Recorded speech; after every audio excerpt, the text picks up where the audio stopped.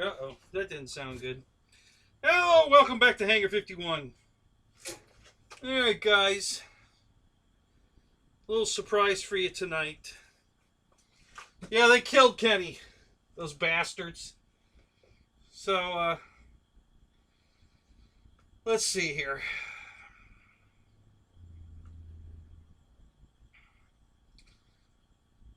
So, you'll know why in a second here.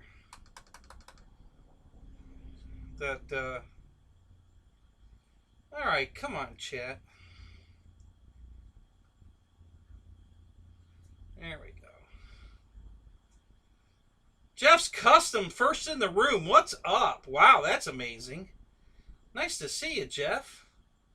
Rich M, JCB, Victor, good to see you. Who else here?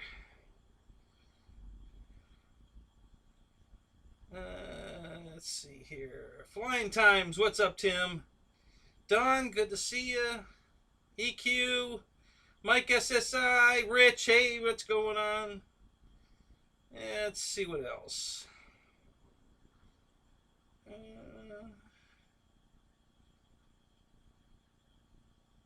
Yeah, I'm putting on my tight pants and platform shoes. It wouldn't help. Oh my God.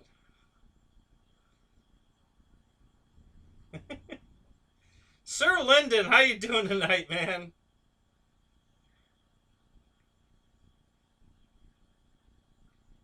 Let's see here. Who else?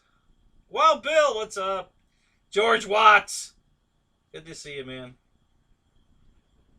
All right.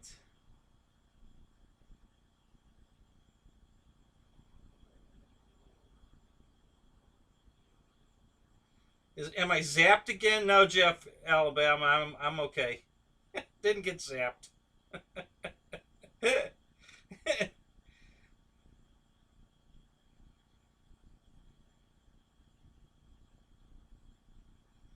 All right, looks like Tara. How you doing? Good to see you, Jim. So I think I'm just about caught up. If you asked me a question, I missed it, so just ask it again. I spooled through this pretty fast. Dana, what's up? Craig Bevan, good to see you, buddy. All right. So this is something I had shown a long time ago. And I thought I'd bring it out again for another view. So, no, don't fall. Please don't fall. Okay, good. Save it. All right.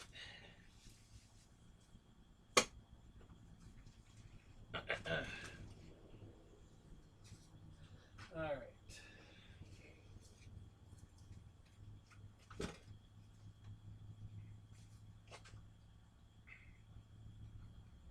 All right, let me switch the view here so you can see what we've got. So let me do this.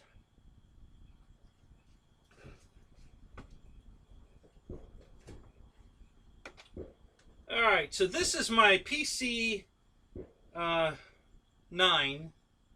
which is almost identical to a PC-21.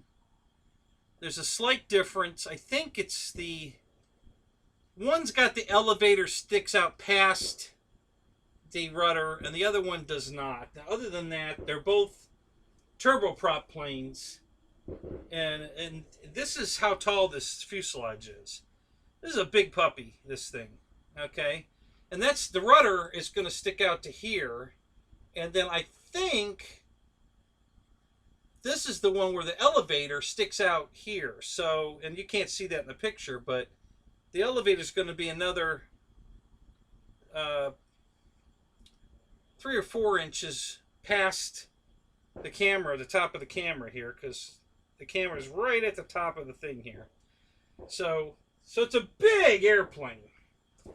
And I didn't bring the canopy out, but I'm going to go get it. Hang on a second. Let me put this box here.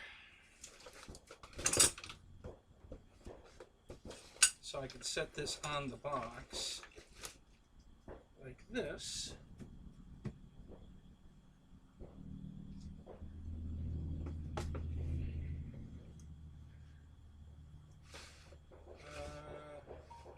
All right, let's go this way. It's a little dusty. Damn it. So this is fiberglass. It's got a there's a under cowl that goes on the cover up. You know, you either put a gas motor in this or a real turbine, you know, a turboprop turbine in it. That's what it was kind of designed for. That's what the real one has in it, a turboprop. So a model turboprop would be awesome in this airplane. And you know, turboprop jets are so expensive. Those jets are so much more money than just a turbine. And God, it's ridiculous. So, but this is a very cool airplane. It's obviously it's the Royal Canadian paint scheme, and so I'll be right back. I'm going to go get a drink and the canopy to put on it. So just sit tight for a second, and I will be right back. Just talk amongst yourselves. Oh, I had a crash back here. I knew something moved. Thank God I took that airplane out of the box.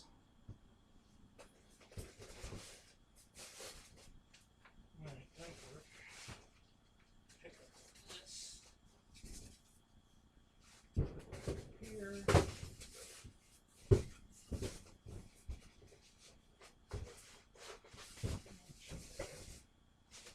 Okay.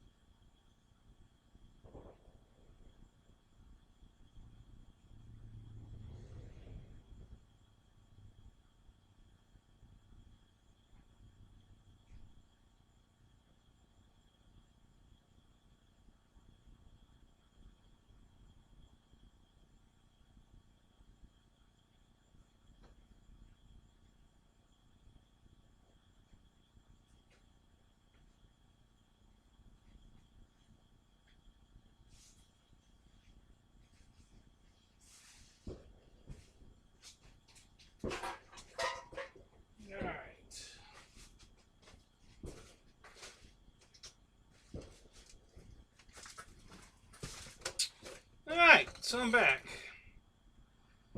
Wreckham Roy, what's up? Good to see you, buddy. Alright, so this goes on this way.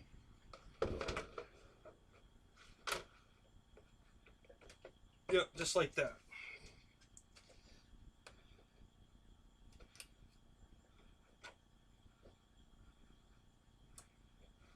A little dusty.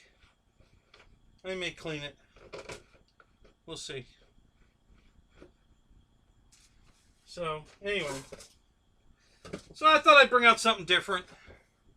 With all the big planes, the big jets, and all the stuff going on. This is the closest thing I'm ever going to have to a big turbine. So I thought... I bought this several years ago. It went on sale dirt cheap. And I had to have it. But I haven't built... The reason I haven't built it is because I don't have any place to put it. It's just too big. So, but the garage... I took care of the paperwork on the garage Tuesday. Called the concrete guy yesterday, and I didn't get a call back. I emailed him today. Didn't get an email back, but I'm not too concerned. I'm sure I'll hear from him tomorrow.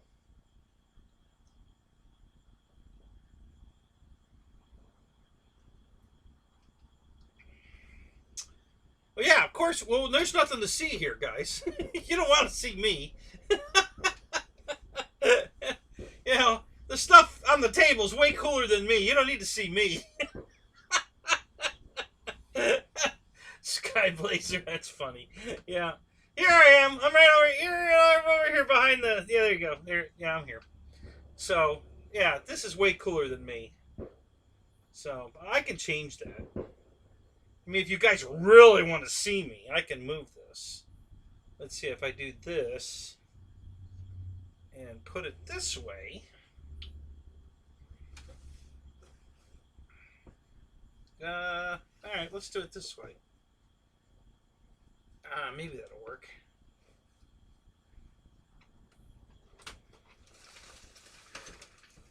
There, how about that? So now you can't see the airplane. You can see me, you can't see the airplane. Who wants to see me? You guys want to see the airplane. Nobody wants to see me.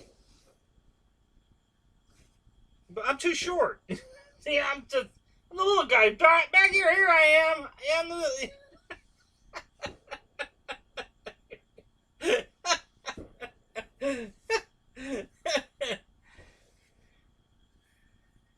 Oh, that's right. You guys can still see my screen page. I haven't fixed it yet. Sorry. Hang on a minute. Well, I did fix it, didn't I? How'd that get back? I don't know how that happened. Alright. Yeah, and then we're back. Okay.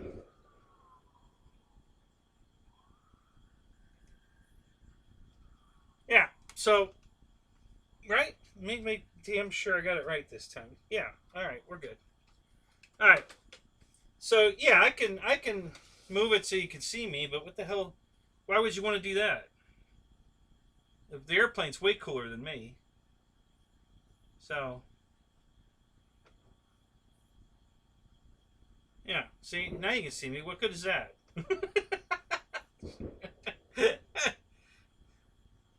So, anyway. I could set it off screen here a little bit so you can see me a little better. Yeah, now start back at the beginning. Once upon a time. Yeah, Brian. No, you guys, I had it right when I had it standing on its tail, right? You could see that when I had it, how tall it is, right? Or do I need to go back?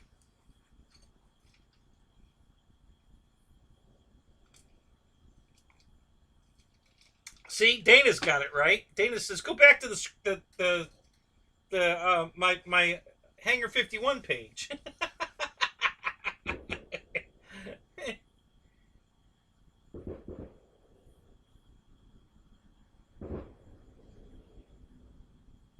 So you didn't see it standing on its nose? How tall it is to me? You didn't see that?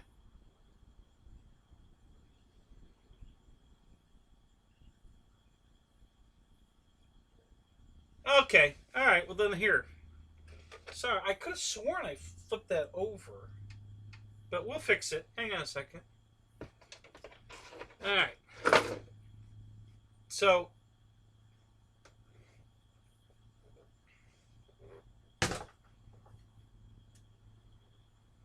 this is me standing on the ground with this standing on its nose.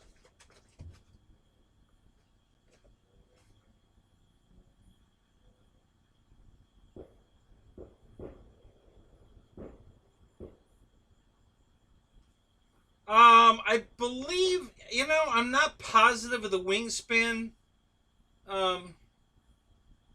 Lyndon, but I know it's longer than the wingspan is wide. So, because it's kind of it's a turboprop kind of jet plane. So, jets are generally longer than wingspan.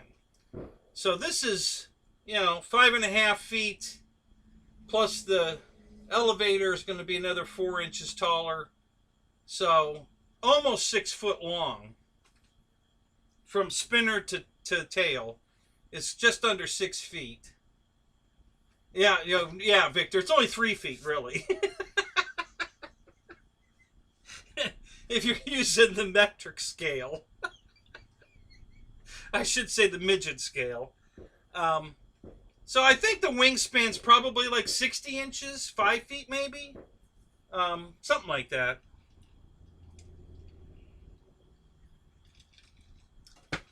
The wing comes in 3 pieces. The center section with the gear in it, and then the 2 outer sections on each side. And I believe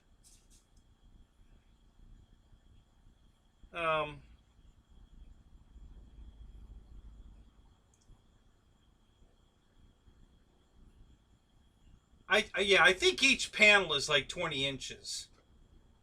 So it's about 60 inches, the wingspan. So, yeah, I bought this thing so many years ago, I don't remember shit about it. But hopefully when the garage gets done, I'm hoping the garage gets done by the end of the month. I'm going to build this. It's not heavy at all. It's very light. So I think flying weight, I doubt it's going to be much heavier than the P50, the 1700 millimeter Mustang, and the 4-bladed prop on the Mustang has the exact spinner that's the right size for this airplane. So I think what I'm going to do is put the Mustang motor in this plane with the Mustang propeller on it. And I think that's going to fly it just fine. It's got more wing area than the P-51, so I think it'll fly just fine.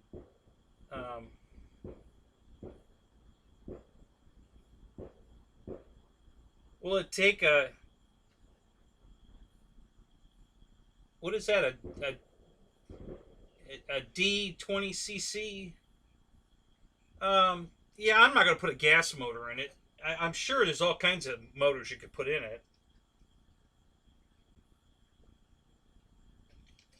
If I was going to put a gas motor in it, I'd look for a used turboprop, gearbox turbine, and put that in it. But yeah, I can't afford that. So we'll probably just put I think I'm going to start off with putting the Mustang motor in it, and then from there I'll put the Mustang prop, and then we'll make adjustments from there. But I think that that's probably where I'll start. I'll take the canopy off for a minute here. You guys want to see my face? There you go. now, now there's a bobblehead in the airplane.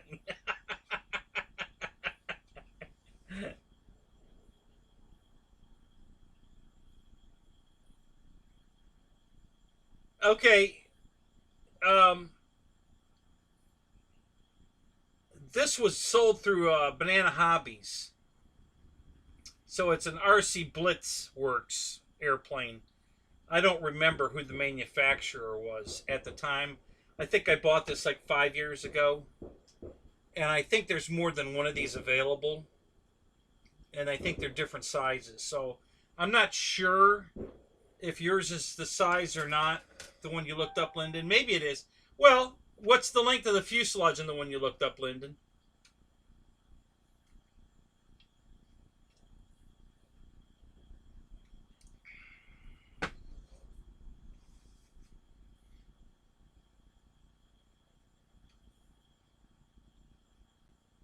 Yeah, EQ, they're almost identical. PC-9 to PC-21 are almost identical.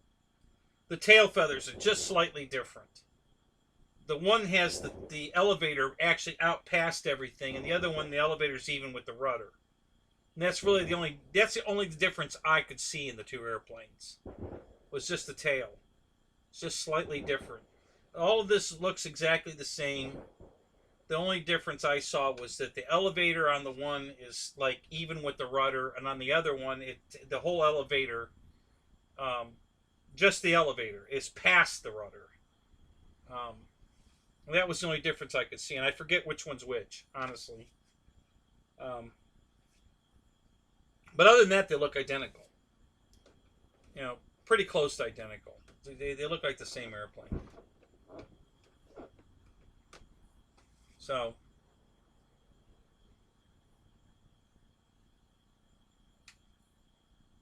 I'm excited. You know, it's got a spot. You can see that dent in the front there by the nose. That's where you glue on the fake dummy exhaust pipes that go on each side to make it look like a turboprop. And yeah, it's just a very cool airplane. It came with servo driven. I think they're servo driven retracts. They might be air. Let me think a minute. Are they air? They might be air, actually. And if you lose air pressure, yeah, I think that's right. If you lose air pressure, they're designed to come down automatically. So if you run it out of air pressure, the gear deploys, you know, automatically. The gear just comes down. You need air pressure to keep the gear up. And if you lose air pressure, then the gear just comes down.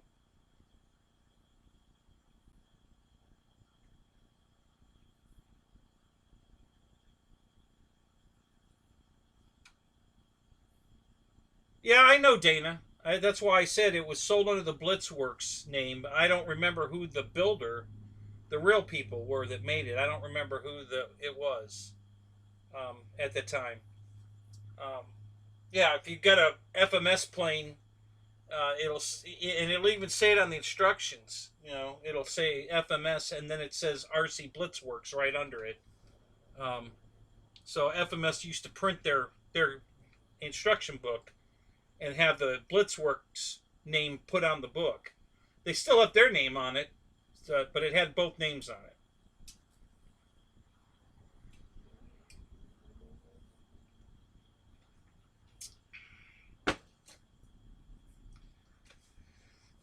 Tim, just get a hold of Dan. He'll take care of that. No problem.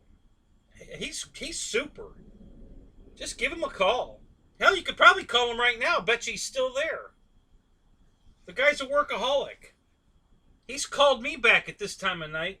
He's returned one of my calls. He's just, he's a great guy. I'm sure he'll take care of it.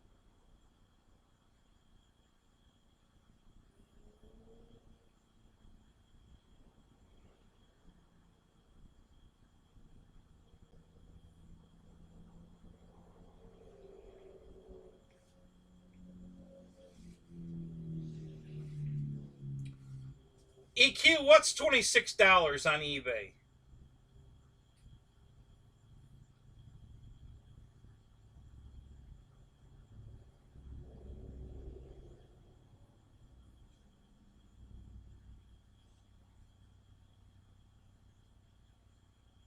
Praise the Lord, pass the ammunition.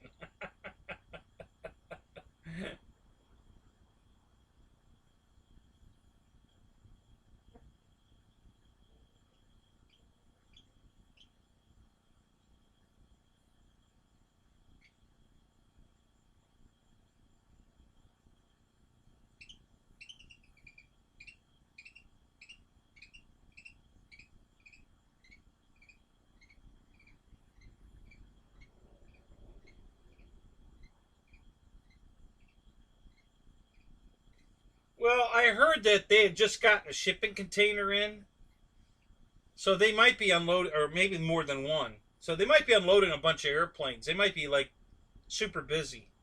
So, but yeah, Dan will definitely get back to you. But if you want to call him and leave him a message on his phone, he'll call you back too.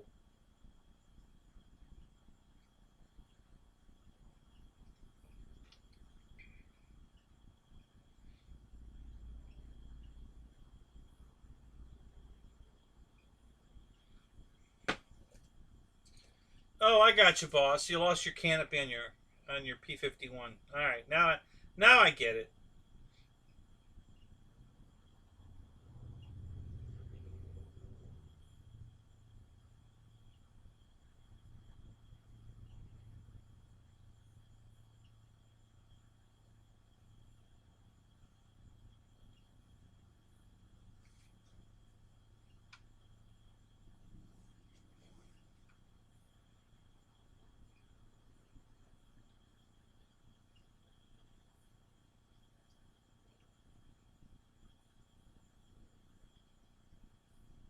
Yeah. So anyway, guys, this was I'd been looking at this plane for years, and it went on sale really cheap, and I had to get it. And it came with all the bits. It's got the retracts. It came with these real cheap. Alan, what's up? Good to see you, and thank you so much, buddy. Thank you, thank you, thank you. God, I love it when you do that every week. It's awesome. Thank you, man. I really appreciate that. Thank you. Um, it came with the retracts. It came with these really cheesy, super thin plastic wheel. Um,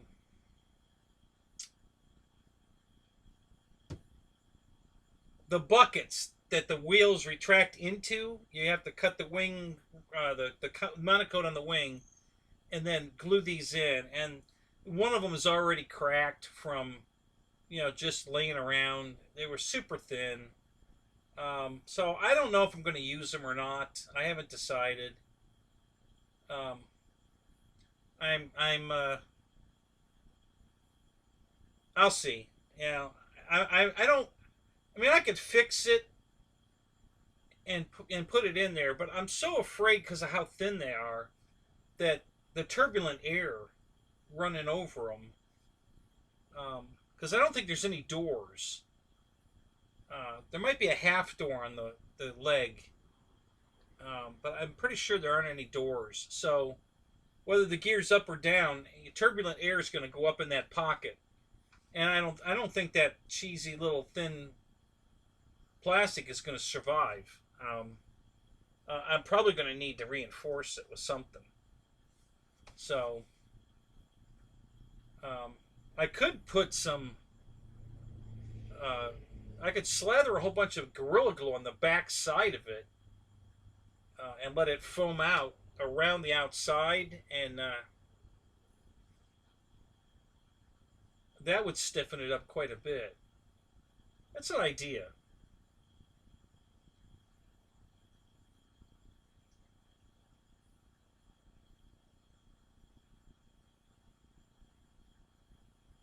Yeah, I could do that, George. That's not a bad idea either. I could use it as a mold and make a fiberglass one. Um, yeah, yeah, it's really, really, really thin plastic.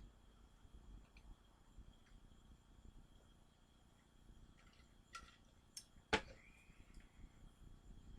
trying to think of something that you guys would all have that's made out of that plastic. How thin it is.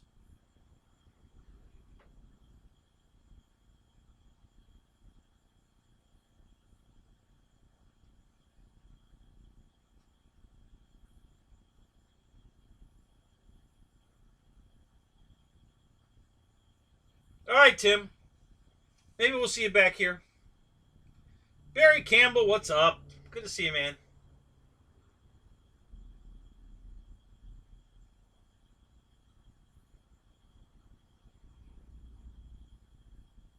Yeah, yeah, AQ. That's what I was thinking. If I put, if I slathered the Gorilla Glue and water mix all over the outside of the of that plastic piece, and then stuck it up in the wing, as that stuff expanded out and grew, it would have that hard foam shell around it from the outside, um, and that would be pretty stiff. Then I mean that would strengthen it up a bunch. So yeah, I might just do that. It's not a bad idea. Yeah, when I get to that part of the build, I'll probably do that. Something like that. I don't want to leave it the way it is. The plastic's just too brittle.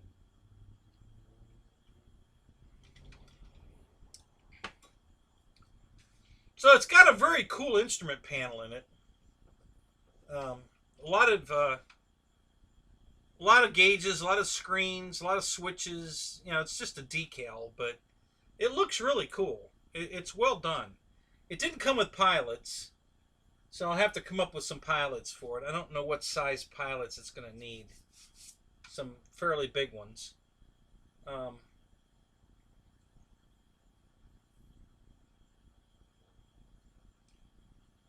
but yeah, it's just a cool airplane, guys. I've had it for years. I never built it because I don't have any place to put it. Um, Now I kind of do. I don't have a place to build it, but I do have a place to put it. I can put it in the trailer. Um, if I built it, so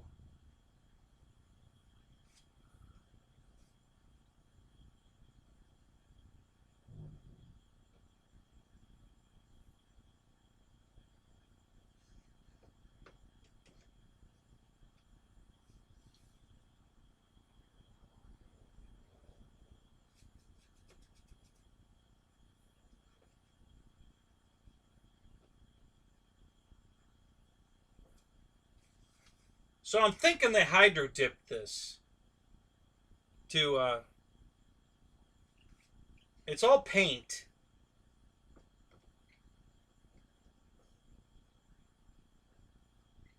but the rondelle here with the kangaroo in it and the danger ejection symbol here, and there and there, and the rescue lever decal. I think all that's hydro dipped because you can't feel anything. There's no decal. Like you can run your nail over this and there's no edge. So it doesn't, it's not a sticker or anything. Could possibly be a water transfer, but usually even a water transfer you can get a nail on it, and there's absolutely no edge here. There is an edge where the red paint um, hits the white paint.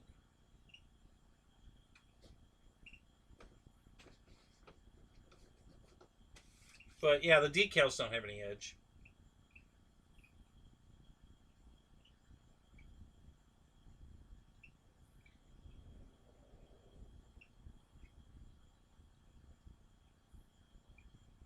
Yeah, EQ, I could fiberglass it like that, but I think that's way more work than just slathering Gorilla Glue on it. I mean, it doesn't need that kind of strength. The Gorilla Glue will do perfect, and it's super easy.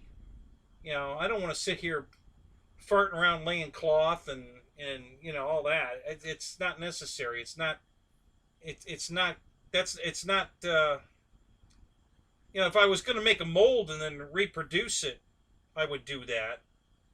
But if I'm going to use these and just reinforce them on the backside, I think the Gorilla Glue is the better way to go.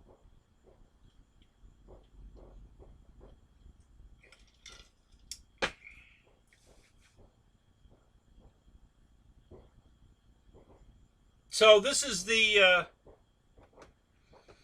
I don't know what it is, Michael. It's a PC-9 from Banana Hobbies. I bought it about 6 years ago, and it's a big son of a bitch. I guess it's a 72-inch wingspan since somebody found it on. Where'd you find it? On eBay? Is that where you saw it? Um, Let me look.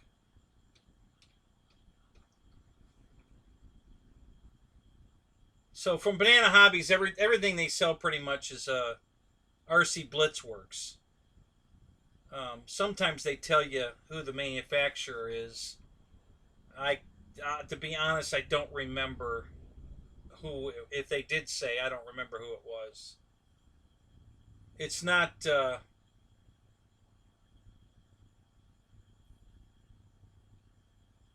It's not that horse company from Motion. What is it? Black Horse? It's not them, I don't think.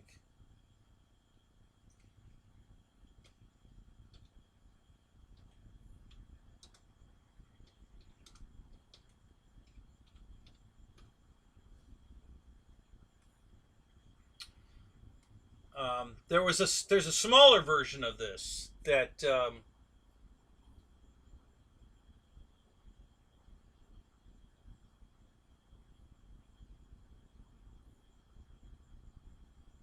yeah, here's one on here for with a 1200 millimeter wingspan. Yeah, that one's EPO. Same scheme as this, but EPO. What's this one?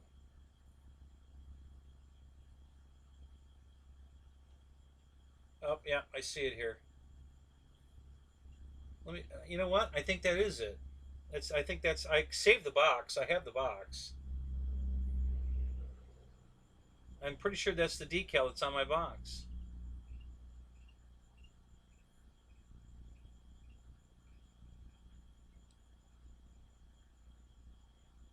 Good find. Nicely done.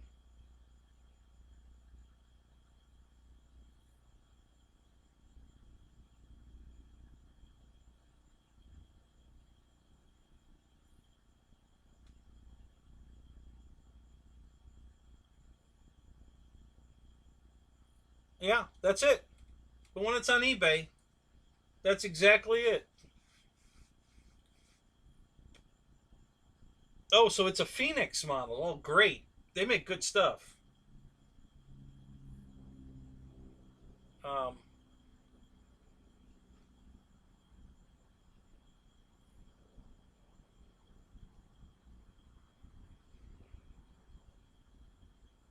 yeah, that's exactly it. That's the one I. That's exactly this plane.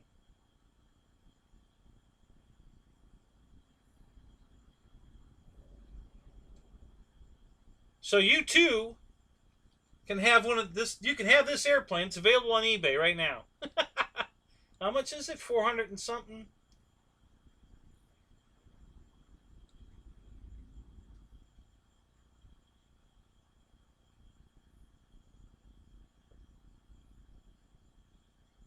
Yeah, they want $264 to ship it, plus 449, 450 bucks. Plus, I didn't pay anywhere near that, guys. You know, I paid. I can tell you, I paid three. This was when Banana wasn't doing free shipping, so I think I paid $349 for the plane, and another like 39 bucks for shipping at the time. So it was under 400 bucks.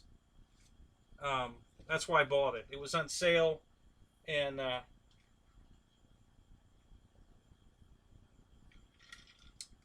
one time they had it for 449 free shipping, and I didn't pull the trigger on it. And then they knocked it down to 350, and I almost jumped on it, but then I saw, wait a minute, I got to pay shipping, and then I added it up, and I'm like, yeah, that's still under 400 bucks. All right, I'll buy it. So I did, and but yeah, that's exactly it. This is the plane. My box has a wrinkle in the exact same place this one does too. That's hilarious.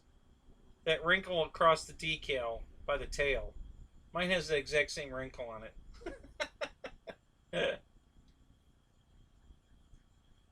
Yeah, I think the box is laying over here in the garage.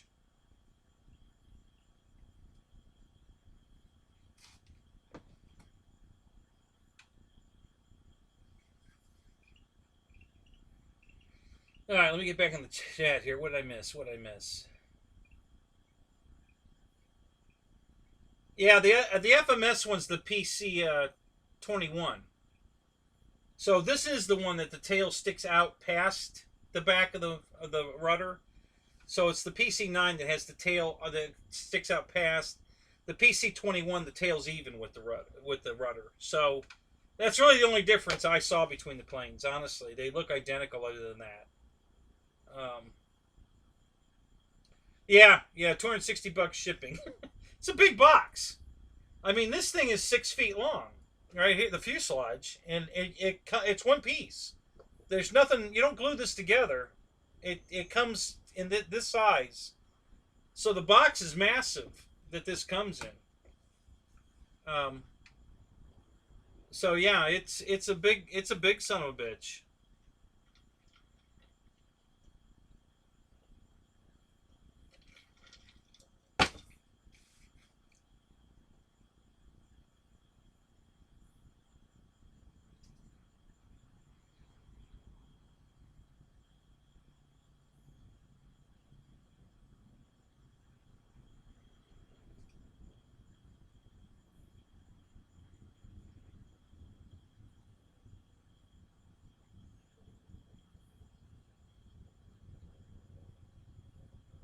Mickey's on it. It's not Phoenix. It says it is.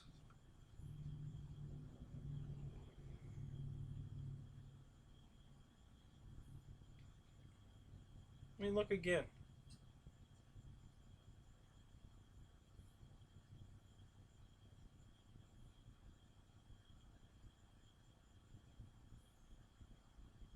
Oh, it says it in the description. Let me see if it says it on the box.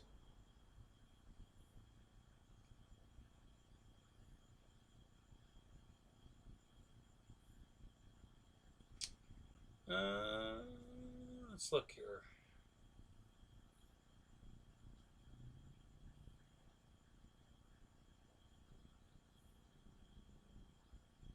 Yeah, maybe not. I don't think it says it on the box. It says something down here, but I can't read it.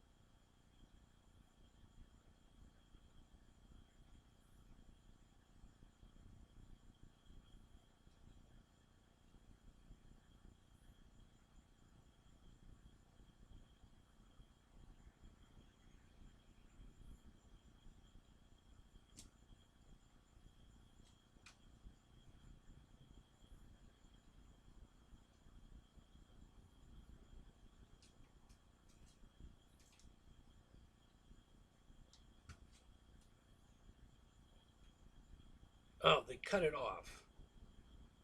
It's right there.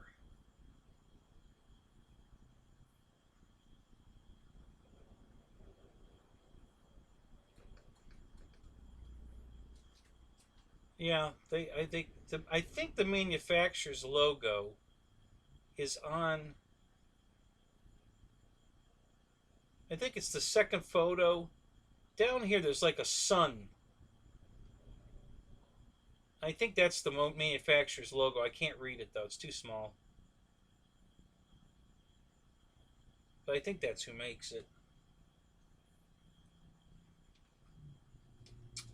Well, whoever makes it, that's it. That's the one that they're selling on eBay. It's the same airplane. This is it. So, um, it's good quality, guys. I got to tell you, this is well done. This is beautiful. I have absolutely no complaints about how the finish on this thing. You know, the quality of the fiberglass and everything. It's beautiful. It's pretty light. You know, it's not a heavy airplane at all. This weighs shit. Um,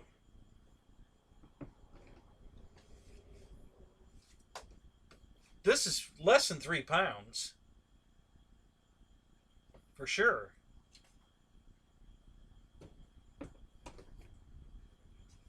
Empty, you know. And yeah, so it's not going to be a heavy airplane. You know, the FMS Corsair and my Mustang are like 10, 11 pounds, the 1700 size. You know, ready to fly. They're 11 pounds, depending on the size battery you put in it. So yeah, this is I don't think this is going to weigh much more than that, and it's going to have it's going to have more wing, so the wing loading will be lighter. So it should fly on the same power source without any problem. You know, it might not go vertical. Uh, so if I don't like the way it flies after I test it with that, then I'll probably come up with something better. But for right now, I think that's what I'm going to go with.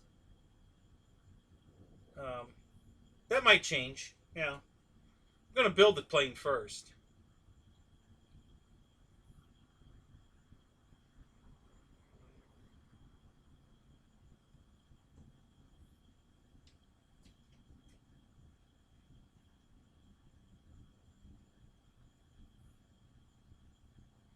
No, Eric, I haven't flown it yet. The new ESCs came in. I have to solder the ends on it though. It didn't come with any ends on them, so. Um, and to be honest, I was troubleshooting the Corsair. So I don't know if you guys remember, I was talking about um, the rudder was going bananas. Um, so at the field last Sunday, um, I stopped flying long enough to take a good look at the plane. I took the tail back off, got to the wires, got to the rudder wire. I had to fish it out of the back of the plane, and it had yellow tape on it that I had, you know, my fault. You know, I boogered that up. The tape. I didn't know I had actually pulled the wire loose, but I did. Um, but I didn't think I had pulled on it hard enough to unplug it because they had it taped together. So, good evening, Juno. Good to see you, man. So I pulled that wire out. I took the tape off, and then the connection fell apart, so it was very loose. So I made sure I had a good, and it snaps in. I mean, when you plug it together, it clicks. So, and then the elevator ones actually have the keepers on it. When you put it in, it's got these little like teeth on it that go around the back edge of the plug to hold it in. So the rudder doesn't have that, but the rudder clicks tight. So I plugged it all back in, and made sure it was good, and then I tested it, and the rudder's rock solid. So I put it back together and I flew it, and it flew great. So the Corsair's fixed. It's flying. I didn't have any issues with the ESC. I still have the issue with the landing gear, and I do need to send a note to Horizon. Like I said, the only way I could get the gear to work is to put the tail wheel on a separate channel, and then put a delay on the mains, so that the tail wheel cycles up, and 3 seconds later, the mains go up, and the same thing down. The tail wheel goes down, 3 seconds later, the mains come down. And it works fine doing it that way. So it still catches. Sometimes the tail wheel doesn't come down, but if I cycle the switch, it usually does. I mean, it has every time. I've been able to get the gear to go up and down. Sometimes it doesn't do it on the first try, but it always does on the second or third.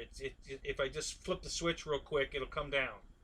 It just won't do it all together. When all three start at the same second, the tail wheel won't come down.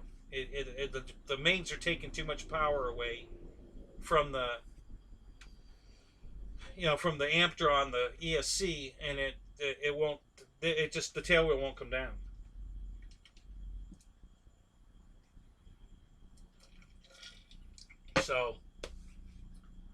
So yeah, I do need to send in a service on that and see what Horizon has to say about it. I'm guessing. Well, I'll let them make the call. Either the ESC's bad or the tail wheel motor is drawing too many amps. Something's wrong because if I don't separate them, it won't work. Deuces. It's a jet. I bought a jet now. So I hear. You know what? Since we had found it, I think. Hey, I gotta give you credit. Who was it that found it on eBay? I forget. Um, was it UEQ or which one of you guys found it on eBay? Oh crap! What the hell did you do?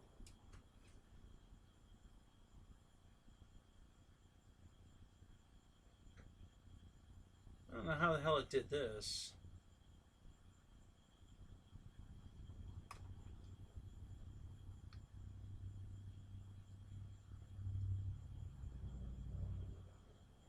Oh, come on. Oh, God, I hate this thing.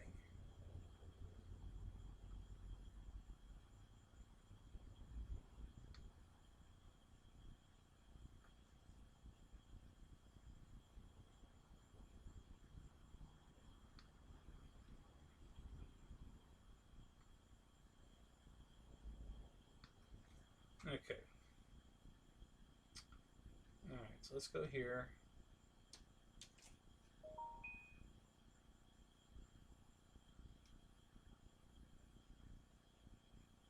Yeah, I just want to give credit where credit's due. Control C. Oops. Oh. There we go. Okay. Here. And down here. Okay, so here's the link, guys, to the plane. It's on eBay right now. So you can actually click on this link and go look at the plane. This is exactly the same plane I bought. I bought this thing like 6 years ago.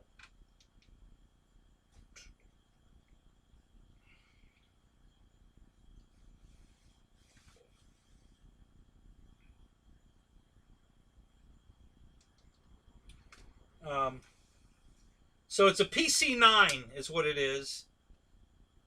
And I'm going to make it electric, but it's set up for either a turboprop, real turbine engine turboprop, or a gas motor. I think is what they intended it to be. But you can put a electric in it too.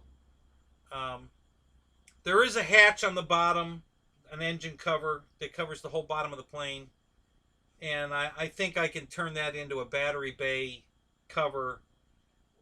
If I come up with, I think I'm going to put maybe magnets on that to hold that hatch on. If I put a bunch of magnets on it, or maybe I'll put some kind of positive lock on it. I don't know. I'll have to look into that. But I don't want to cut into the top of this to make a top loader battery bay. I don't want to ruin the flow of this plane. So probably won't do that. I'll probably just make it accessible from the bottom.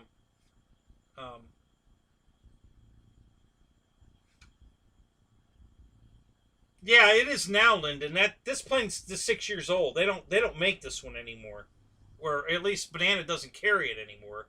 But yes, Banana does make a 1200 size of this. That's pretty cool.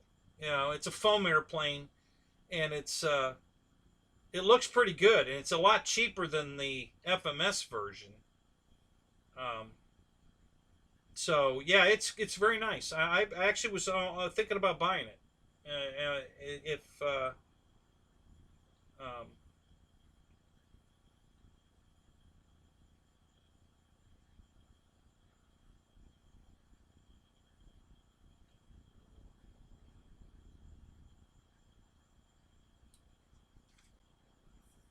yeah, I bought this thing a long time ago. Before that, the one you're looking at now, Lyndon, is something new they came out with, which is pretty nice.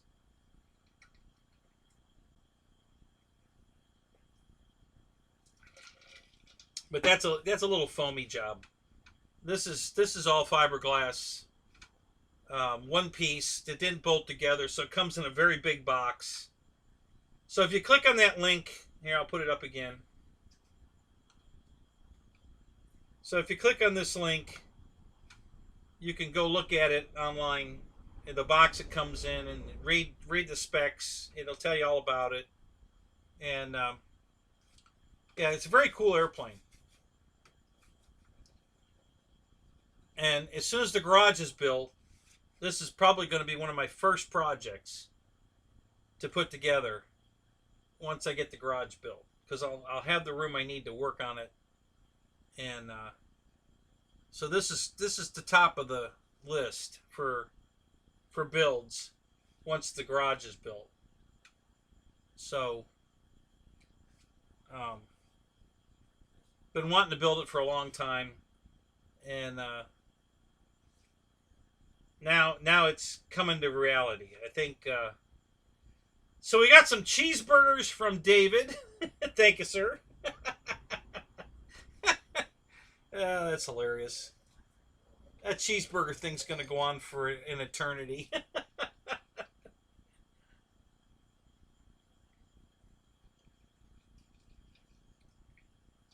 Yeah, the canopy is just a yeah, right here, Mickey. It's just a piece of Lexan. It's got a small cut in it right here. I got to be very careful with. I gotta glue that.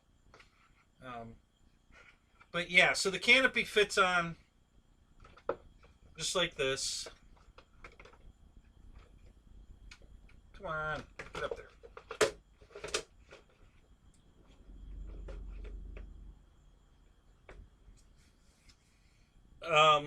I could probably cut the bottom of the top of the fuselage around the canopy, glue that together, and then make the canopy and the flight control, you know, the cockpit removable. But I really don't want to. I just don't think that's going to be a good idea.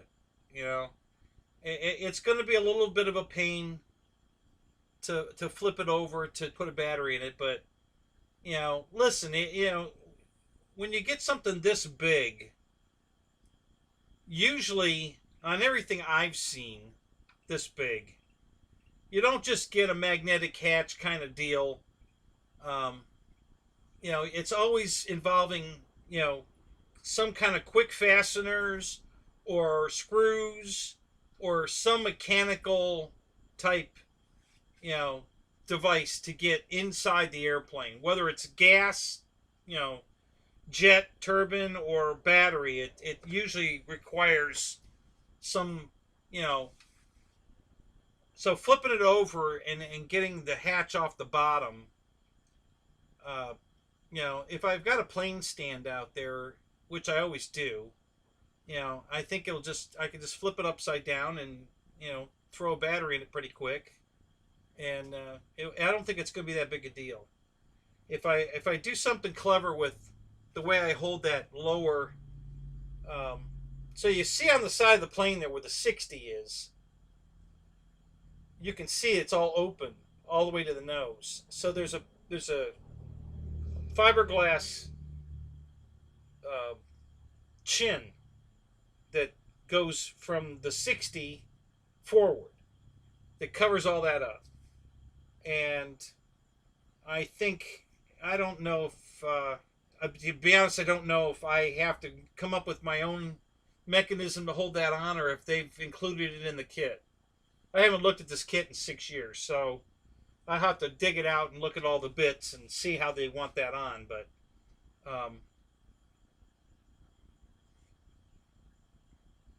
whatever I end up doing, I don't think it's going to be that big a deal. So we'll see. You know, I don't know, guys. We'll just have to wait and see.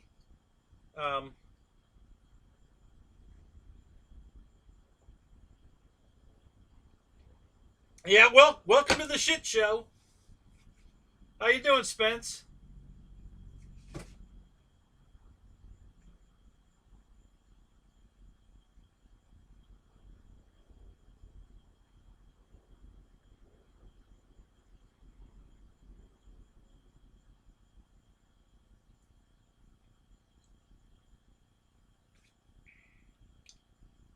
Hang on a second here. Let me look at this.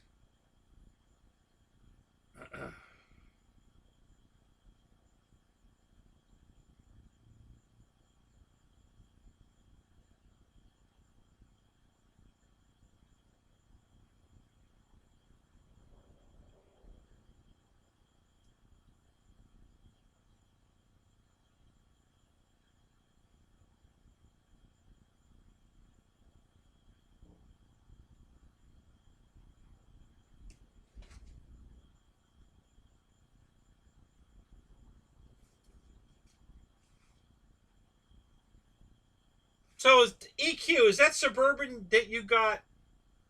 Is it drivable? Does it run and drive? Or what's the story with that thing?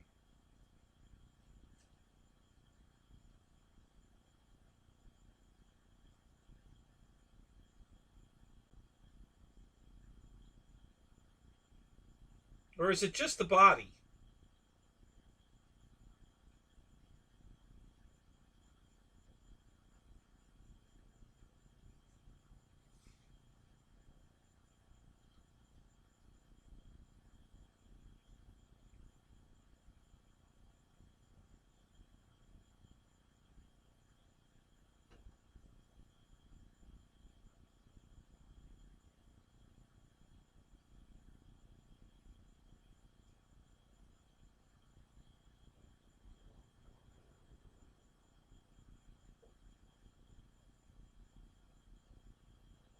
Yeah, see, I look at myself more like the late show with Craig Ferguson, and I have my sidekick kick Jeff right over there.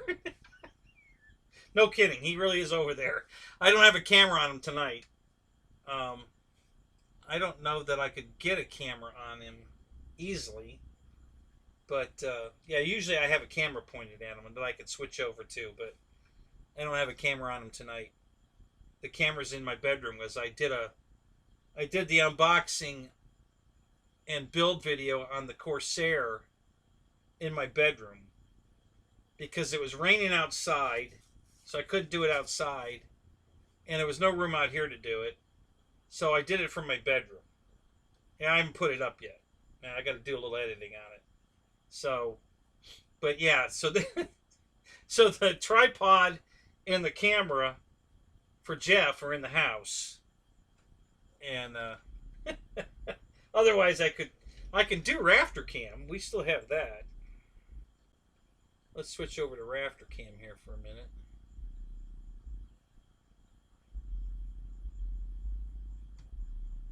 There we go. Whoops. Let's got to do this first. There we go. There's rafter cam.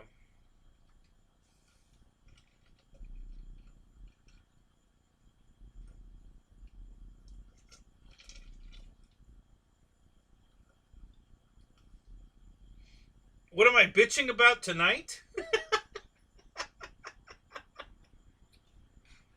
Is that what I'm known for, Barry? Being the bitch, the bitch guy, the guy that bitches about everything? Great. Oh, that's a great way to be remembered.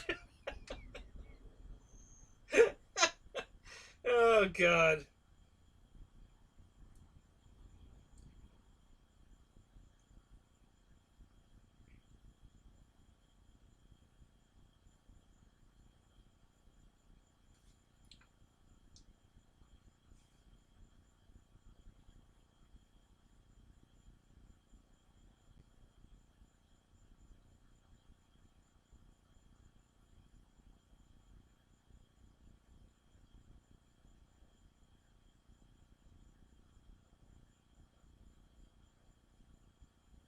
My zipper's down?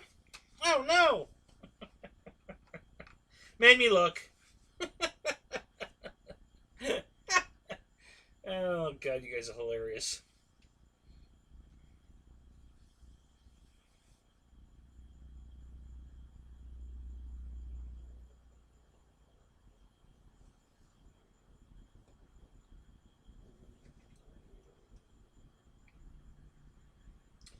Jet Tech Don, what's up? How you doing, buddy?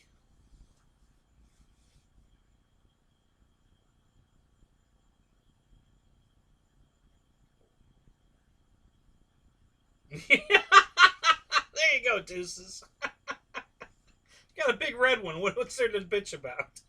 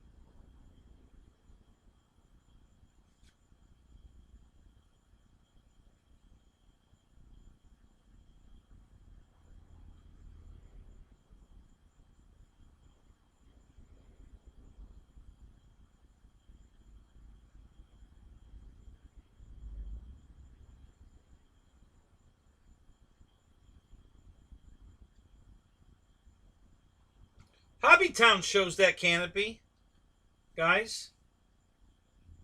Have you guys checked your local Hobbytown to see if they have it in stock? Because it comes up in that search.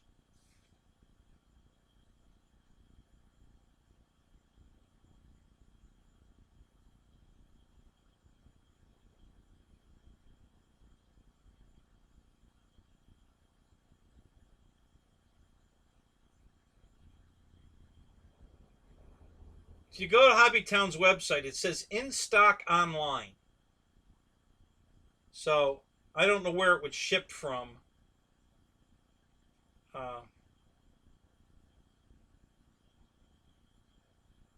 I don't know how Hobbytown does that, but that's what it says. $25.99 in stock online. Add to cart. So you could order it and get it. So if you want to order your canopy,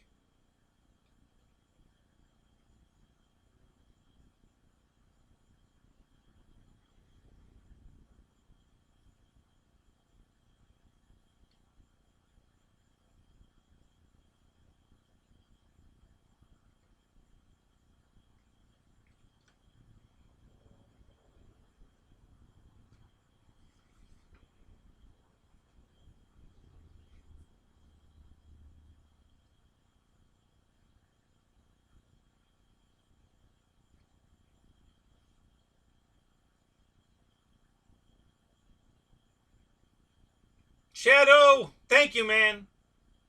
Appreciate that, buddy. Thank you. Yeah, I got your text. So, um,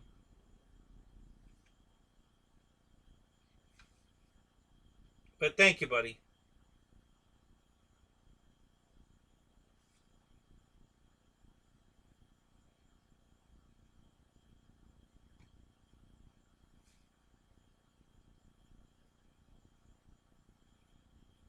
It says on Hobbytown, it says $25.99. I think that's what it said. Hang on a minute.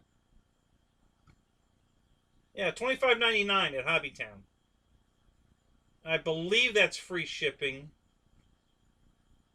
I'm not don't quote me on that, but I believe that's free shipping.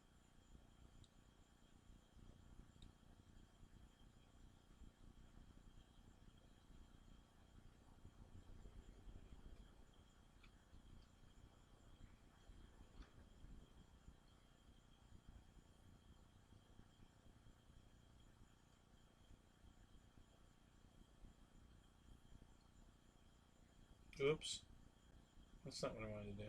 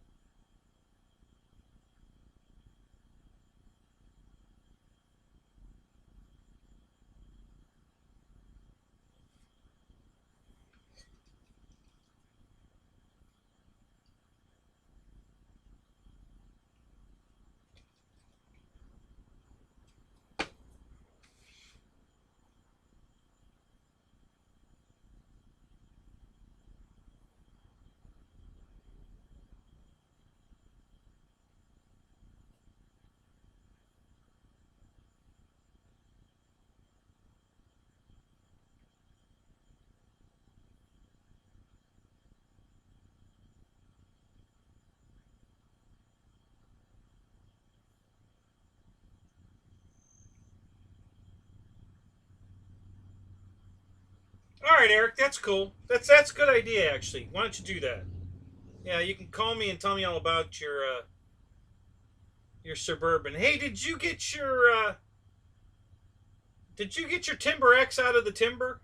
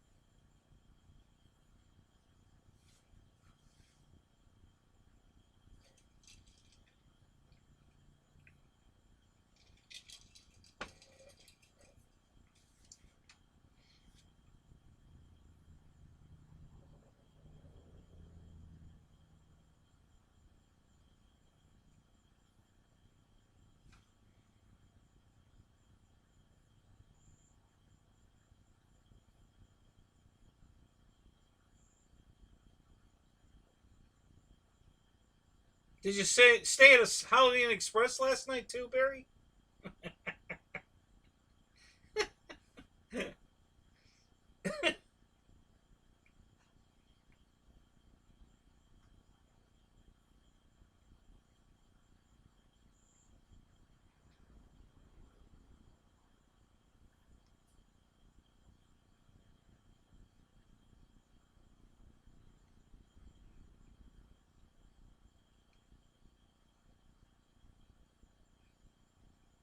Not last night.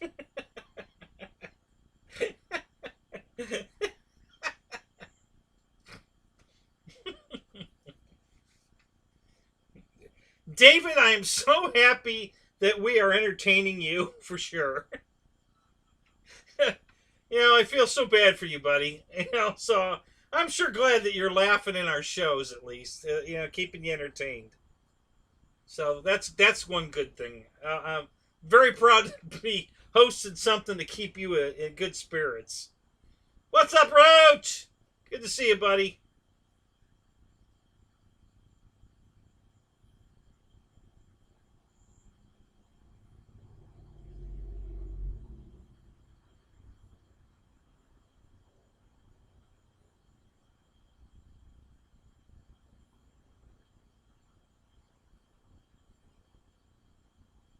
Hey, maybe they have a piece of equipment like a bucket or something they could pick you up in and get it down for you. You know, if there's one thing I know about construction workers is if you want to do something out of the ordinary, and they can help you with it, they'd be glad to. So if they can put you in the bucket of something and then take it up there to let you get your airplane out of the tree, they'd be all for it. So yeah, maybe go by and ask them. Say,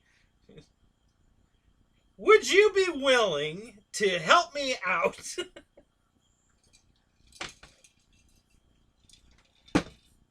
It's like the fire department when I asked them to get my plane out of the tree. Man, they were all over it. Hell yeah! Where do you live? I said, right down the street. About a half a mile.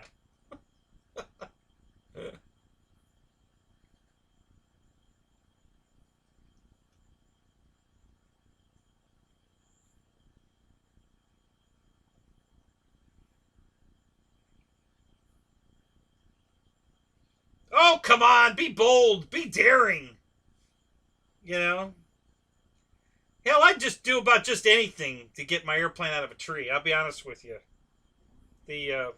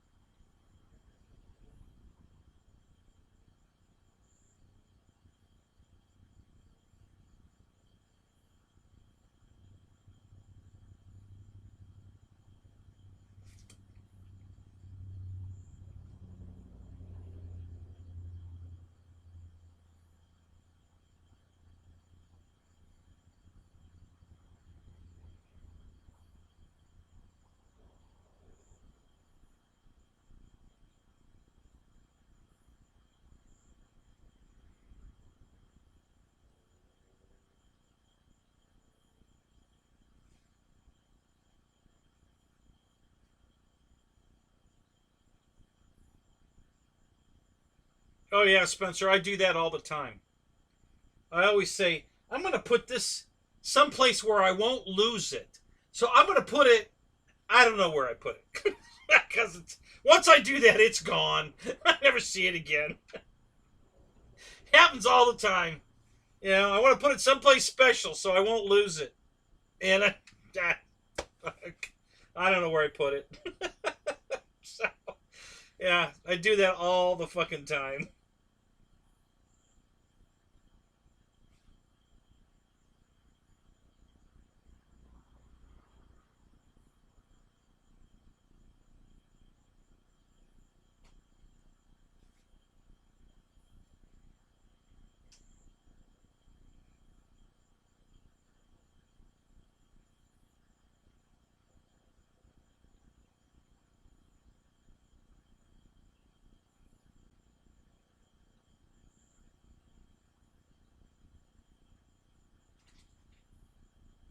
All right, deuces. Have a good night, buddy.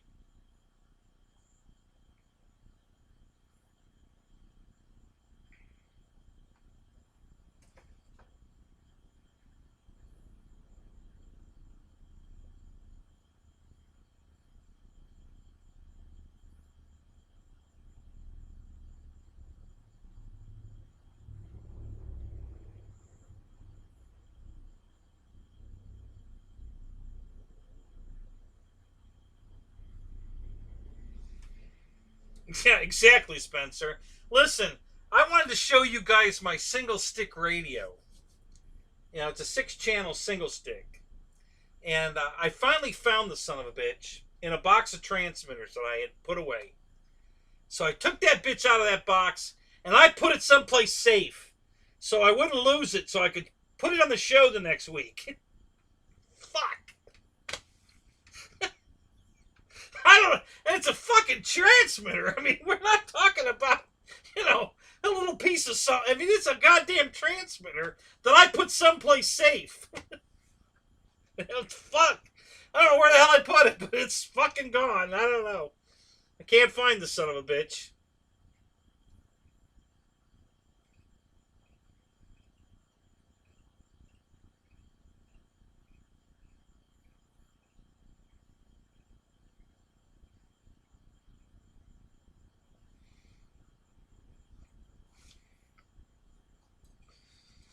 So one day I'm sure when I clean the house out, once the garage is built and I get everything out of the, I'll find the transmitter and then I'll have it on the show. But right now, I don't know where the fuck it is. And I was so happy to finally find it. And I opened the box. There were my old Futaba transmitters in the box. And then that damn 6-channel Royal single stick transmitter. And I was like, yes! Finally! I want to show this to the guys. I'm going to put this someplace where I don't lose it. Never saw it again. Oh, fuck. Yeah. Yeah, Ron. So back in the 70s,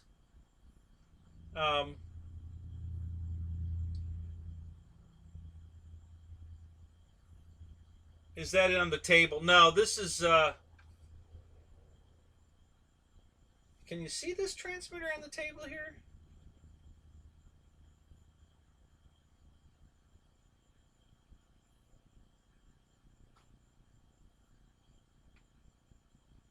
So if the no,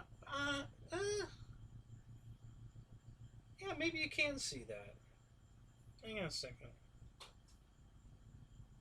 Yeah, you can see it. Yeah, no, this is my original 3-channel transmitter, guys. This, I'll show you this. So let me go back. Well, I can use Rafter Cam. So this is my very first radio. It's a Series 70 Craft radio. Okay, this is what I started flying with back in '73, and it's just, yeah, you got elevator and aileron or rudder depending on what you're working on, and then right here, this right here is the throttle. There's a trim, it's like a trim tab, and that's the throttle, and that's all you get, guys. There's no switches for dual rates or servo reversing or, you know, expo or and none of that shit. That's it. That's all you get. You got 2 trim tabs here, you know, one for the rudder, aileron, whatever, and then the elevators here, and that's it. And then the throttle, and that's all you get. That's what we had back in the 70s. So, yeah, it looks similar to that, but there's a knob on the top of the radio, the top of the single stick. So, all right, let me show you. So here's what you do. So you cradle the radio in your hand like this, okay? And the throttle on a single stick radio is on the side here, right here, where you got your hand, you're holding it like this, and the throttle is right here, okay? So you cradle it like this, you move the stick like this, and there's a knob on top of the stick that you rotate. That's your rudder. These are your ailerons, elevator, and then the throttle's here.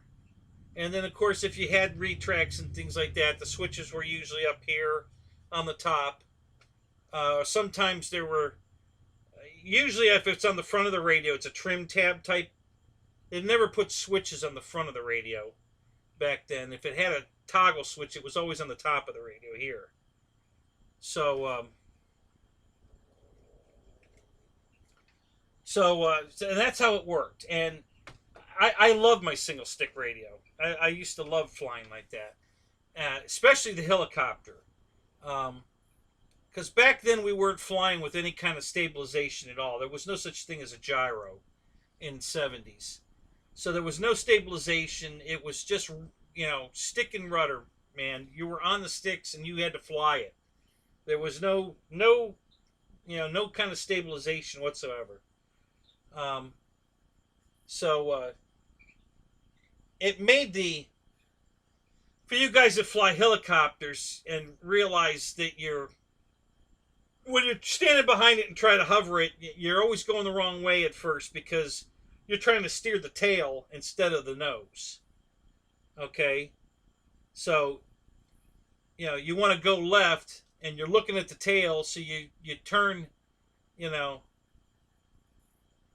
the rudder to the left, and it makes the nose go to the right. You know, you try to move the rudder to the left, and if the rudder goes to the left, then the nose is going to the right.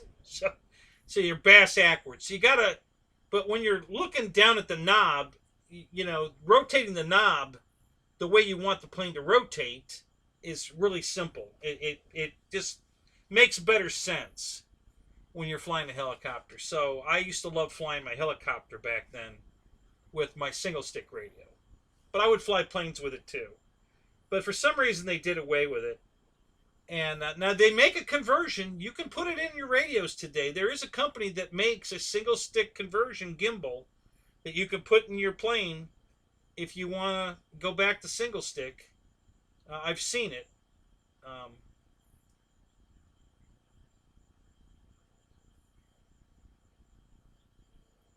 Yeah, Jet Tech, that was the big name back then. Kraft was the radio to have.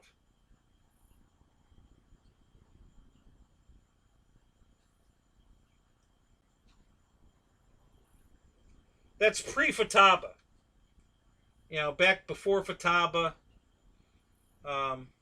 any of the other companies. There were a couple. Heathkit was a company. You build your own radio. Royal was another company. Um, there weren't a lot of companies back then, but Kraft was the big one. That was, if you wanted a good radio, Kraft was the radio to have. So I bought this one used. I bought it used. It's 3 channels, guys. All right, 3 channels used in 1973 was $150. Okay, for a 3 channel with nothing. Okay, so I bought my Radio Master, 16 channels, telemetry, 60 model memory, OpenTX, all of it, for $100 today. You know, this century, and you know, 48 years ago, I had to pay $150 for a used Kraft radio. So, so yeah, the hobby has definitely, in comparison, guys, has come way down in price. This hobby is way cheaper today than it was way back in the day.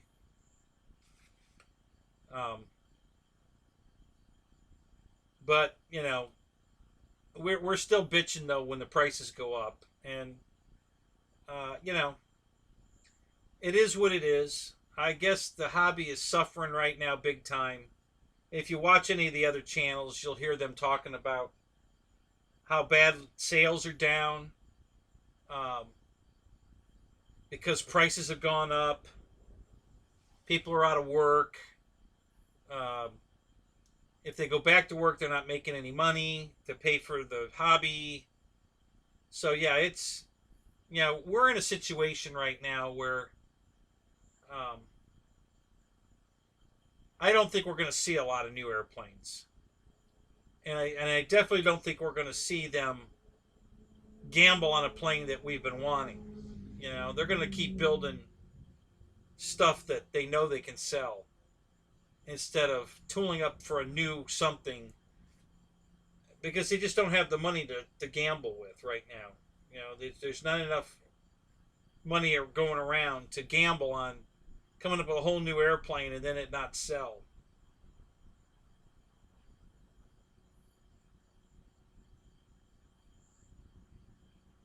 Right, JCB. Yep.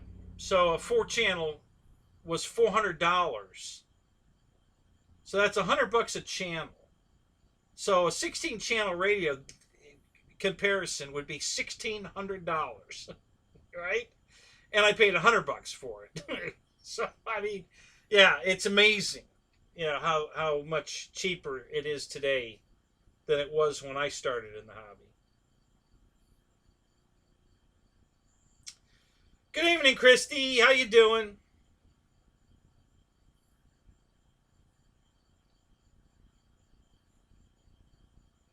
Oh, so both you guys have the... yeah, see, I never bought... I went right from that 3-channel to a 6-channel Futaba. And then I bought the 6-channel Royal. Then I bought a 7-channel Futaba. And then I've got a what the hell's the name of this damn thing over here? Not high tech. God, I can't remember the name of it. Flight Tech or something. The box is right here somewhere. God, I can't see it right now. But yeah, I bought this other off-brand setup. And then I think that's all I bought. And then I got on the Surface after that. So I bought a bunch of Surface radios. So, and they're laying over here too. I got a bunch of Futaba. They're all Futaba. All my Surface stuff was Futaba. I had some 2-stick radios for Surface, and then I had the wheel radios for Surface. And I've got, Jesus, I've got shit, at least probably eight radios, eight Surface Futaba radios, because you didn't, each radio was on a vehicle. You didn't share. There was no model memory, so that you could run one transmitter and put it in and fly or drive 7 different vehicles. There was, because if you can do it, but then your trims all change. So every time you go back to a vehicle you did before, then you got to reset all your trims before you can fly it or drive it or whatever. It was a pain in the ass.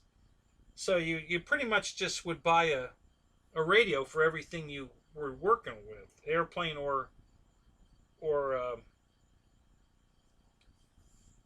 Surface. So I never had a lot of airplanes when I got in this hobby back in the 70s. I think I had 4 airplanes that were flyable. Was the most I ever had. Because I didn't have, and then I started cheating and used because I can work either one, the stick or the wheel. I put a lot of my Surface stuff on stick radios that would be for like a 2-channel glider or something. I just put on a stick radio and fly it that way. Of course, Surface was 75 megahertz, and well, this radio I think is 20. I've got a 75 flag, but I think this is actually 27 megahertz. No, it's 72. 72960 was the frequency on this radio. But back then, 75 megahertz was Surface. So you really weren't supposed to be running a Surface vehicle with a 72 megahertz radio. But, whatever.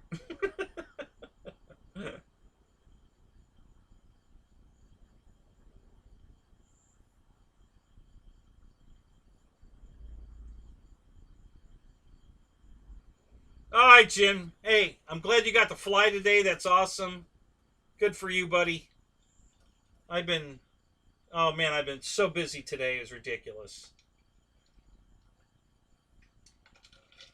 So I'm glad you got to fly today. That's awesome. Have a good night, man.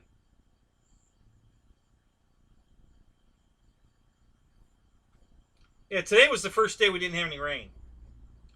So all day, no rain today. So I got a lot done out in the yard today because it didn't rain on me.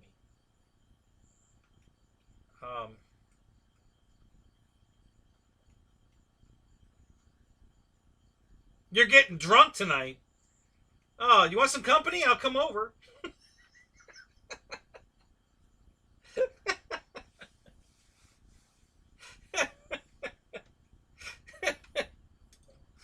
That's hilarious.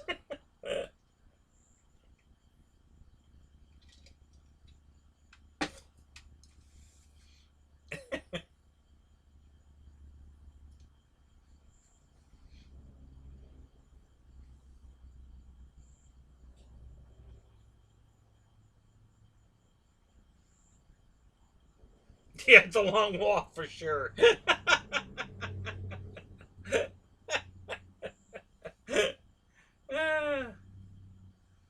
Oh, sweet, boss. Good job.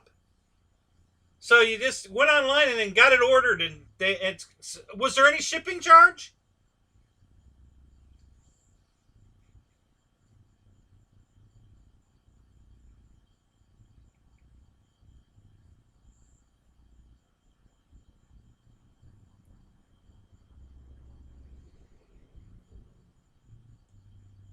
Yeah, there you go, Dennis.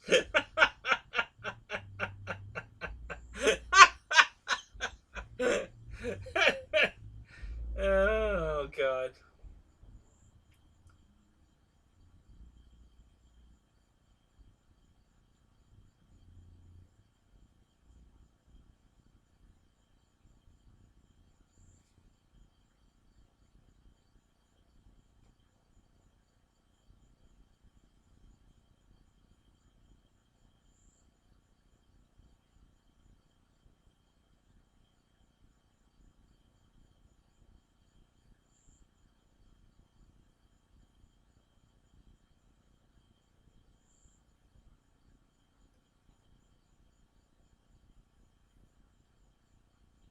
$8 shipping. Well, that's not bad.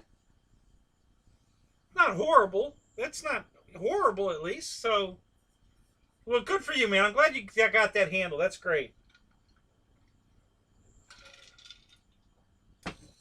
Christ, I think Walmart wanted $40 for it, didn't they?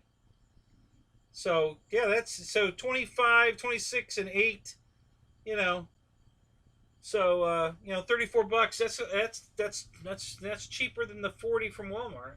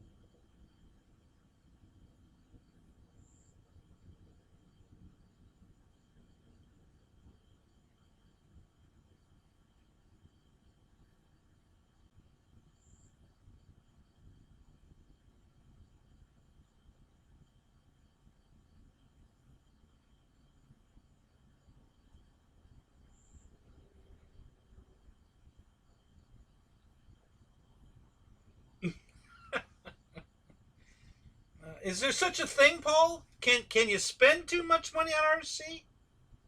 You know, really?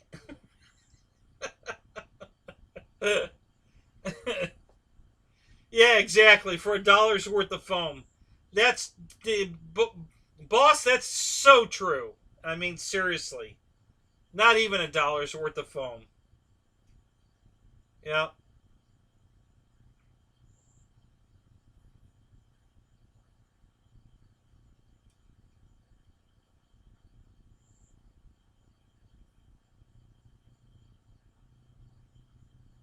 Yeah, we used to get those water restrictions here in Florida all the time. So I don't give a crap what my yard looks like. My dad used to break his ass to make the yard beautiful. I mean, he worked so hard on the yard all the time to make this beautiful lawn. And then I forget what happened. It was probably a sewer line that they had to come and replace or something, but they had to come dig up the yard. And after that, the yard went to crap. All this weed stuff and mole crickets and everything came into the yard after they dug it up and then put it back and destroyed the beautiful lawn. I mean, just destroyed. I mean, it was bad enough that they dug a trench, but then the yard just went to crap after that. And like I said, my dad worked so hard on that lawn. And I'm like, I am not doing it. I don't care what my lawn looks like. My house that I was in before had 6 cars parked on the lawn, lined up, backed in, lined up perfectly, and So I didn't give a crap what the grass looked like because you couldn't see it anyway. My cars were parked on it.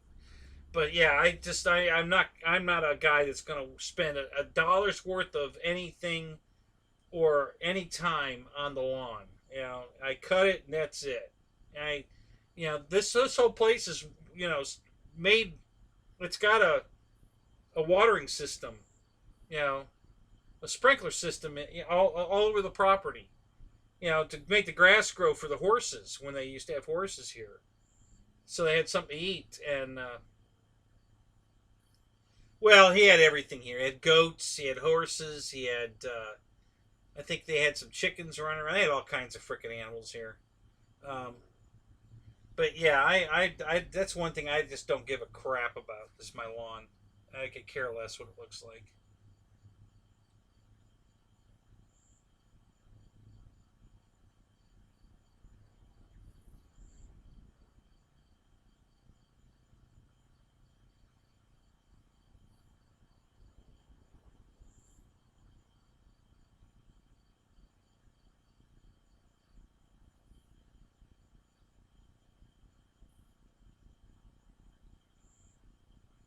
Wow, Dennis, that's a lot of rain. Yeah, we've been getting storms every day. You know, from 2 o'clock to 4 o'clock every day. It rains like cats and dogs here, but not today. We didn't get it. We didn't even get clouds today. It's been beautiful all day today, and not super hot either. Hot, but not super hot. I don't think it broke 90. Um, if it did, it just.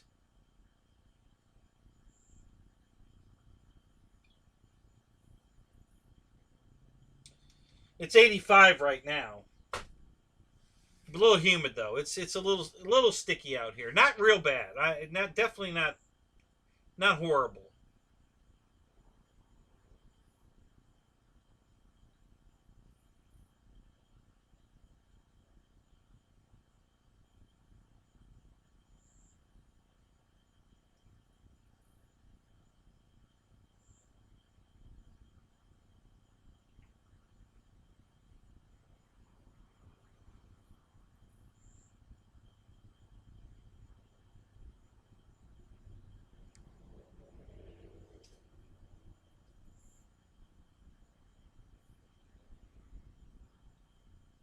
Pray for snow. Really?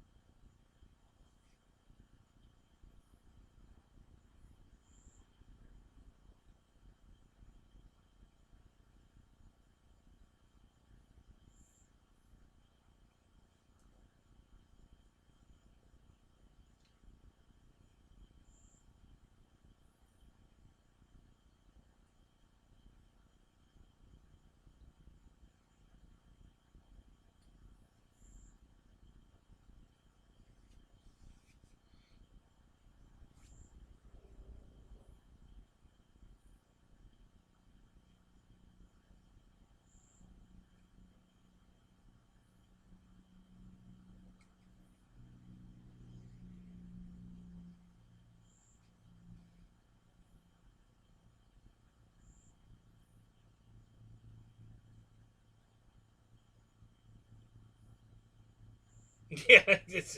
Yep, Fred. It sure is.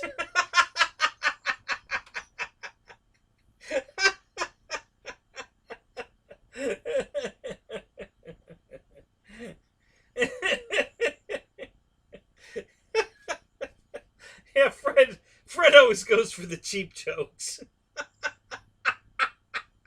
Yeah, yeah, I have an alien coming out of my belly. Yep.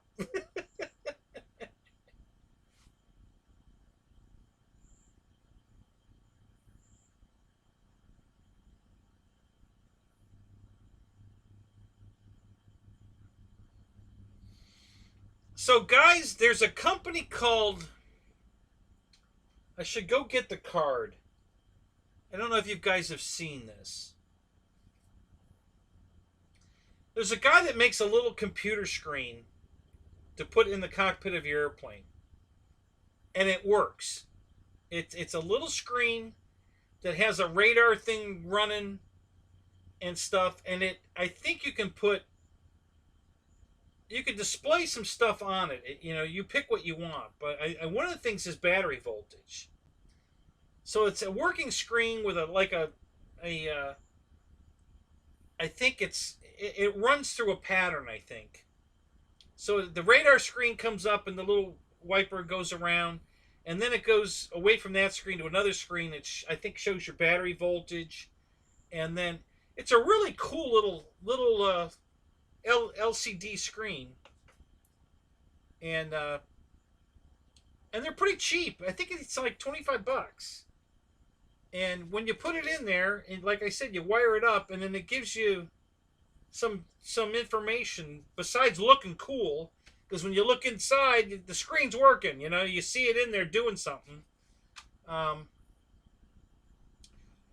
and it's actually giving you some useful information at the same time. So it's really cool.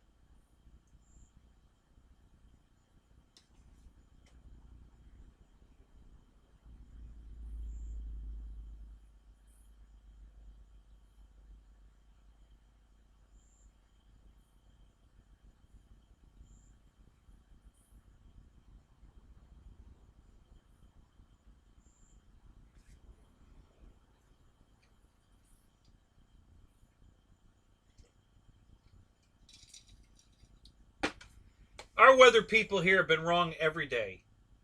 So I don't even check the weather anymore because they've been wrong every day. And we just take a risk, take a shot and hope for the best. Yeah, Roach, it's really cool. Lewis.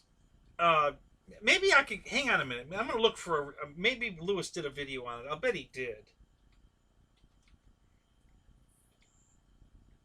He's the one that found these things, and he put them in a couple of his jets, and they're really cool.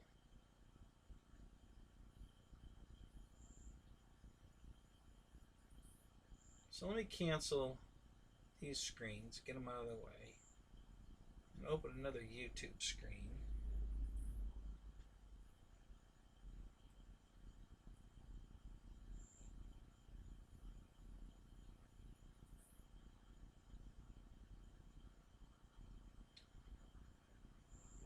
And for you guys that just got here,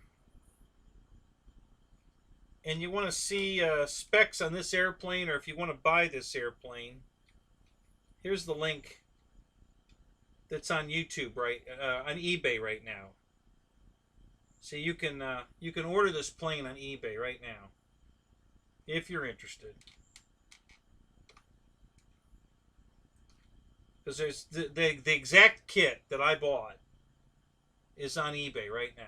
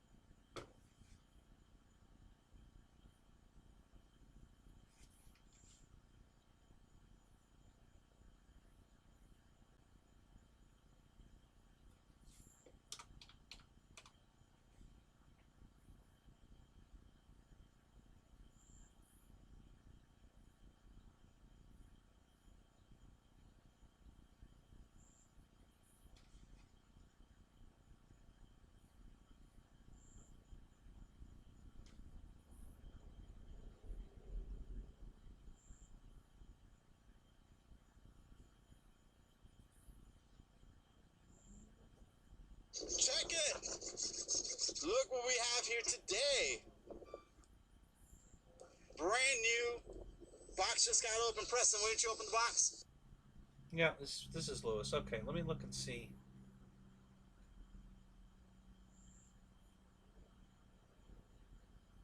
If he's got his little screen up. Wait do you see this, guys? This is pretty damn cool. Yeah, I don't know how Lewis found this, but it's really cool.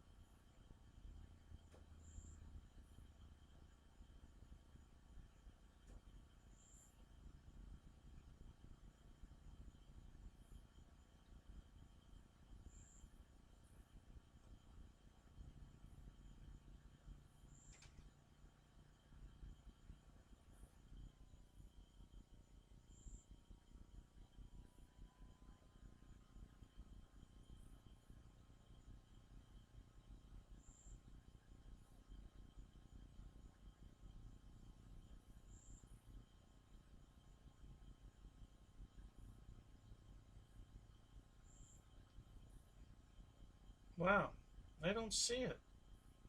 I'm really surprised he didn't put that up. Maybe his cousin might have it up. Let me look up his channel. He might have it.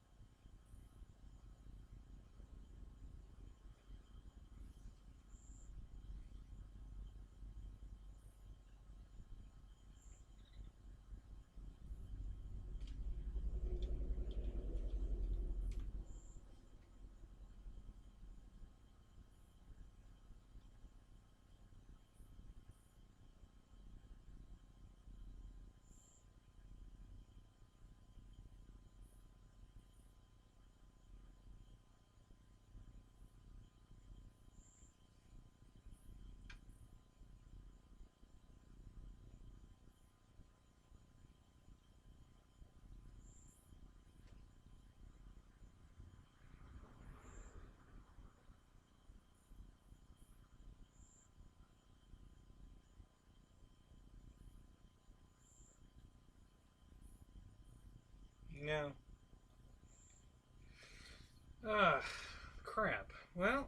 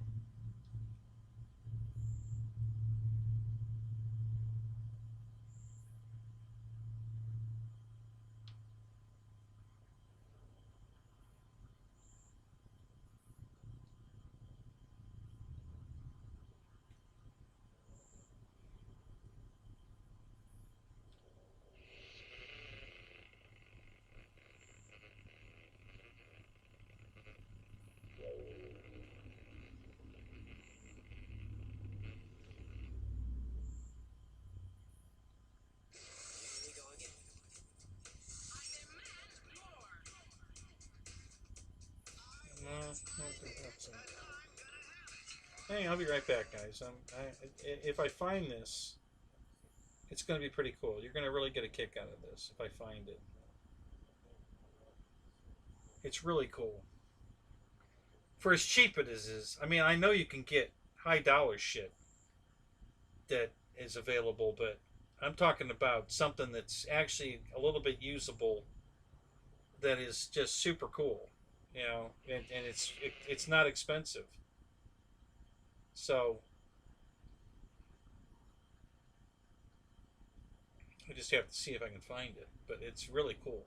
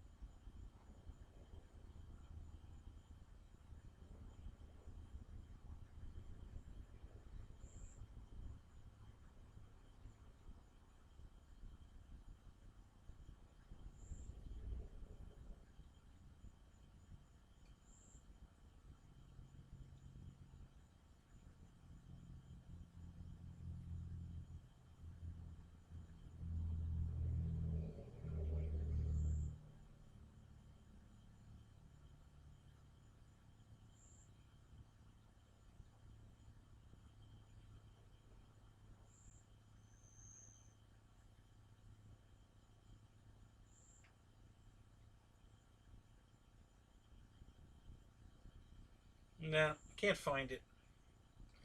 Darn it. I really wanted to show that to you guys. Oh well. Yeah, I tried. I can't find it.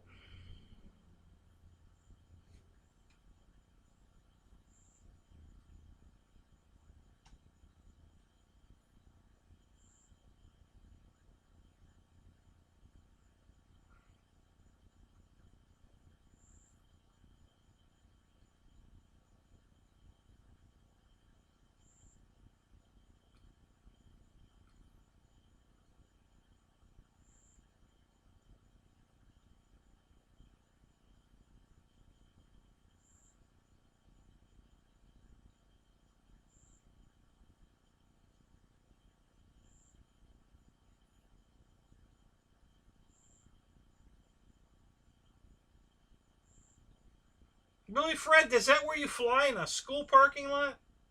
No kidding.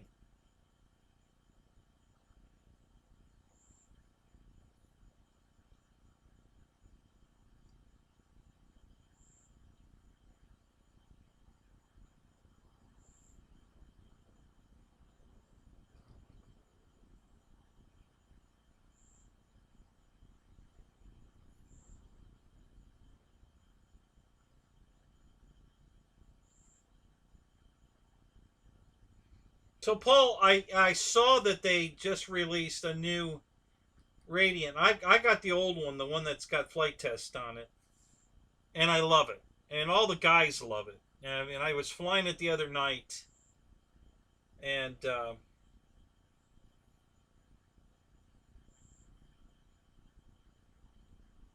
you know, honestly, Roy, I'm not sure I have watched Fred's videos. Honestly, I'm gonna now.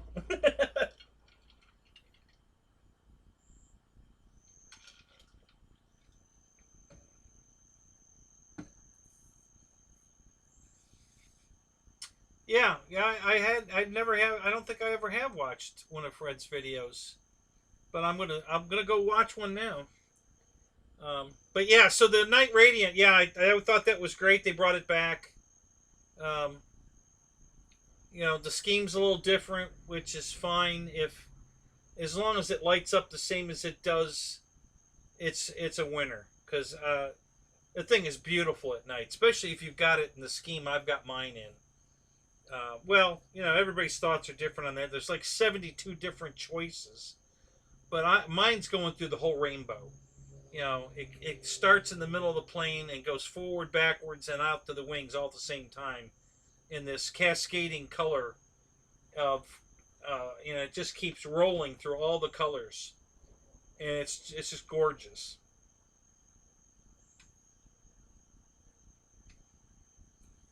So yeah, I was glad to see they brought it back. I was really surprised they discontinued it. Um, but I guess they did so they could take the flight test name off of it because they were probably paying royalties for that.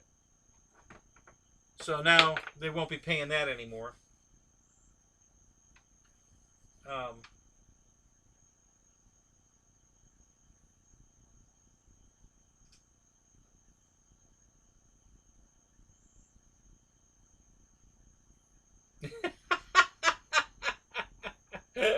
yeah, I know it's dusty. It's been sitting for 6 years, so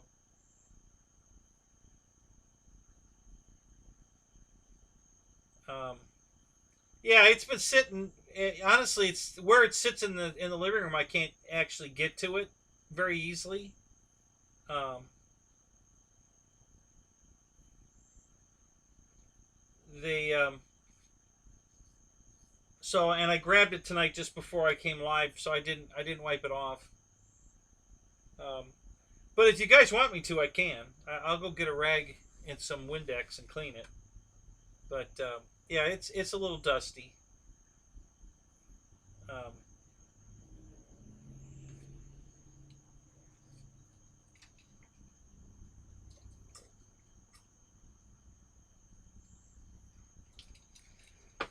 oh, they can't be that bad, Fred. Come on, seriously. I'm sure they're worth watching. It's got to be as good as watching EQ put one in a tree. Come on, I watched that. So, and he wasn't safe, and he put it in the tree.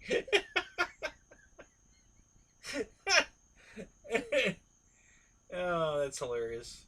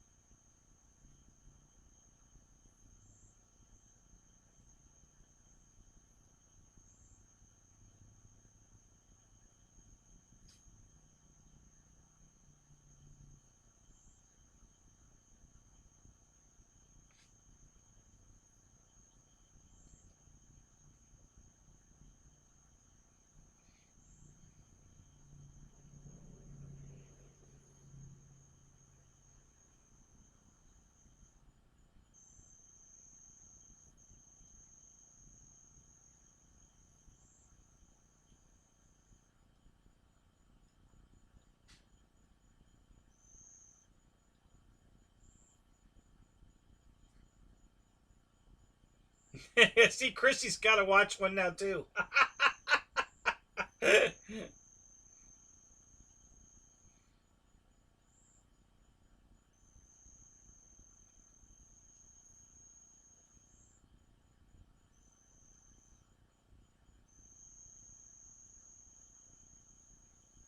So, Fred, is there a whole group of you guys flying out of that school? You guys all meet up and fly there all together, or what? Or what's the story there?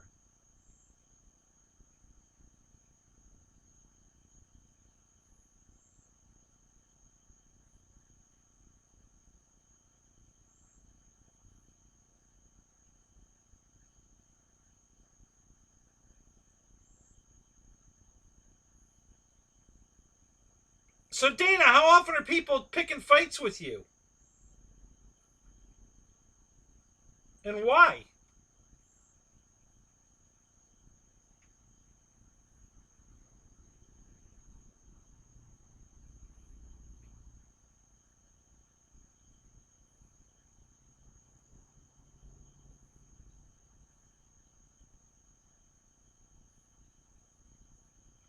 Terry, what's up? Good to see you, man.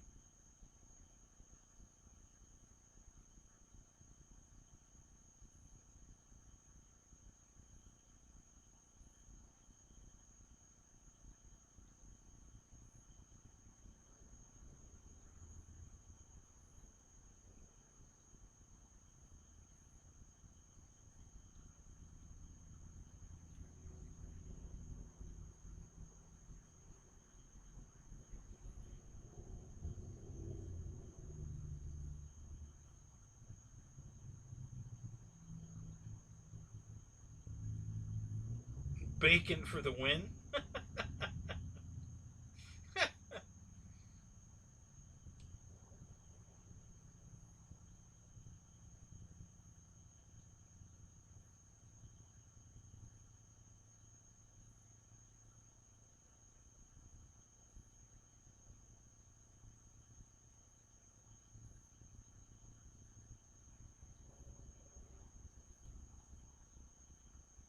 Wow, Fred, don't you get bored flying by yourself?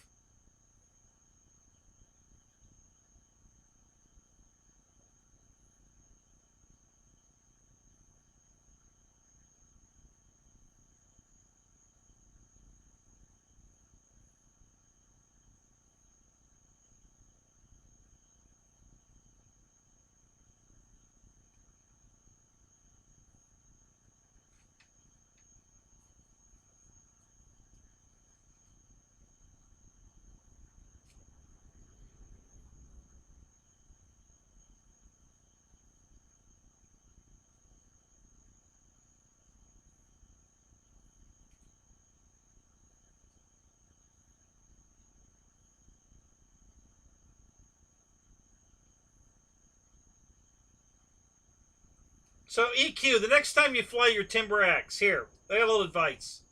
Super easy. Half flaps, half throttle. And it'll fly beautifully. And then when you're trying to bank it around, if you need it to turn a little tighter, and this is with safe on, just add a little rudder. But half flaps, half throttle, and it flies beautifully. So, and it doesn't go anywhere in a hurry. Super fun, super easy to fly that way.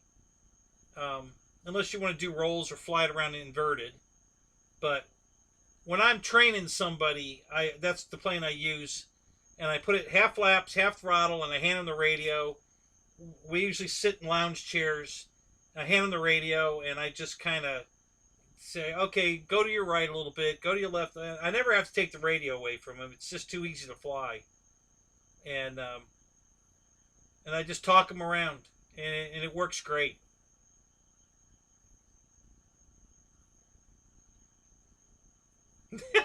Robert. Kilroy was here.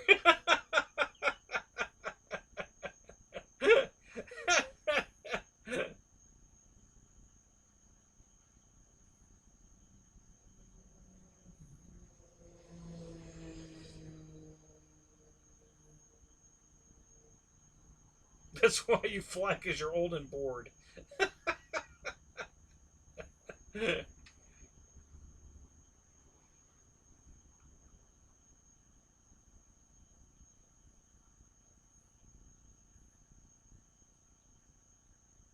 I have the Timber X, Roy. I converted my Timber to a Timber X. It flies perfect. You know, half throttle, half flaps. And it's a dreamboat with safe on. You know, of course, you can turn it off and I fly it around inverted. When I turn safe off, I'm flying around the field inverted the whole time. But when I'm teaching somebody, yeah, I just put it in half flaps, half throttle, and It's just a dream to fly.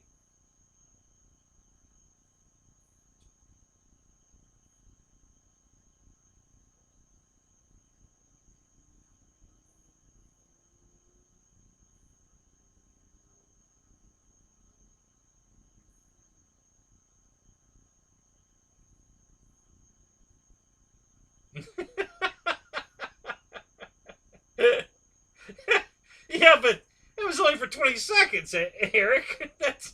We need to keep the smile on your face all day.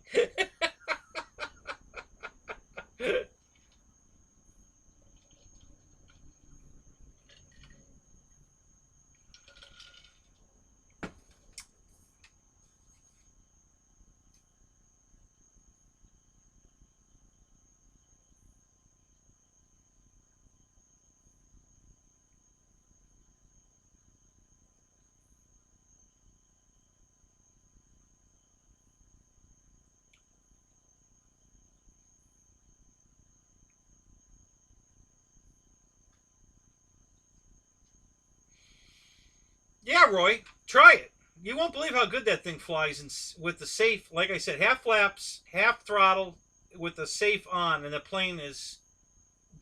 I mean, anybody can fly it. It's just stupid easy to fly.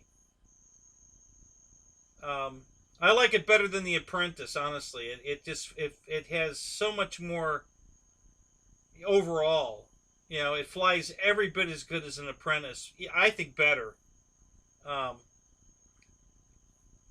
and then when you take it out of safe, you know, you can do any kind of aerobatics with that plane you want, man. It flies beautiful. It loves to fly inverted. It's a great inverted plane.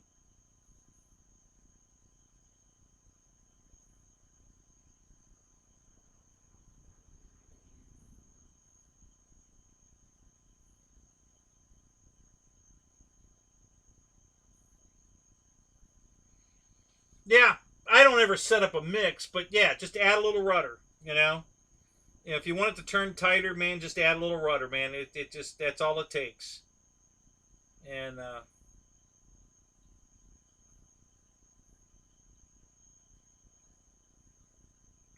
yeah, I got plenty of experience, Roy. Yeah, the plane flies great out of safe. I mean, that's why I converted it, because my regular timber didn't do anything for me. I mean, it flew exactly the same in safe, half throttle, half flaps. So again, all I was using it for was training people. I rarely flew it. And then, one of the guys brought the Timber X out to the field, and I flew that, and I loved it. I was like, damn, this really flies good. And then that same guy sent me an email. Hey, Horizon's got all their Timber X parts on sale, 70% off. So I was like, seriously? And I went and looked, and sure enough, the fuselage, the Night Timber X. So I got the fuselage, the wings, and the tail feathers for under $100 for all the pieces. So I converted my timber into a Timber X, and flies beautiful. Love that plane.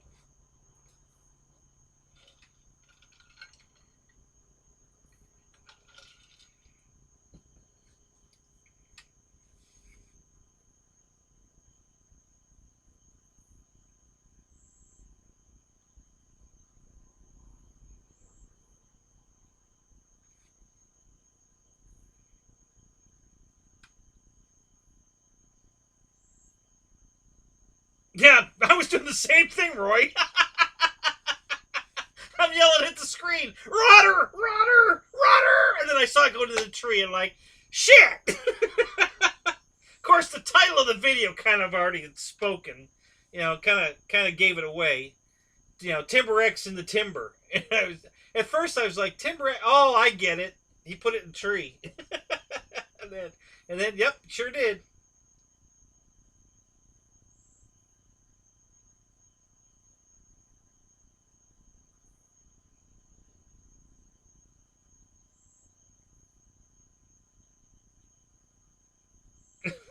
Okay, Roach, are you getting off the bus? Is it time for you to jump off? Is that what you're asking me?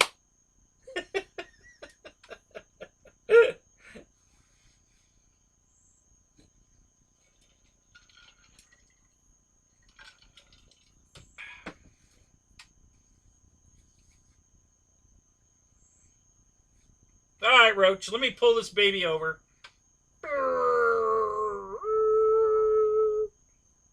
There you go. Have a good night, buddy.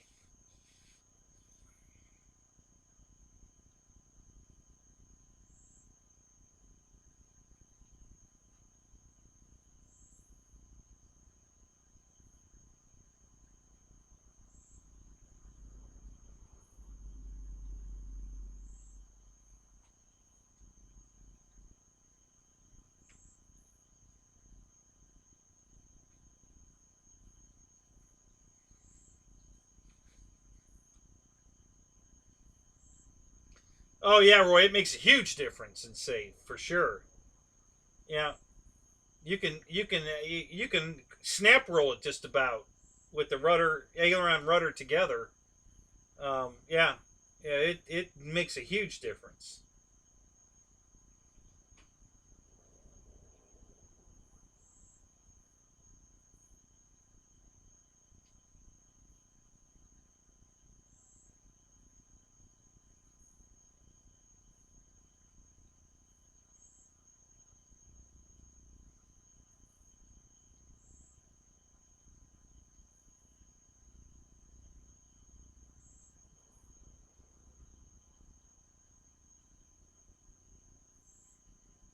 Anytime, Roach. Anytime.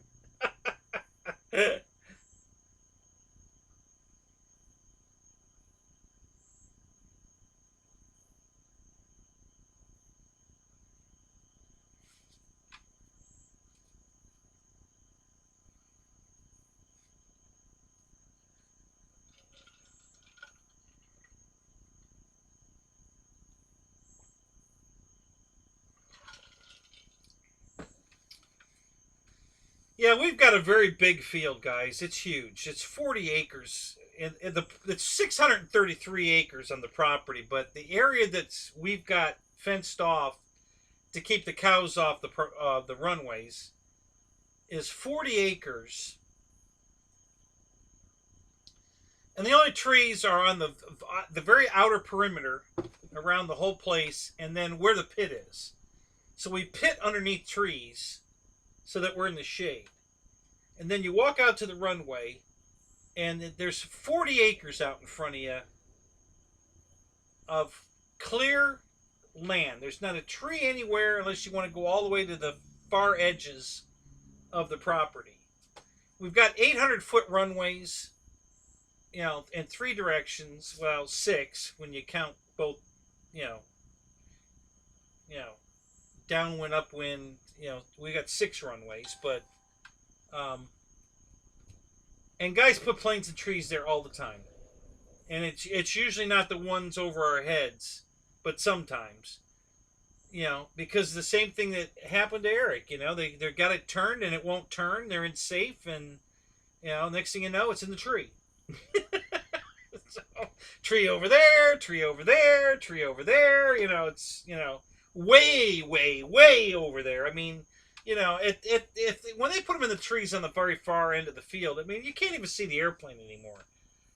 How they don't cut the throttle before they make it to those trees. Because if they just cut the throttle, it would do a nice soft landing.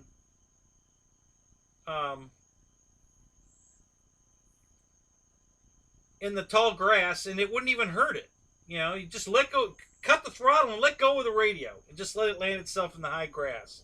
Walk out there and pick it up; it'll be perfect. But they keep flying it right into the tree. Yeah, Christy, there's cows everywhere in Florida. It's a very high. Winn-Dixie has a lot of property here where they raise cattle here for their meat, and the owner of the property I fly off of, that's what he does. He's got, I think, 200 or 300 head of cattle, and twice a year we take the babies to auction, and he sells all the babies twice a year, and that's how he pays the property taxes on the property. Basically, that's how he makes a living. I mean, he doesn't work. Working that much property is a full-time job. So, um, but yeah, there's cattle everywhere in Florida. Huge amount of cattle here. Pretty much, if you've got property, you've got cattle. You know, the guy that owned this property before I bought it was raising the mini horses and goats and I think some chickens. He had all that running around this property.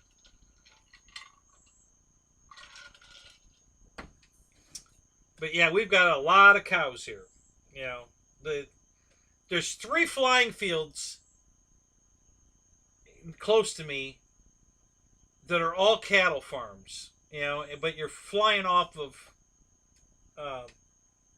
active cow pastures. You know, they cut a runway on an active cow pasture, and then you have to go out there and shovel the cow dew off the runway periodically. So I stopped flying at those fields.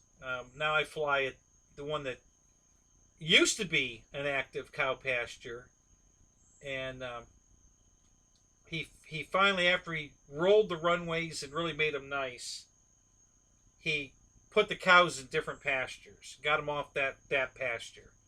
So now it's strictly a flying field. But he used to have one cow. Every morning we would get to the flying field, and there was one cow in the middle of the runway every morning. So they named her Houdini because they couldn't figure out how she kept getting on the flying field.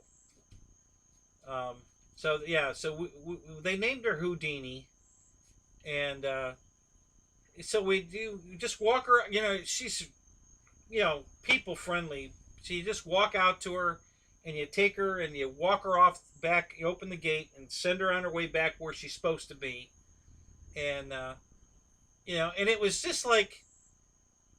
Is honestly, she's looking at you like nanny boo boo. I'm in the middle of the field. You know, it's just like she's taunting you that. See, I'm still here.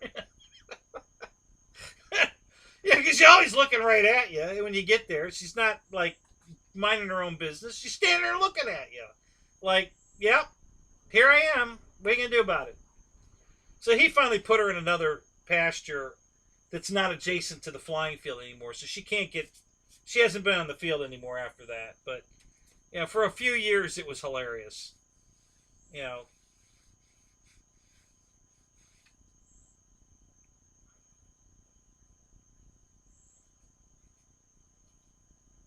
I don't think so, Wild Bill. That'd get her moving off the field if she would, but she willingly would leave the field with you. She wouldn't fight you. But I think, she'd steal. She just did it to screw with you. It's obviously, So, it was funnier than anything else. Yeah, cows are like cats. They're constantly screwing with you. that's just their personality. So yeah. So I think she just was doing it to screw with us. Because, like I said, it wasn't like she was way out in the back, eating grass or anything. Every morning when we get there, she'd be standing in the middle of the runway, looking at us. Like, here I am. So, and we're talking 40 acres, she could get lost in 40 acres out there. And she would be... right up front, standing on the runway, So yeah, it was pretty funny. So he finally had enough, and he moved her to he's got a lot of pastures on 633 acres. So he put her in a pasture that's way away from the flying field. And there's like 2 fence lines she'd have to cross to get back to the flying field. So that ended that. We don't see her anymore. But for a while there, it was pretty funny.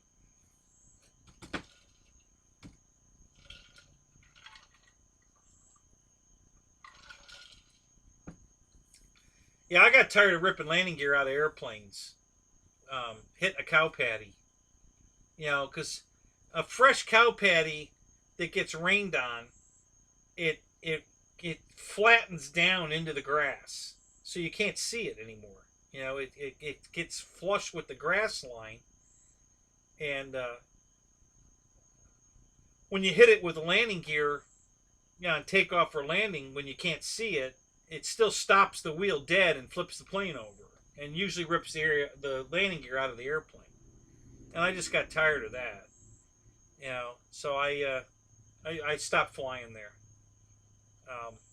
The other field I never flew at. You know, when I went over there and found out that it was in an active cow pasture, I said, "No, been there, done that already. Not doing that again." So I just sat there and watched for an hour, and then I left. I didn't fly there. Now I didn't. That one was worse than the one I just came from, as far as that went, because it wasn't near as big, and so the cows, you were more likely to have a lot more cow crap on the runways than the other place, and so yeah, I really like the field I'm at now. Is great. You know, it's just the people there are great. The property's great.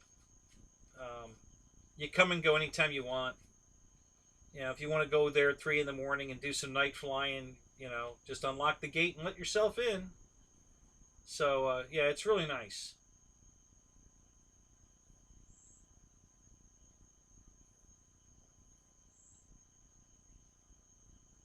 It was you.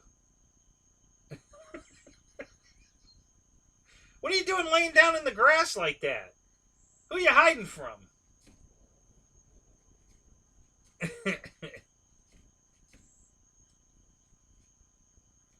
Or it was maybe it was a me patty. Is that what you're saying? You pooped on the field?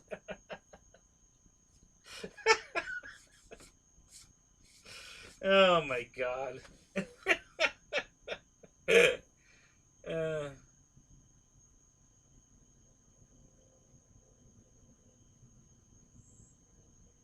yeah, Lyndon, exactly. But you know, when it's a fresh one and it hasn't been rained on, you can see it.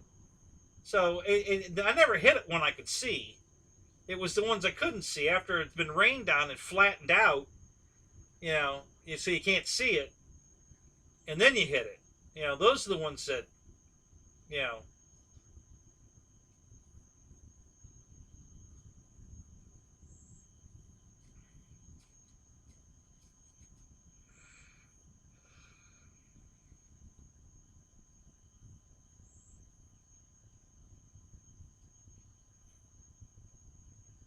It comes from down under. Oh, Fred.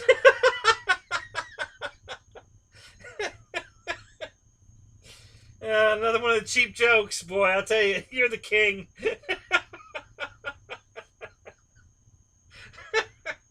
Oh my god, that's funny. What's up, Mike? How you doing? Good to see you, man. uh,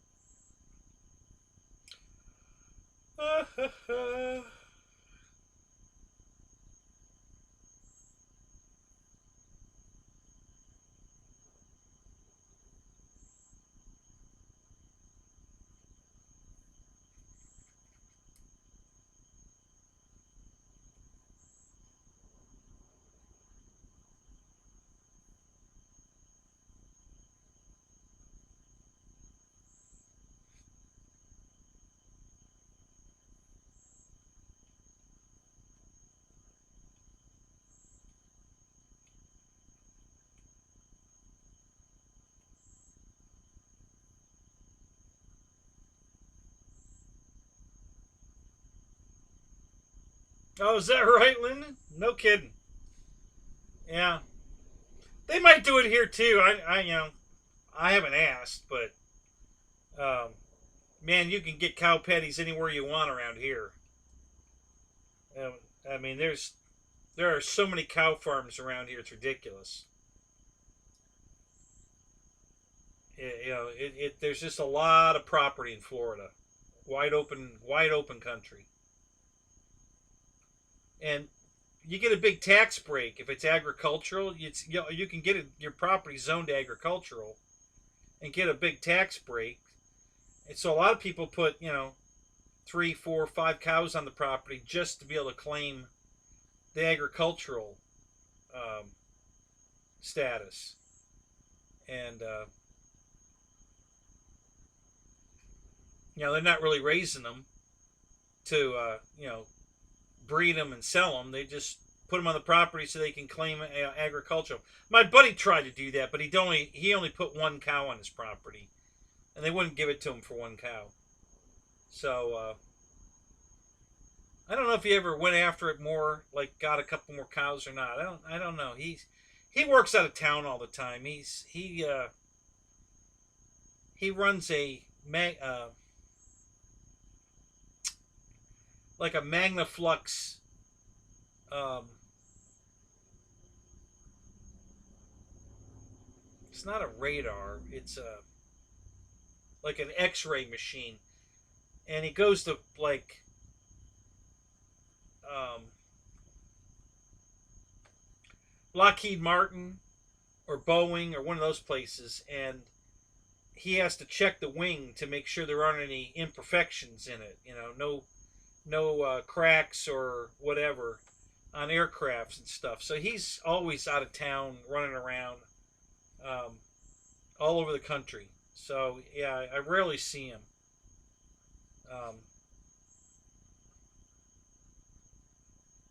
that's one of those jobs that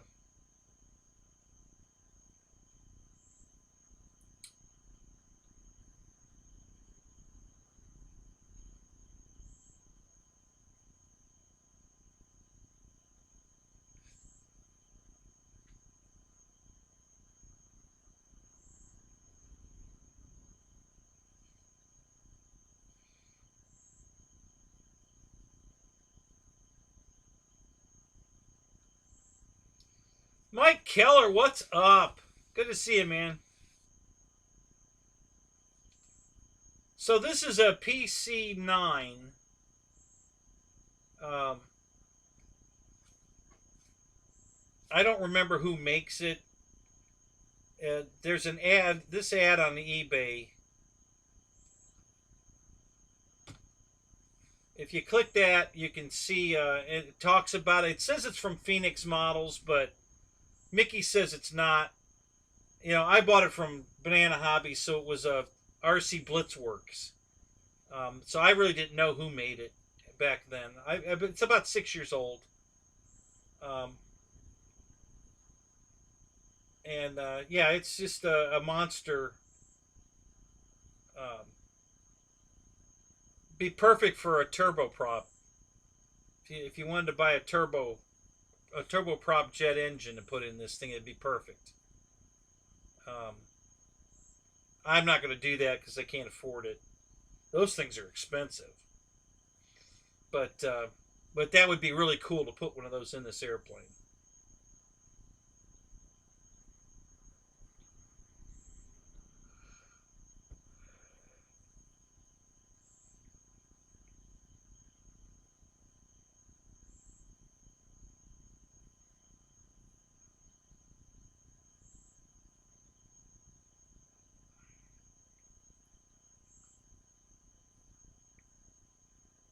Matt, what's up? Yeah, Big Red. Yeah, this is my version of Big Red. Yeah, this is a PC-9.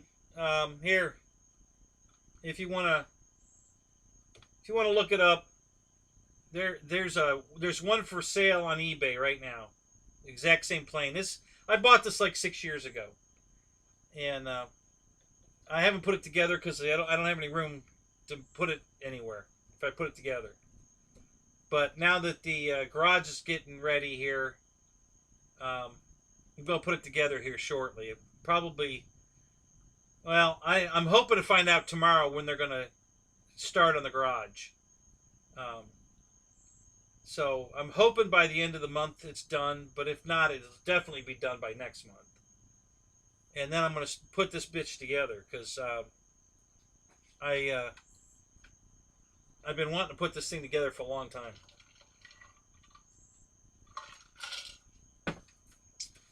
So I'm getting excited. I've had it on the show before, but it's been a long time, so I thought I'd bring it out again.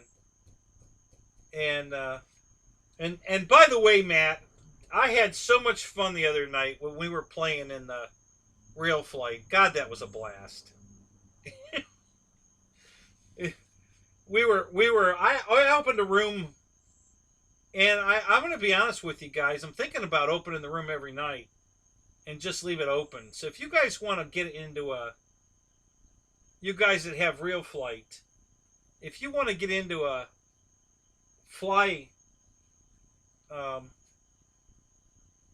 I might start opening a room every night. So we were listening to I think we were listening to Flight Club while we were flying. At least that's what I was doing. I don't know if Matt was, but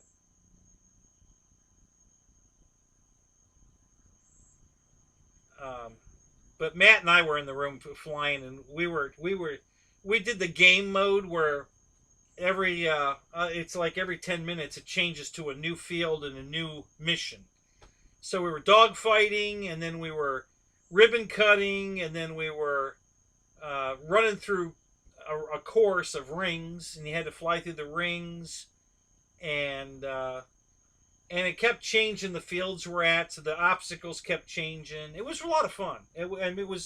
We did it till 2 in the morning. It was we were having a ball. That was a blast. Oh, was it Monday night? Oh, so it was during Air Marshal's show. Yeah. Um,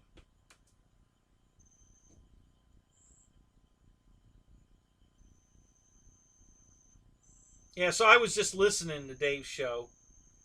I kept periodically popping back in and chatting in the stream too, but if a subject came up while we were flying, I'd stop flying for a minute and switch over to Dave and throw my 2 cents worth in. But yeah, it was a blast. It was a great night because I was enjoying Dave's show and flying at the same time, so it was cool.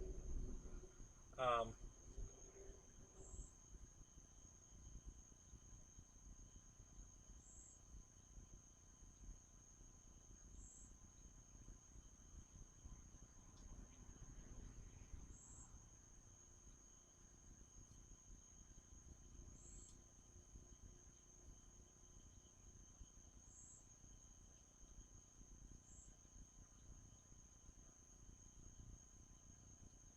is that the FMS pits you're talking about, Mike?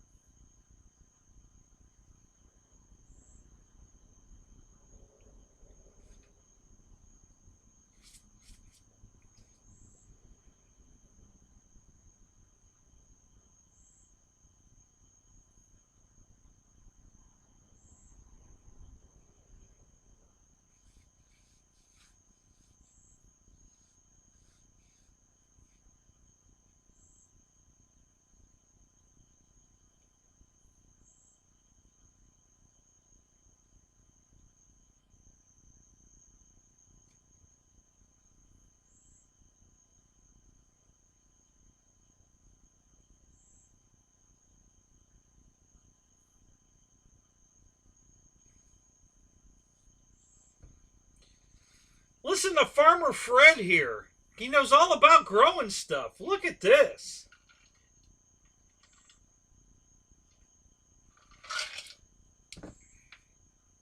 I can't manage to grow weeds successfully, let alone anything else.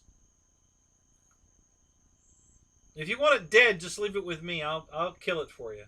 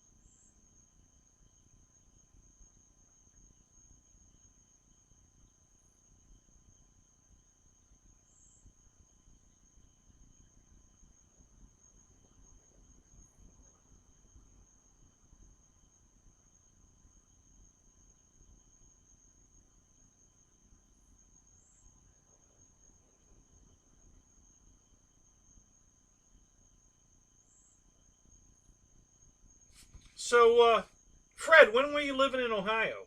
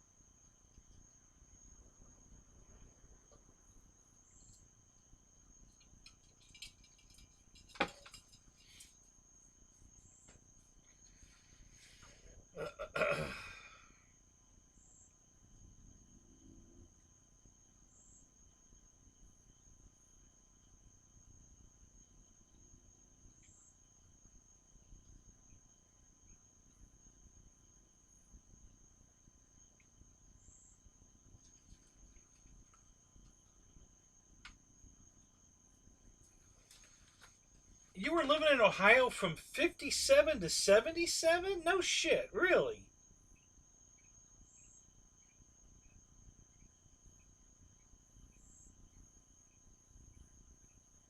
Wow.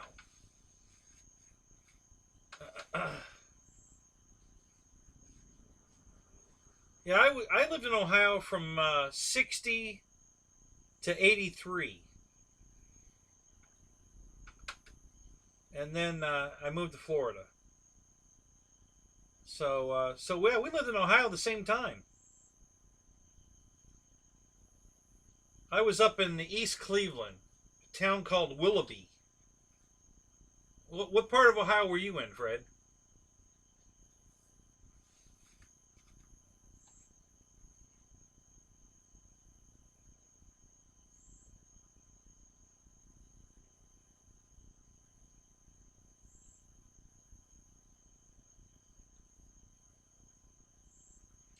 So, Mike, the setup is going to be. I'm gonna. It's a fiberglass fuselage, wood built up wing. It's not very heavy. This is very light. There's nothing in it right now. No servos or anything, but it's pretty light. So I'm figuring when it's finished, I don't think it's going to be more than 10 pounds, which is the same weight as my FMS 1700 P-51 Mustang. And the Mustang prop is the exact size that fits this nose. So I'm going to put the P-51, the FMS motor, and I already have it, and the prop on this plane, and probably a 60 or 80 amp ESC. I think probably an 80, and a 6-cell, single 6-cell, and I think it'll be fine. I know it'll fly on that. No problem. It might not do vertical maneuvers very well, depending if it's the Mustang does. So if it comes out the weight wise where I think it will, then this one will too. But if it comes out a little heavier, then it might not go vertical real well, but it'll still fly fine, just flying it around. And then if that doesn't work out, I'll go to a bigger motor. But I think that's going to work. That's the plan anyway. I already have the motor and the prop and everything, so I'm just waiting to I got to figure out what motor mount I'm going to use. I haven't done that yet. But yeah, that's the plan. And then just probably 9-gram servos on everything but the elevator. I'll probably put a bigger elevator servo in it. It's not set up for the servos to be in the fuselage, but I think I'm going to put them in the fuselage because I don't think I want to run. This plane's so big, I don't think I want to run push rods, all the way, to the front of the airplane or to the middle of the airplane. So I'll probably put, because I don't even think they have holes cut in this for them. Yeah, nothing's been cut for push rods to go through. So that was going to be, well, it looks like the elevator is on a, it goes right down the middle. Yeah, maybe I will put because that one will be hidden. So maybe I will put a push rod for the elevator down the middle. Probably use a piece of carbon fiber for the rod so it doesn't flex. And then I'm probably going to just put the rudder servo in the rudder here because a 9-gram servo will fit right in the side of the rudder here, the fiberglass. So I'll probably just mount the servo for the rudder right here. And because nowadays we're used to that, so it's not going to look out of place to do that because that's just the way planes look now. They hardly ever run push rods all the way up to the front of the plane anymore. They always just, mount them right next to where the control surface is. So that's probably what I'll do.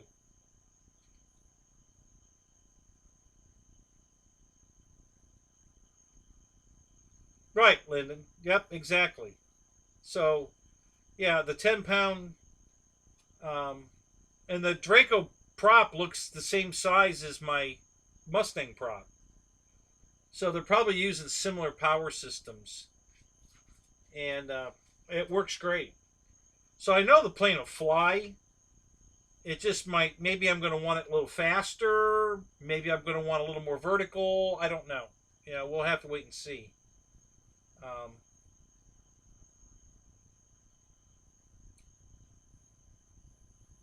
This has I think this has a symmetrical airfoil on it. And I'm pretty sure Draco's got a flat bottom wing or an undercup wing for lift. This has got a symmetrical wing, so it's going to fly upside down as easy as it does right side up. So yeah, it's I'm not anticipating a problem, honestly. I think this thing's going to fly fantastic with that setup in it. I don't see any reason why it wouldn't. So that's what I'm going to start with, and we'll see how it flies. And then if I want to change it up, I can always make changes. I can always put a bigger motor in it.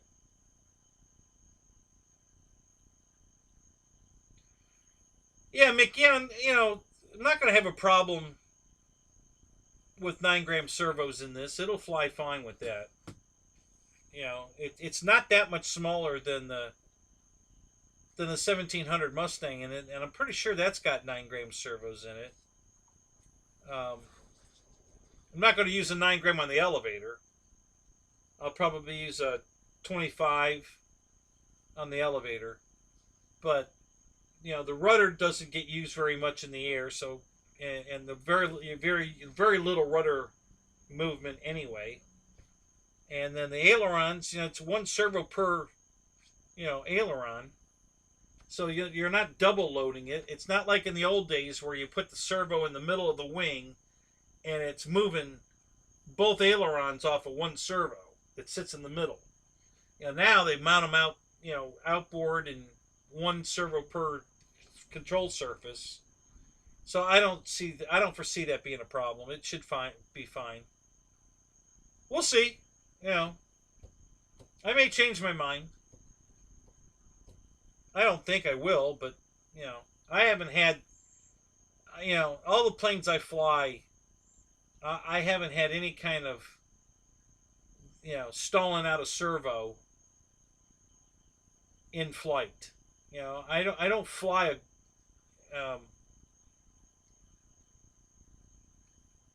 I'm going to use the word aggressively. I'm very scale, very soft on the controls. I fly it upside down and stuff, but I'm not doing anything violent. I don't use it like a 3D plane where you're cranking the controls at high speed to make it do pop tops and crap like that. That's when you start screwing servos up. When you fly like that, I don't fly like that. I'm very, very gentle on the sticks. So the loading on the servos are just never very, very much or for very long. So I've never had a stalled servo happen yet. I've never been able to stall the way I fly. All my stuff, I've never stalled a servo yet.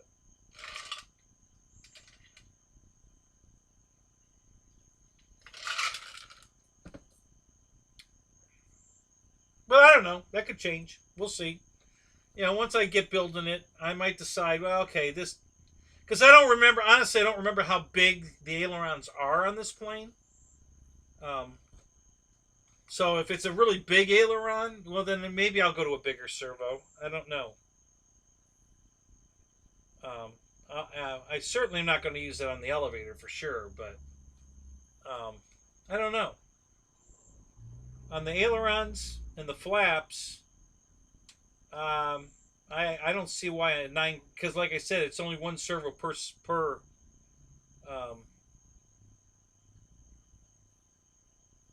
yeah, I can't even tell in the picture here how big the ailerons are.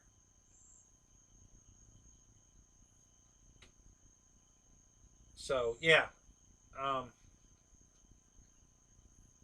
we'll see.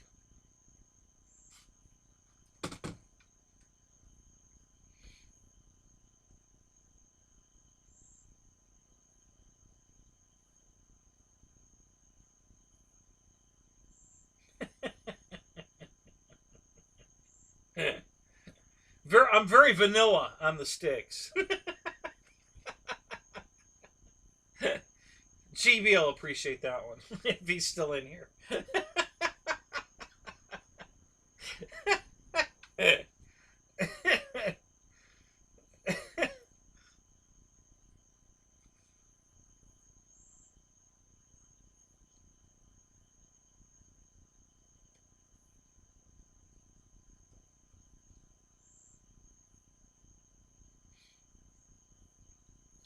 Right, sir! What's up?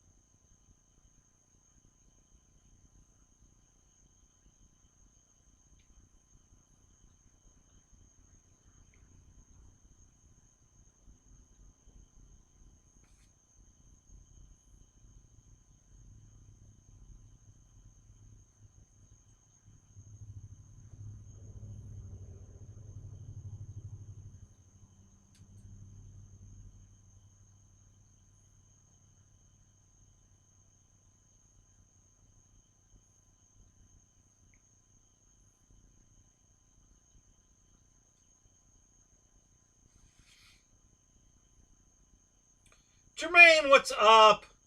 Good to see you, buddy.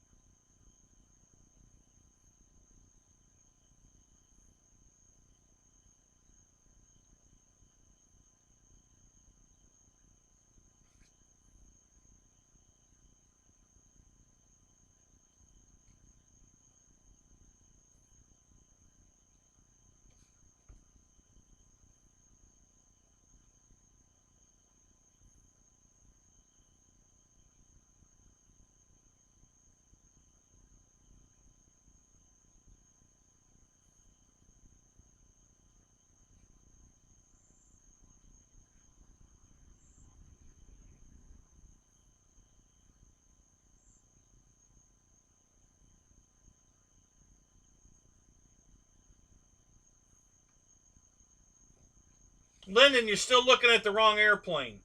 That's not the plane. That's not this airplane. That's that foamy version of this. It looks exactly the same, but it's a lot smaller than this one. They don't sell this plane anymore. They haven't sold this plane in years.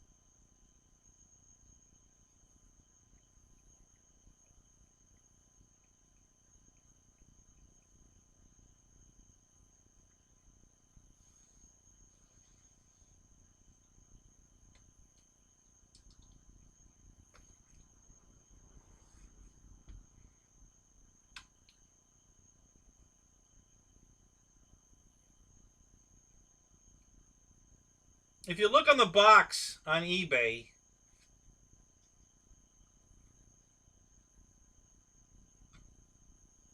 it says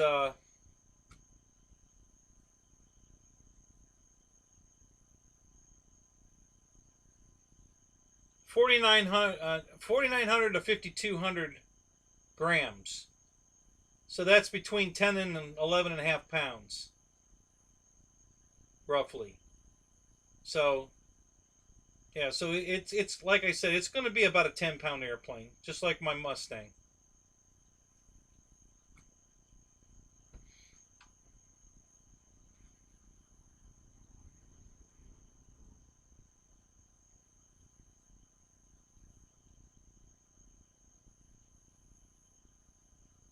Yeah, man, I'm in the same boat. Right now there's nothing nothing I want, you know.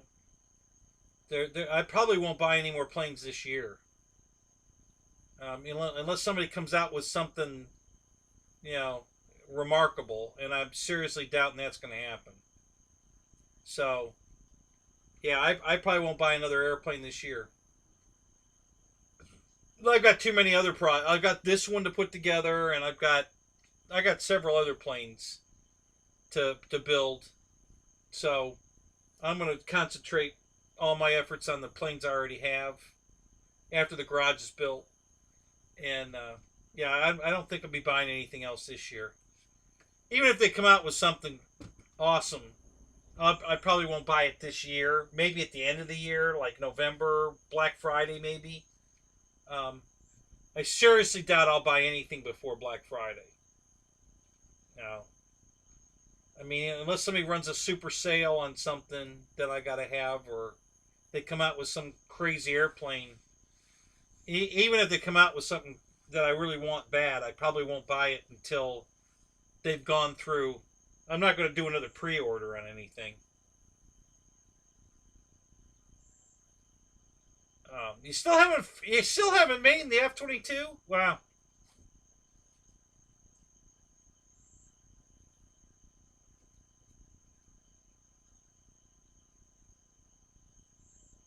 So on landing, you know, full flaps, Matt, and it'll float right in. It's a floater. So yeah, you're going to need the flaps to slow it down, but it's not going to do anything stupid. It's a real nice airplane. So yeah, I always land full flaps and just float her in, and yeah, it's a good airplane. I like it. Don't fly it on a gray, cloudy day. Ask me how I know.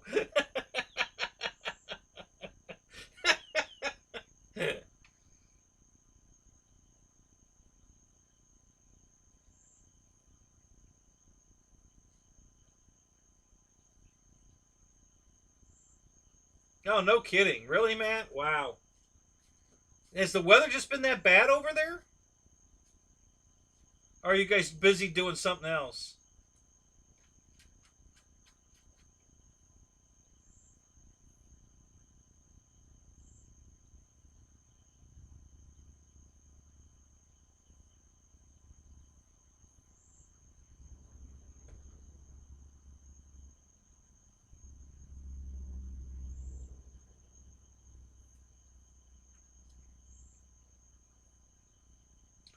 Yeah, I have 800 feet where we fly, Matt. I still use the flaps. You know, it just lands so easy. Oh, I got you. Yeah, work. Yeah, work gets. Hey, that's a four-letter word. You know, work. Yeah.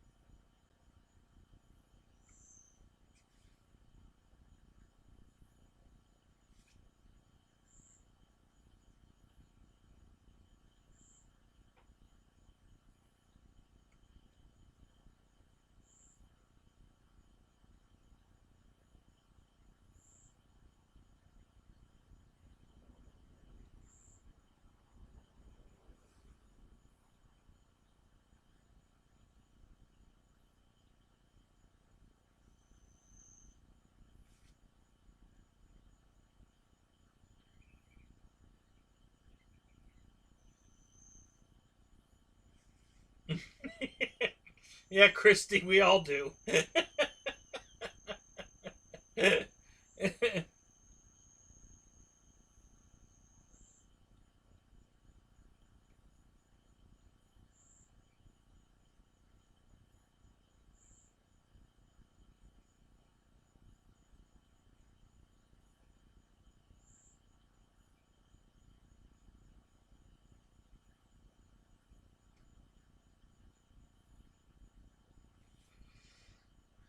Yeah, Lyndon, maybe that might be the size, but it's like I said, the box on this one says it's 11 pounds flying weight. So um, if that one's 17 pounds, then it's not the same airplane.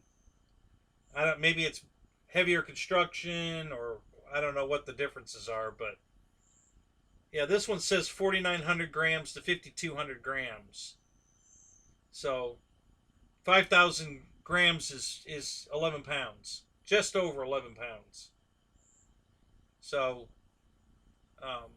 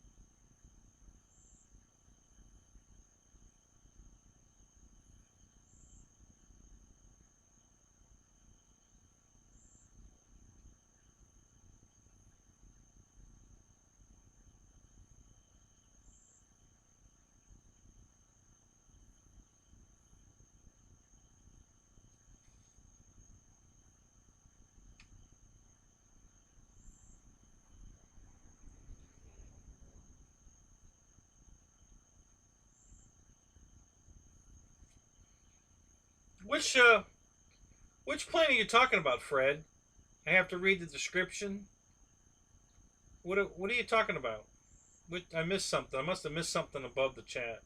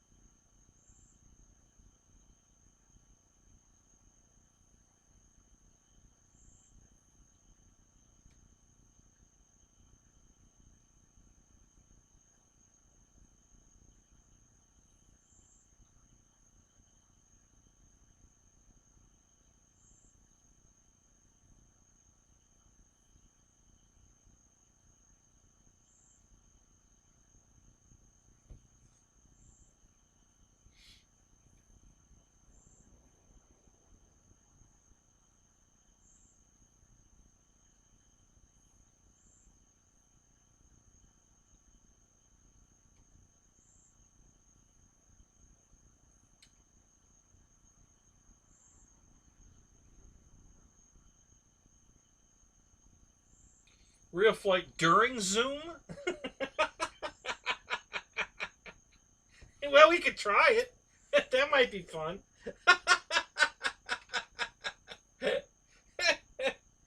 Yeah. That's because, there's really nothing to see in Zoom. Unless somebody puts something up and we can always switch over.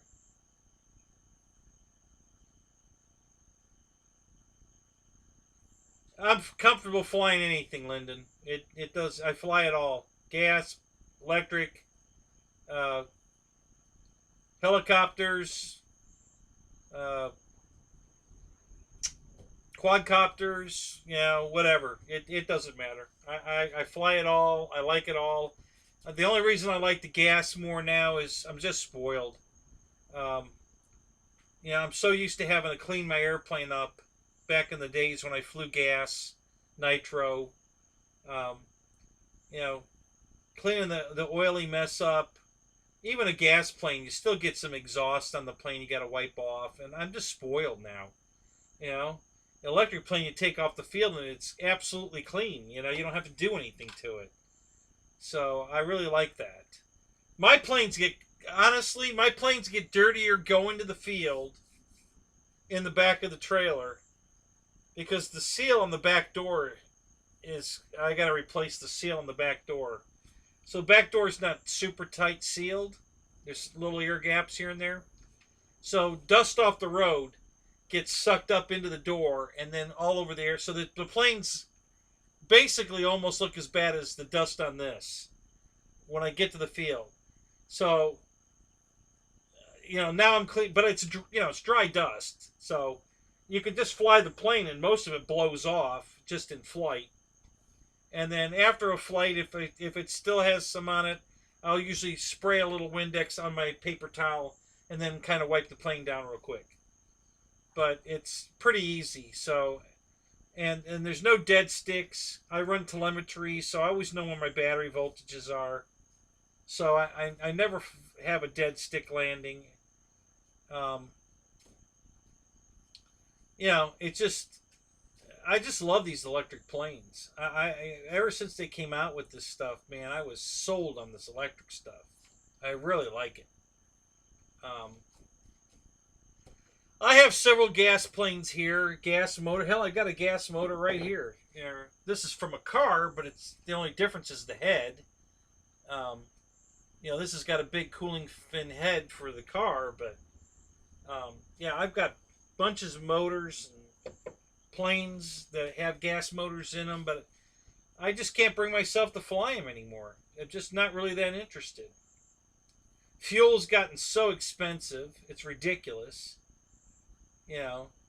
you're spending $20, $30 a gallon, sometimes 40 for a gallon of fuel, and that's just crazy.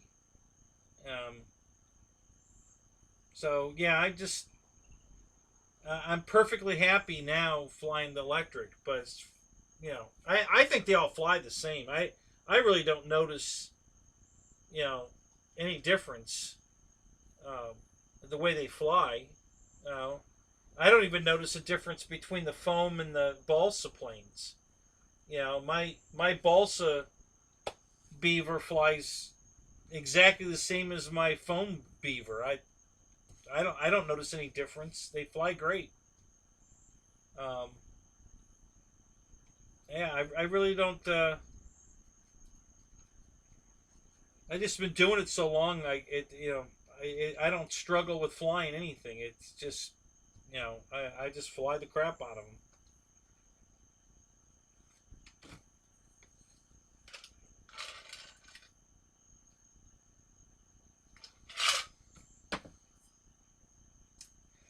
I gotta fix my camera mount on my hat. Um, the wind blew it off my head one day with the camera on it. Broke the camera. The camera's right here, but I can't find the rest of the mount. I took the mount off the camera, and I don't know what I did with it. I need the bolt. The mount's broke, but I think I can modify it somehow or fix it somehow if I had the screw. I don't know what I did with the screw.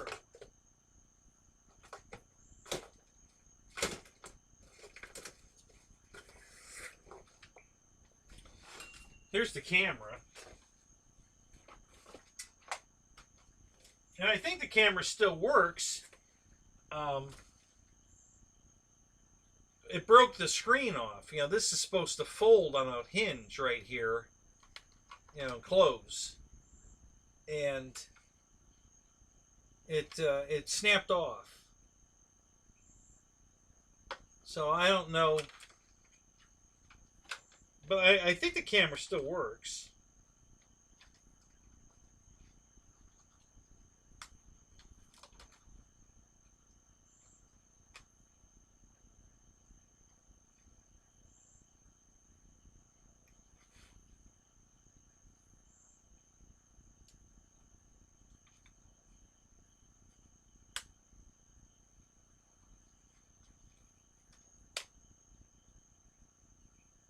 What I'm thinking might happen, I mean, the screen doesn't work, but the camera comes on. So I think the camera does work.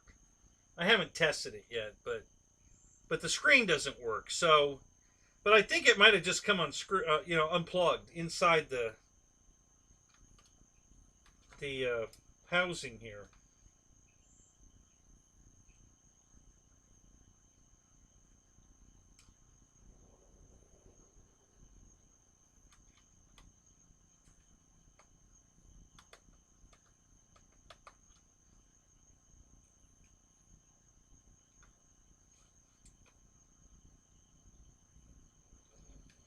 Is that little screwdriver still sitting out here?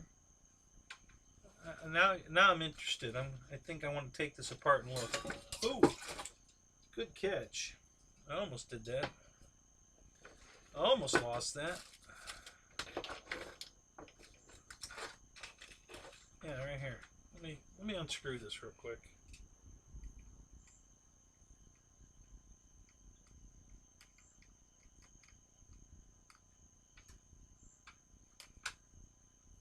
Wow. The tip of that screwdriver is way too fat. For a little screwdriver, that's weird. Yeah, some other time.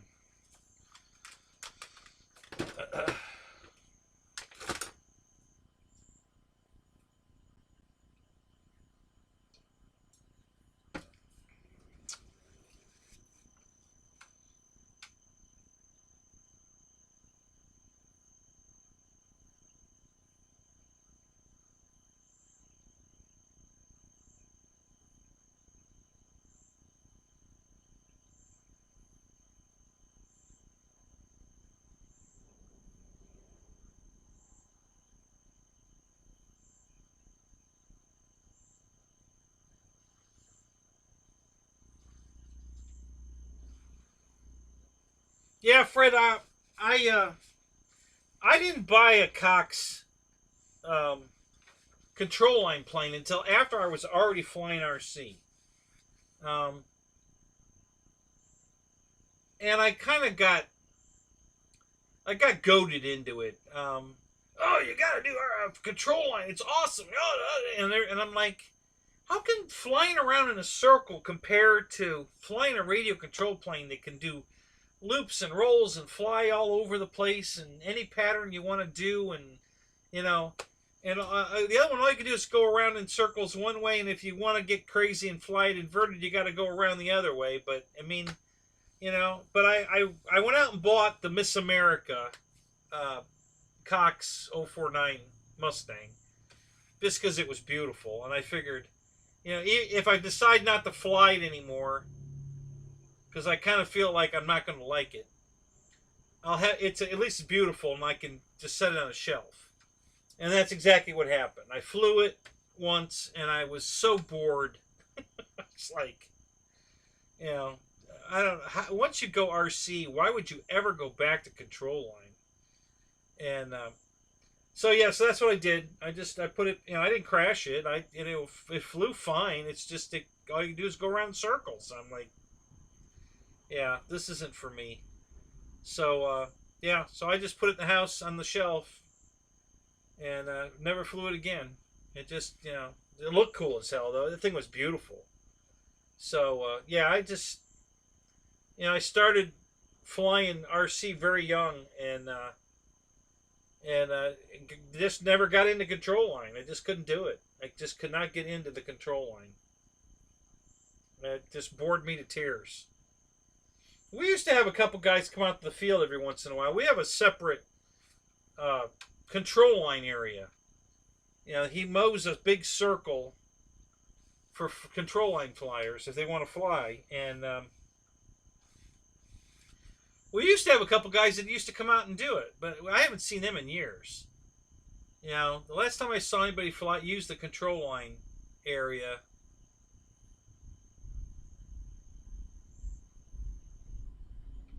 was probably 3 years ago. I hear thunder or a truck bouncing down the road. I think it was a truck bouncing down the road.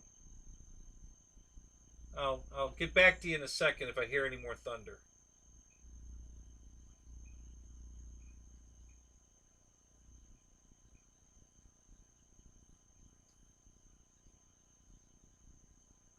Yeah, Christy. It just like I said. It was once.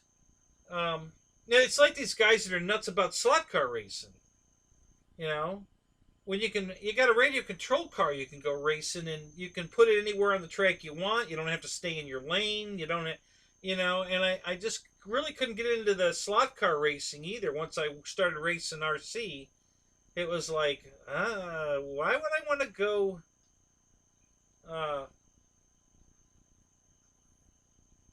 Why would I want to go slot car racing? I mean, it's kind of fun. I definitely like that better than control line flying, for sure. But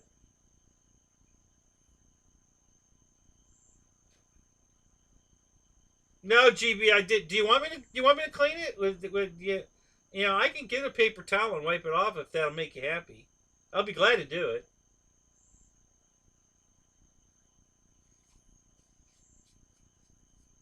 Which one? The Miss America, Fred? Yeah, it was a glow engine. Yeah, 049 glow motor. Yeah, it was a. Hey, back in the 70s, we didn't have electric anything. Shit, there wasn't anything flying on the electric back then. It's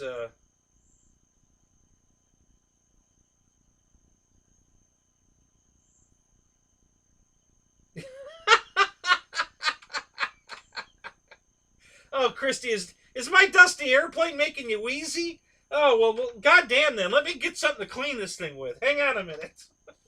I can't have Christy wheezing. Holy shit. My bad. I'm sorry. Alright, so I got my cleaner right here. Where are my paper towels? Hang on a minute. Hang on a minute.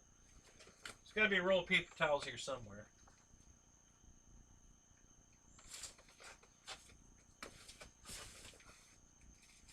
I had some in here. Where'd they go? Da, da, da, da, da, da, da, da, da.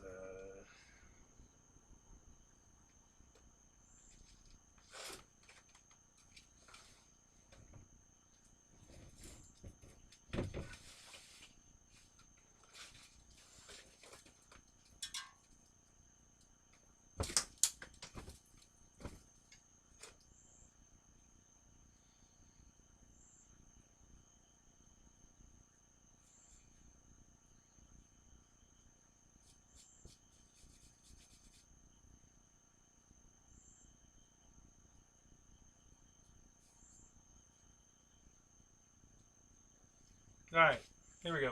I got something here.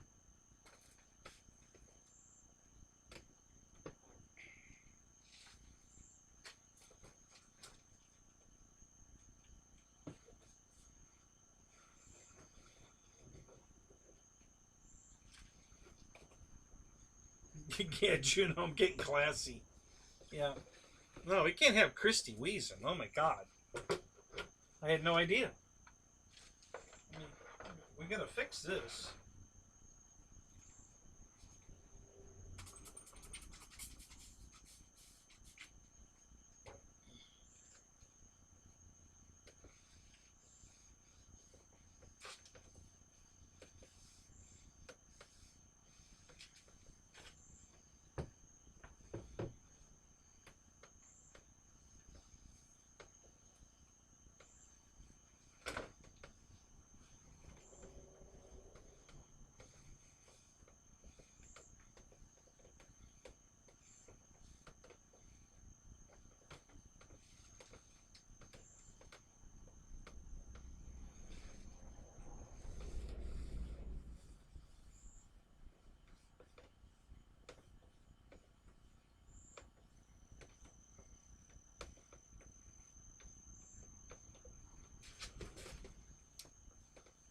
Because she's probably used half of an inhaler already tonight with all the wheezing going on. I had no idea.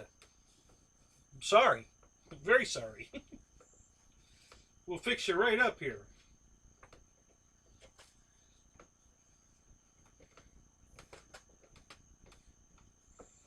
All right. Let's get in there.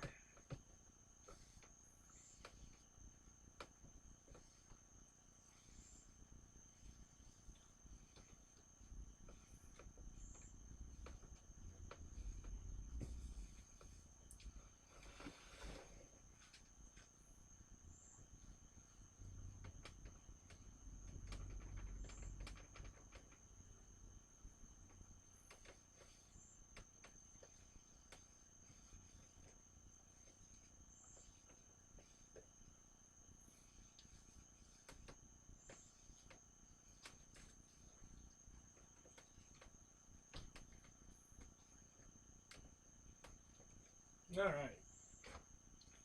Let's turn that around.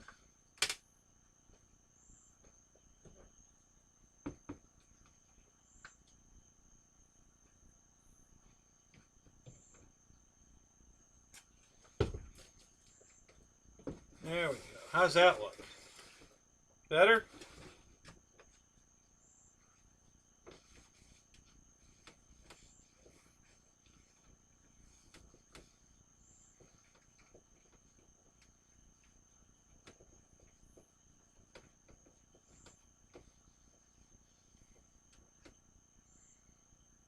Hey, look who showed up. Air Marshal, what's up?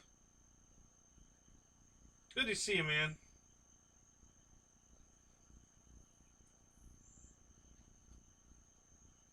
So did you fall asleep at any of your orientation today?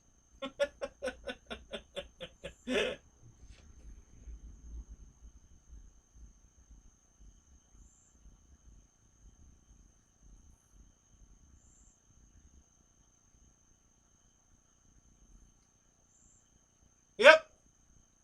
Something's going on, guys. I'm telling you, Motion lost the contract with Freewing or something. They're, something happened over there. I don't know what.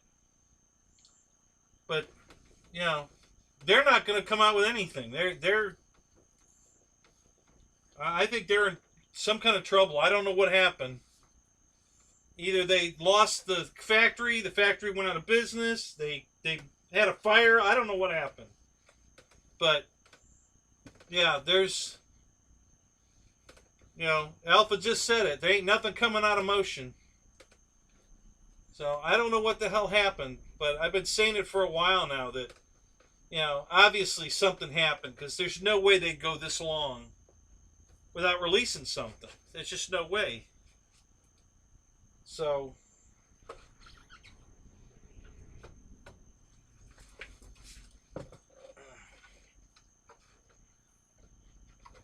alright, let me get the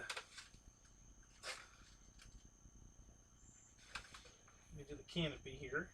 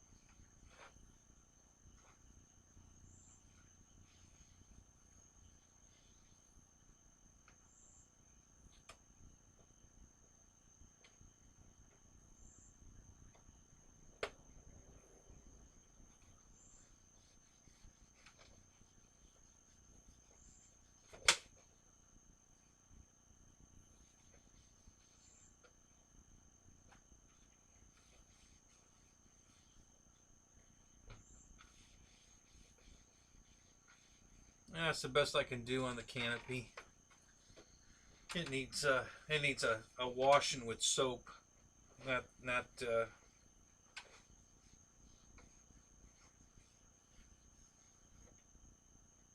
but that'll do for tonight.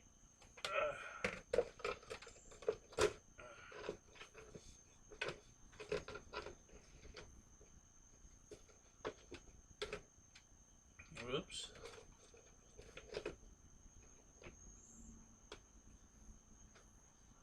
There we go. Okay, let me finish wiping this off over here. All right, guys, there. Better? Does that look all right now? Yeah. Are you done wheezing there, Christy? We good?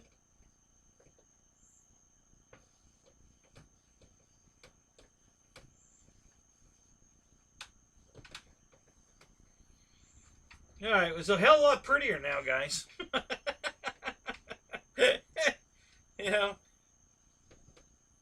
I mean, I'm sure it looks better to you, but you can't imagine what it looks like in person instead of on camera.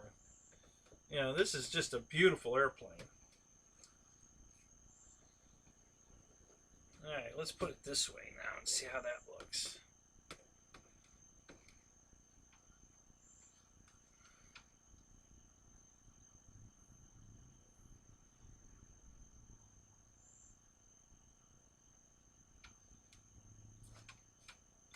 All right, I got to back up because I was wiping off the airplane. I missed some chat in here. Let me see if I can back this up.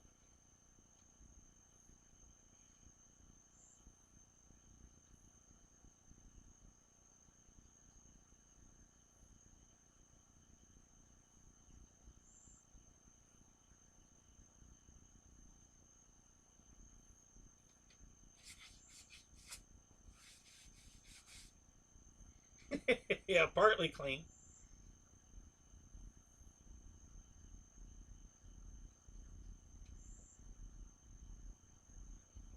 Yeah, I figured that, Marshall.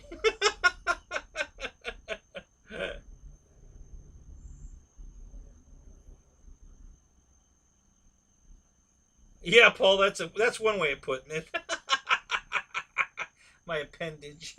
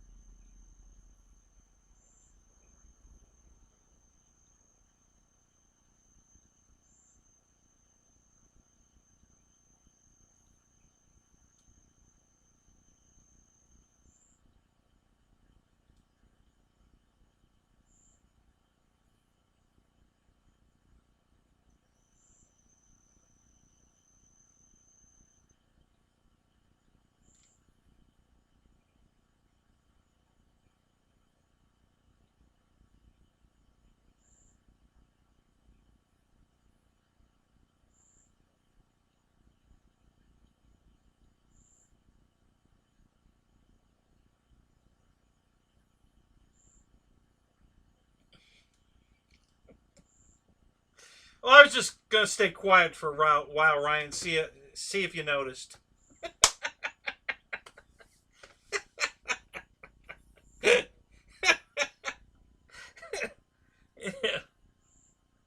Since you're waiting for the show to start and everything, you know.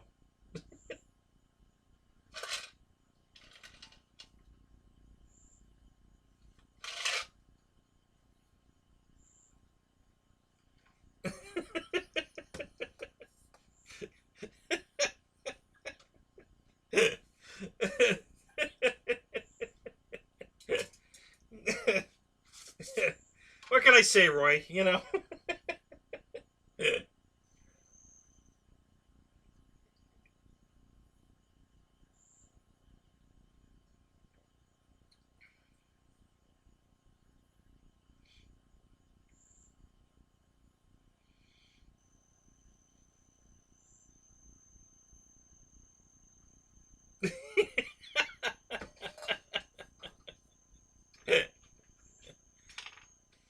Yeah, the show's more fun when I'm not in it.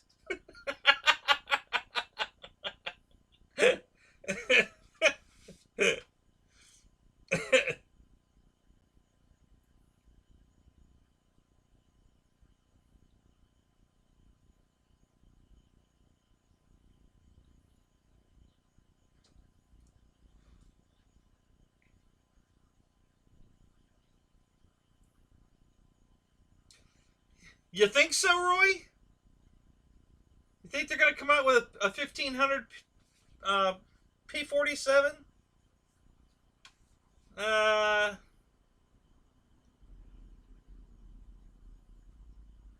Maybe.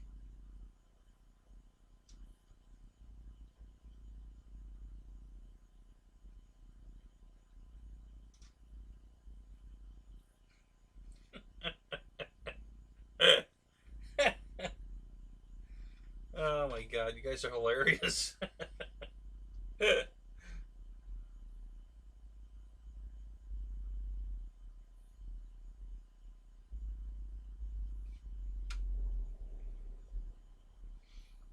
I could have sworn I had switched it over. And I must have accidentally switched it back. You know, I just didn't catch it. My bad. Nobody said anything, you know. It took forever before somebody... It took 20 minutes before somebody said something. Hi, you guys are you're my help, guys. You guys got to keep me on track here. You know.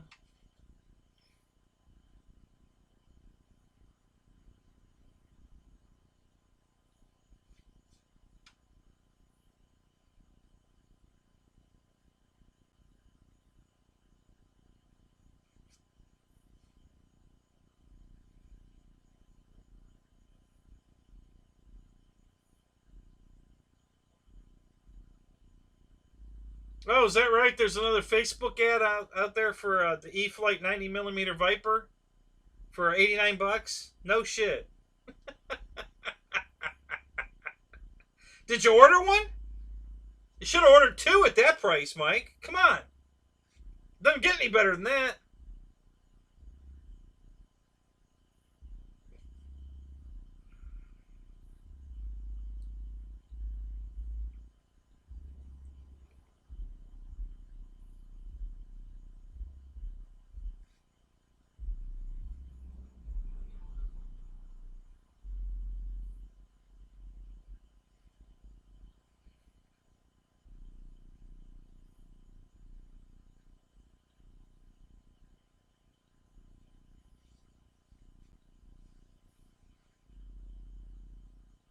You got 3. Oh, good for you, buddy.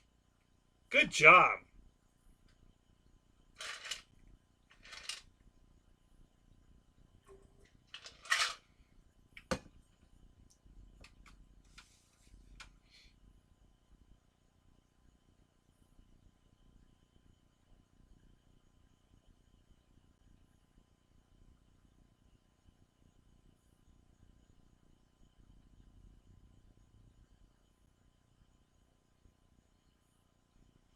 Did you use PayPal, Reitza?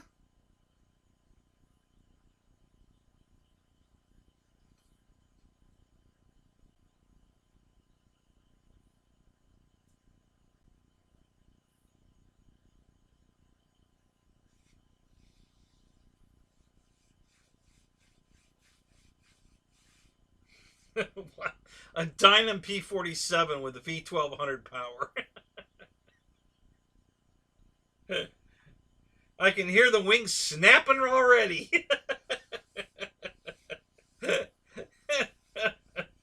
Oh my god. I hear something in the air. Crack?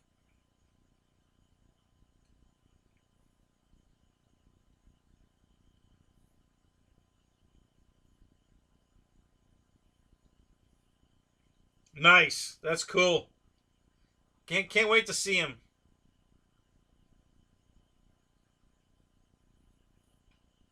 I have the Facebook F-22 right here somewhere. Where'd it go? Let me see if I can find it. should be laying right here somewhere.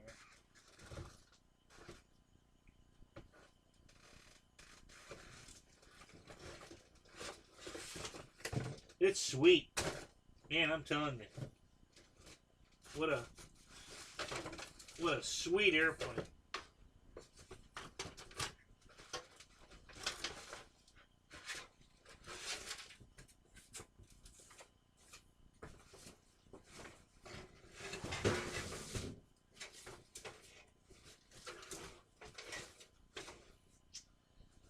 Where'd that thing go?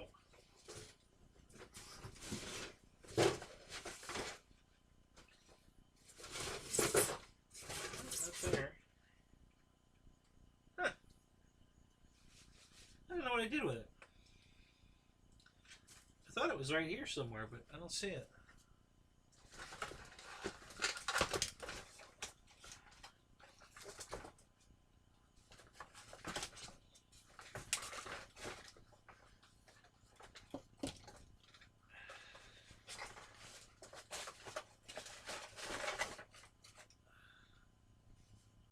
I don't know what to do with it. Damn it. That was solid gold, man. Solid gold. And I lost it. I don't know what to do with it. Damn it.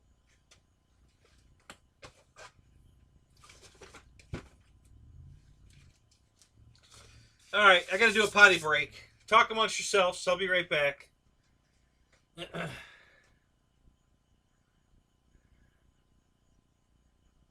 Don't do anything funny while I'm gone. Ryan, just be yourself.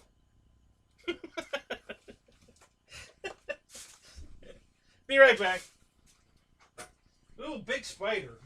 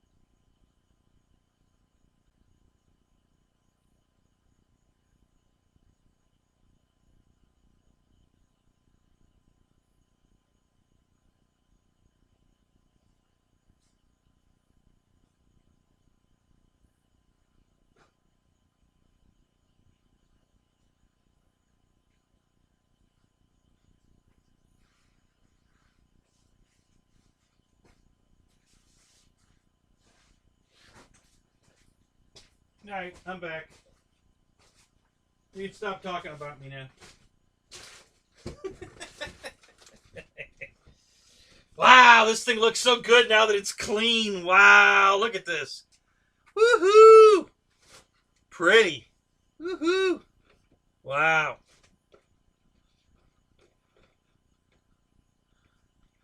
Awesome.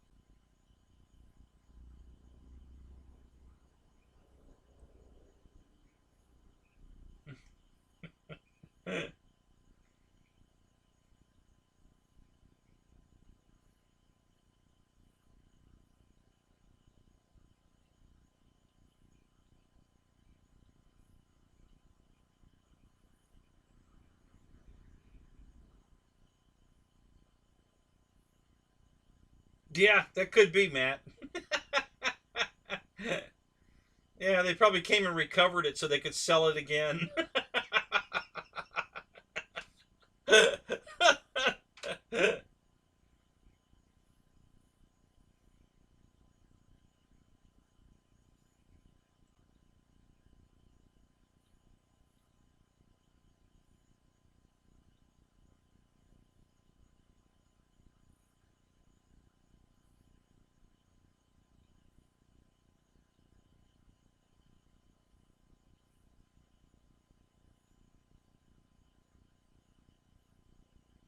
Yeah, yeah, that's what I was going for, Mickey. You know, trying to be the pilot. You know, the onboard pilot.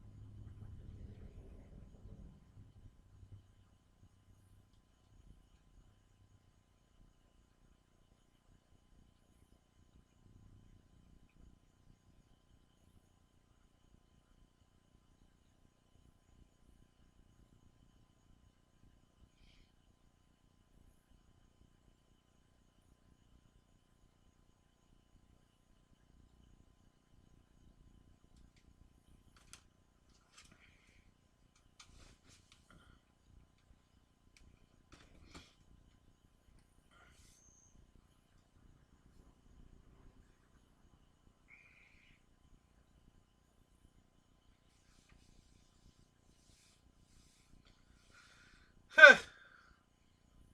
Oh, I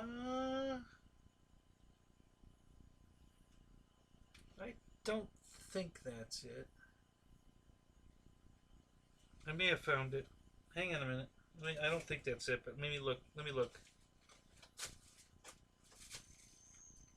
Yeah, that could be it.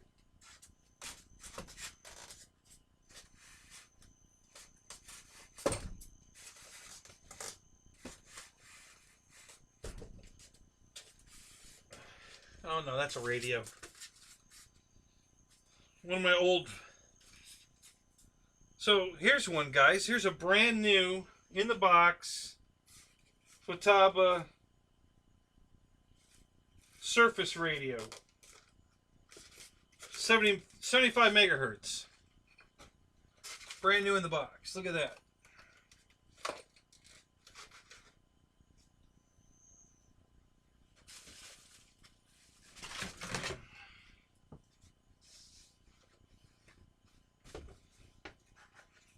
The cardboard box came unglued.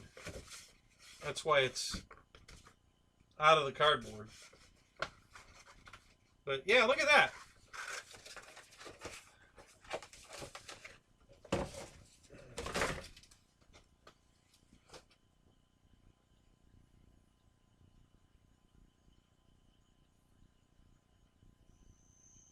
Worthless.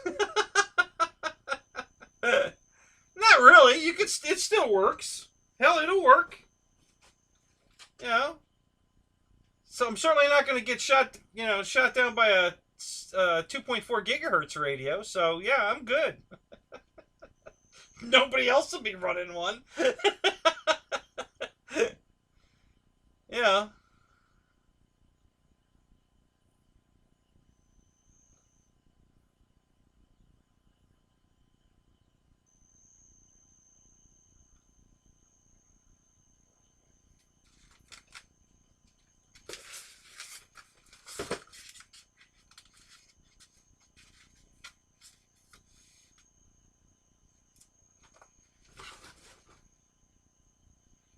Plug-in crystal. Ooh. Ah, look at that. Got the long wire. You know, the 3 feet of antenna.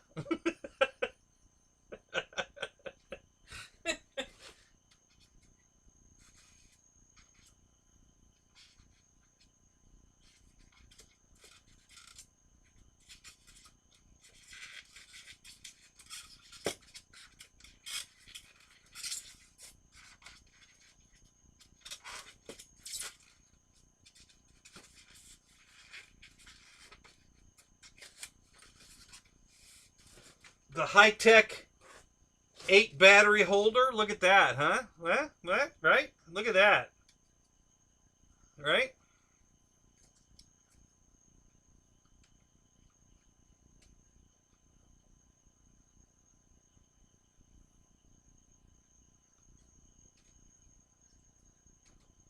Yeah. That's some high-tech stuff there, buddy. Look, I'm telling you. Eight double A's.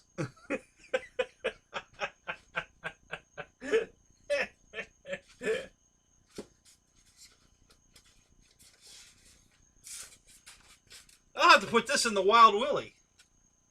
Then I'll have a period correct radio for a period correct 80s RC car.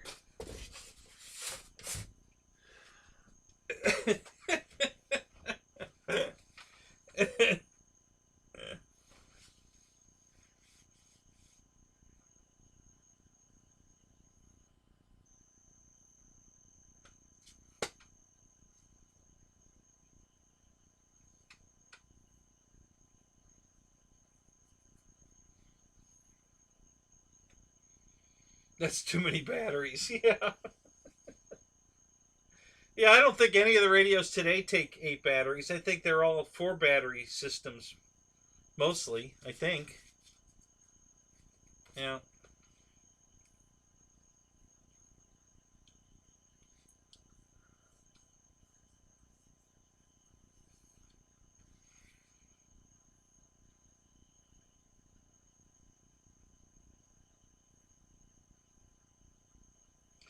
Yeah, right. So, but I got to glue the box back together first if Dana's going to buy it.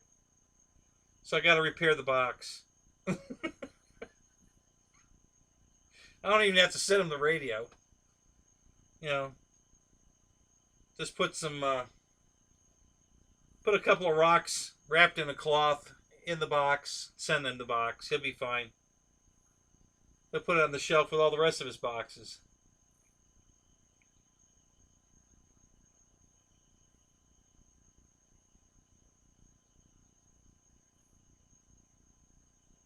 Yeah, Mickey. I knew where you were going with that one. Yeah, saw it coming.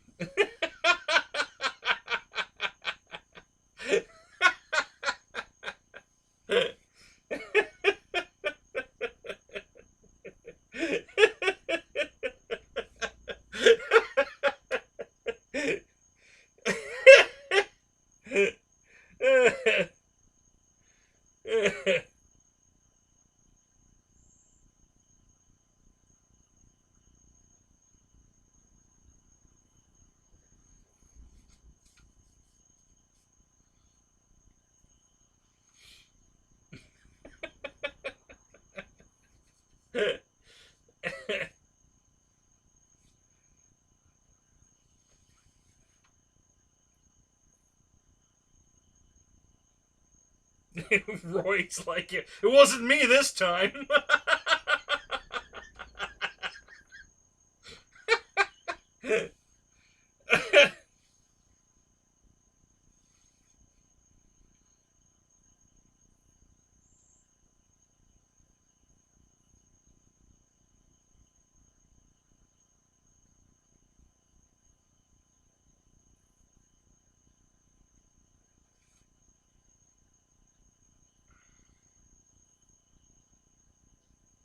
The 5 horsepower generator to power your transmitter or your handheld?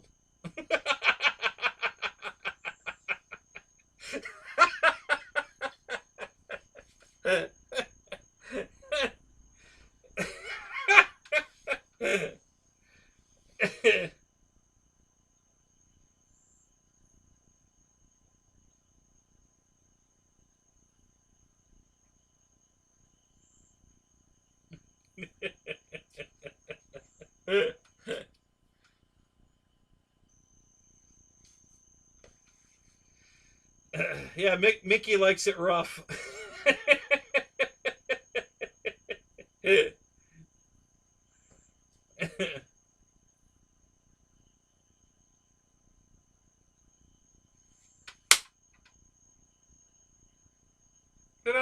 night. Now all of a sudden the mosquitoes are going to start.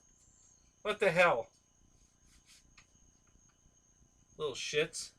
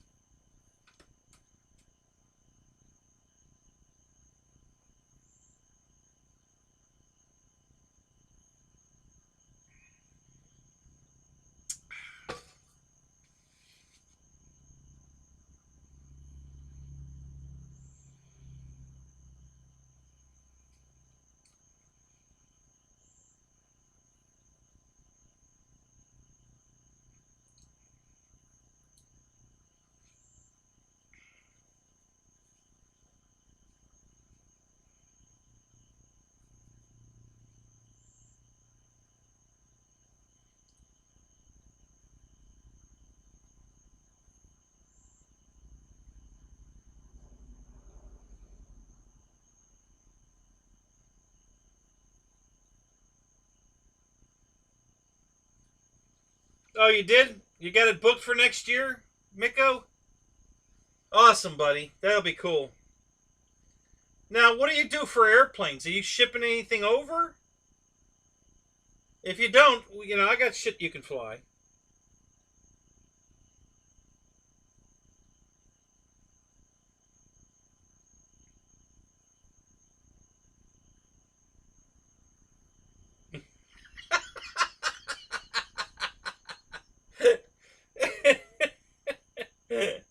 It's wind powered when you're in Bangkok, huh?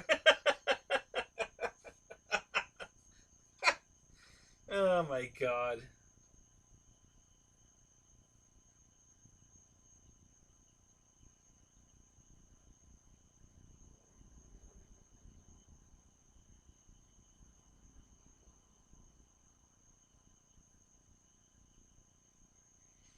Yeah, you could do that if you want, but I got shit you can fly.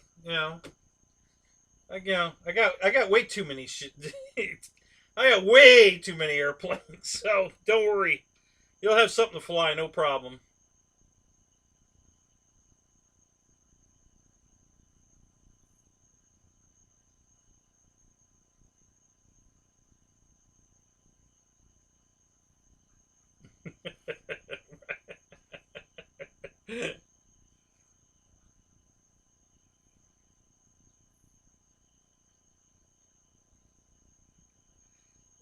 Bangkok Betty. Okay, there you go.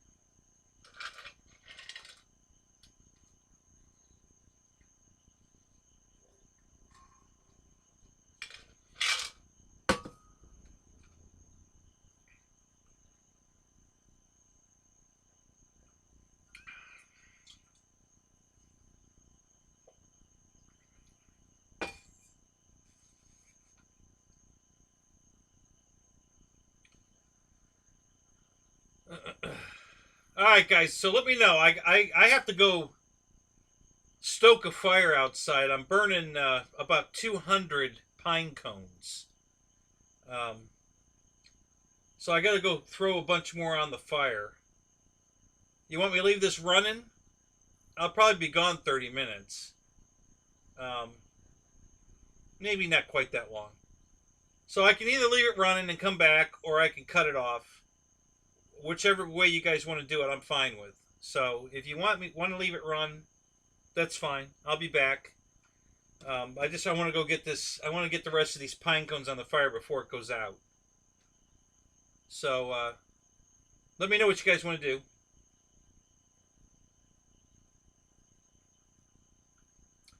So you're gonna check out Roy? All right, buddy. Have a good night. Keith Christie, look at you. Good to see you, buddy.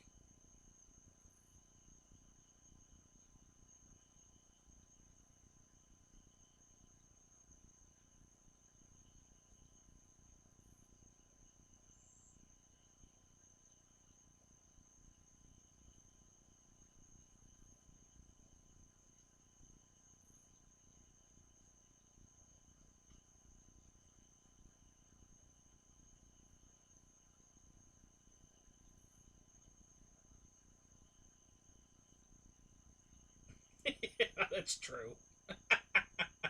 Should I put some music on? Yeah, I'll be right back. Well, I'll be back in a little bit. You got the RV-8 going? Oh, yeah? Have you flown it?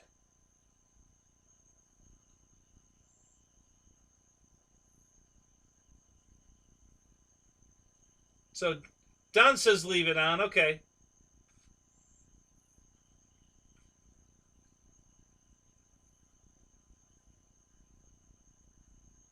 Turn on the bubble machine.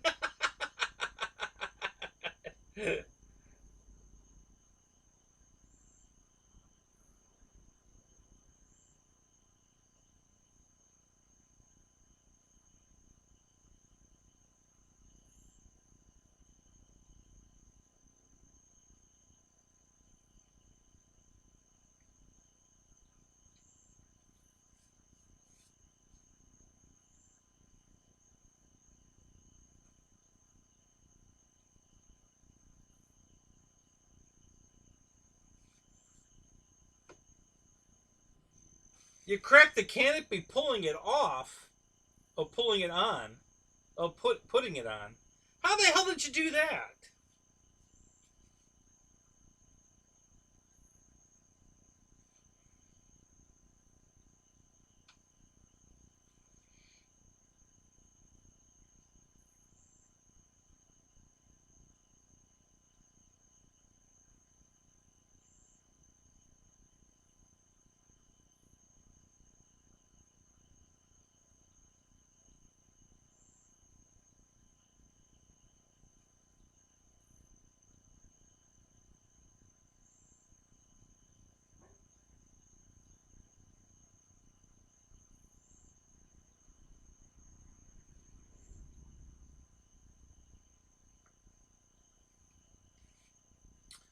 So when you have the wings off, Keith, try pinching the edges of the wing that slide into the pocket.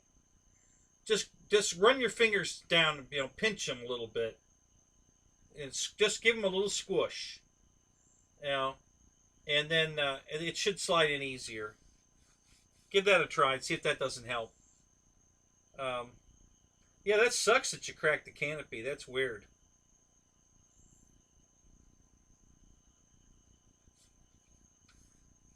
Spinner is kind of cheap. I didn't think it was. Mine held up fine until I crashed. And the new one's held up fine. So, um,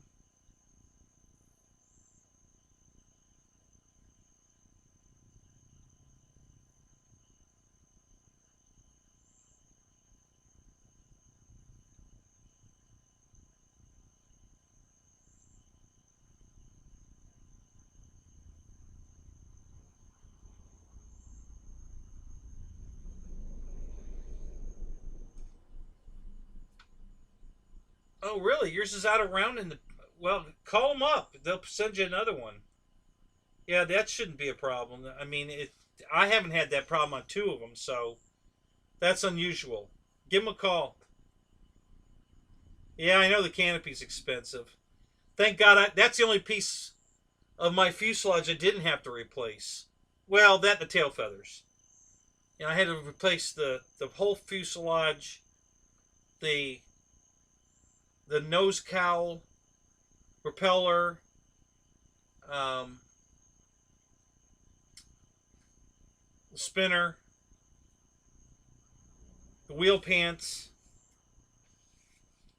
and then I repaired everything else, and it was fine until my Pilot Ryan tornado microburst, and the canopy crashed onto the wing and broke the left wing in half after I fixed it. So now I have a new wing on the left side and a repaired wing on the right side. And it's fine. I mean, the repair's fine. So it's not like... Yeah, the plane's perfect. It flies fantastic. So, check your plane, Keith. Put your carbon fiber spar into the wings out of the airplane. Just put the two wings together and see if they slide in all the way. The problem might be there's little plastic rings glued inside the airplane, but they're only tacked in with CA, and a couple of mine popped loose, and I had to re-glue them, which is quite a effort. So you might have one that's in there slightly cocked, and it's making it really hard to get the wing spar into it. So check that, because that was an issue with one of mine. So look at that closely. Make sure that the spar is sliding all the way into both wings. You know, put them together and then hold it over the airplane and see if they're in. They should be in farther than where they would seat. And if they're not, then there's your problem. You might actually have to cut the spar down a tiny bit. Got the rings in right. I really wish they wouldn't use CA on stuff like that. It's just not a good glue for that.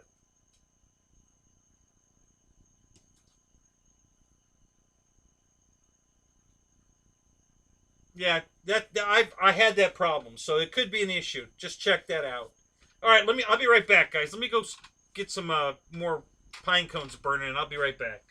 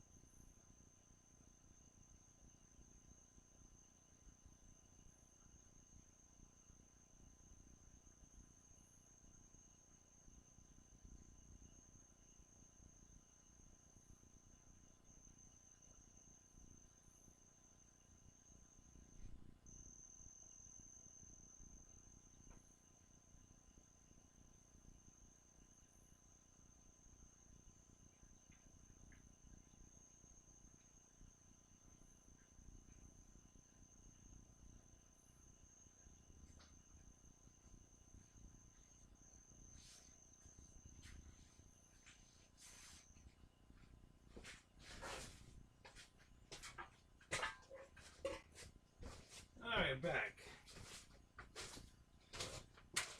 I don't know how long. How long was it gone? I don't even know. Oh, shit. Oh, that wasn't good. Yeah, I really didn't want to break that. Oh, well. It could be fixed. Alright.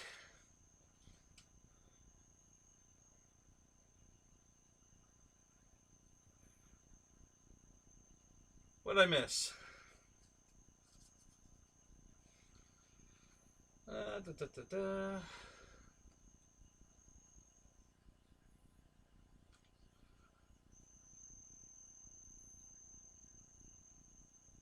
I stepped on the Quickie 500 tail. Cracked the cracked the horizontal stabilizer. It's balsa, no problem, easy fix.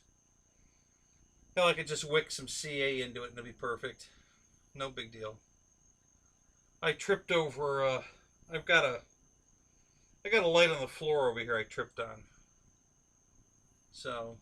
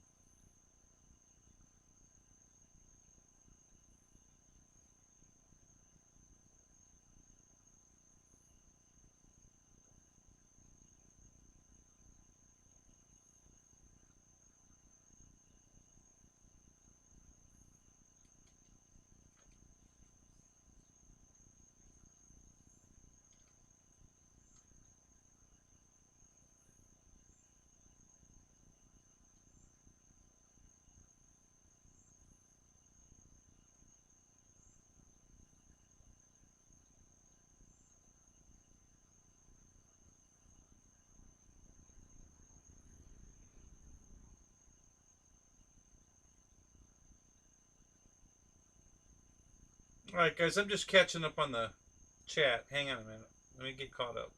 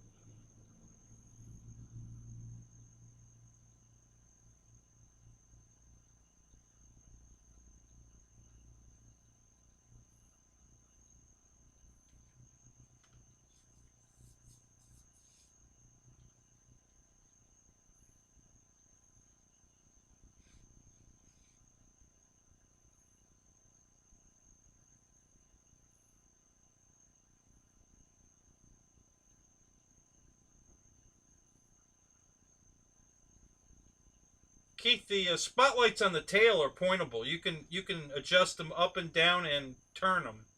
They're totally adjustable. So just point them where you want them.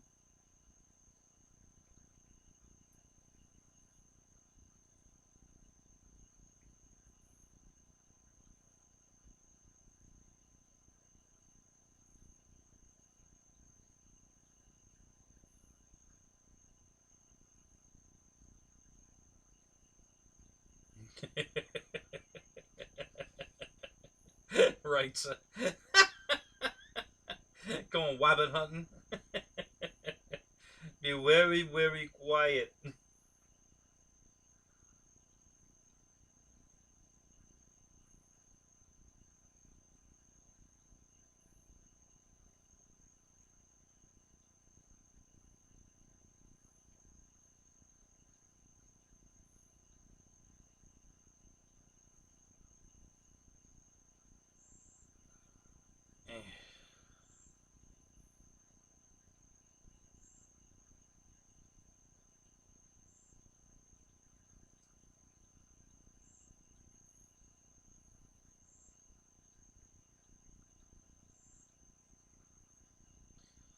Well, Keith, you definitely want to take the RV-8 to the neighboring city, the Fun Fly.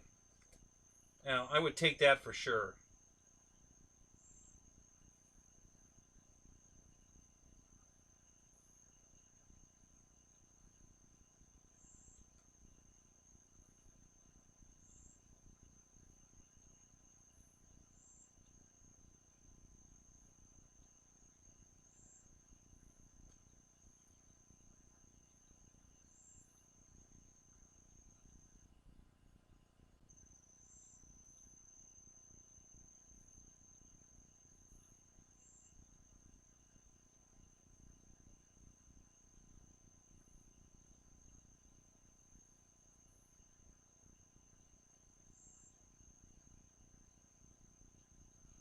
Yeah, definitely the RV-8's a good windy plane for sure. You know, the aura stabilization just makes it a dream to fly in the wind. So I'd definitely take that one.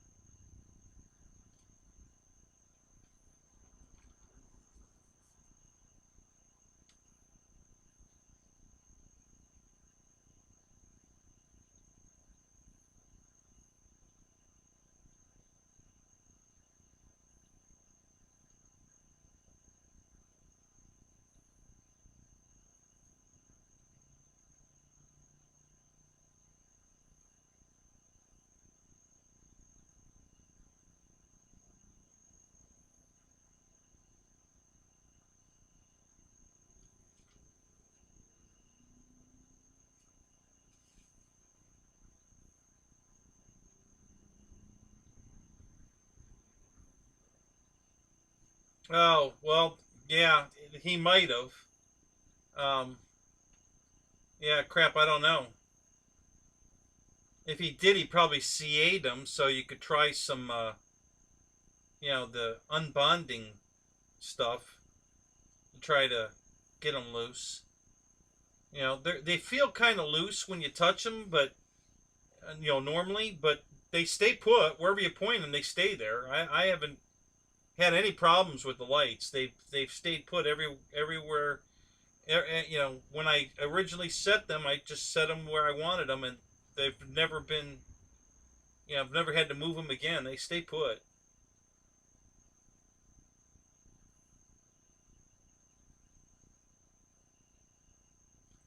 No, I don't put my battery anywhere near the front. I don't even use the front strap. You've got 4 straps in that plane, and I don't use the front one or the back one. I use the 2 in the middle, and that's where I put the battery. And it balances out perfect there.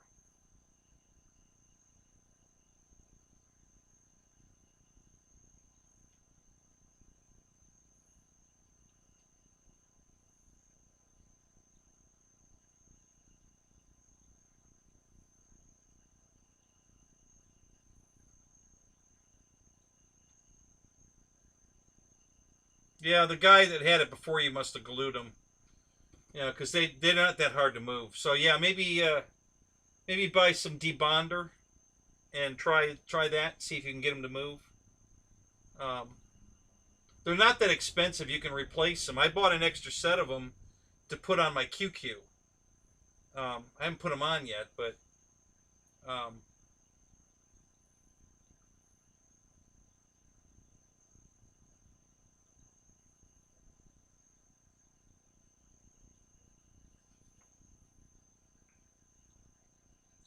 yeah, I've got the old fuselage sitting right here, but I took the straps out of it, so I can't really show you. Well, I kind of could. But yeah, I don't use the front strap or the back strap. I only use the 2 in the middle. So yeah, I mount it there. It's I mean, it'll fly wherever you put it, but it's gonna probably nose, when you, because the RV8, once you trim it, will fly straight and level, right side up or upside down. You can roll it around and it just keeps flying straight and level, no matter where you put it. But if you've got the weight too far forward or too far back, it will either nose up or nose down. And you'll have to continuously trim it. So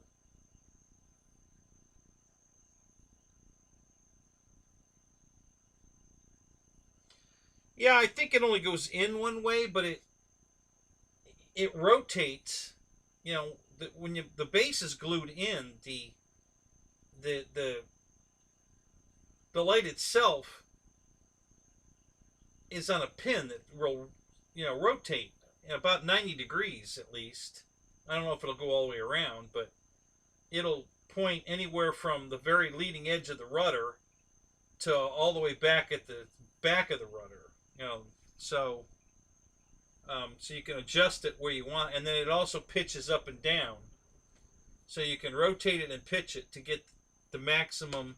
I try to have mine pointed directly at the 8 that's on the tail. So I have the light focused right on the 8.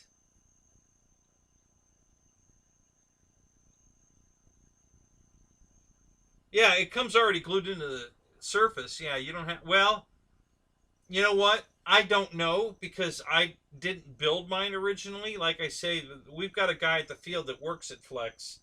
So when you buy a plane from him, he puts it together for you, brings it to the field, and he'll even test fly it for you if you want him to. Now he didn't put. Well, he originally put the Aura. He set it up for a Spectrum, even though I didn't want him to, and he kept hee-hawing around that he didn't know how to do it in Free Sky, even though there's a program built into the programmer when you download it from Flex for the Free Sky, and but he wouldn't do it. And I got shot down with the Spectrum. So when I put all the new parts in it, I redid it myself, and I put the Free Sky setup in it, and it works perfect. And I've had 0 problems, and I've been flying it now. Oh God, let's see, at least 6 months. And I fly it every weekend at the field. I probably put 6-8 flights on it every weekend because I just love flying it. So yeah, and it's been flawless ever since I put my Free Sky radio in it.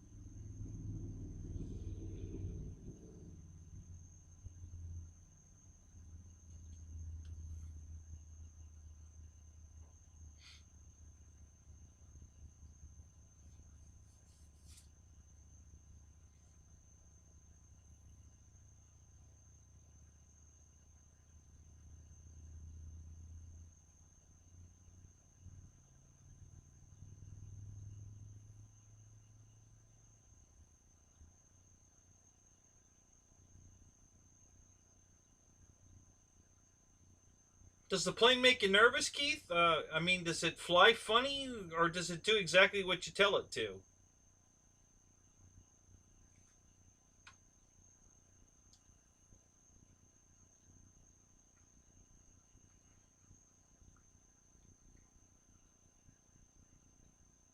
All right, Paul. Hey, thanks for coming in. Good to see you. Have a good weekend.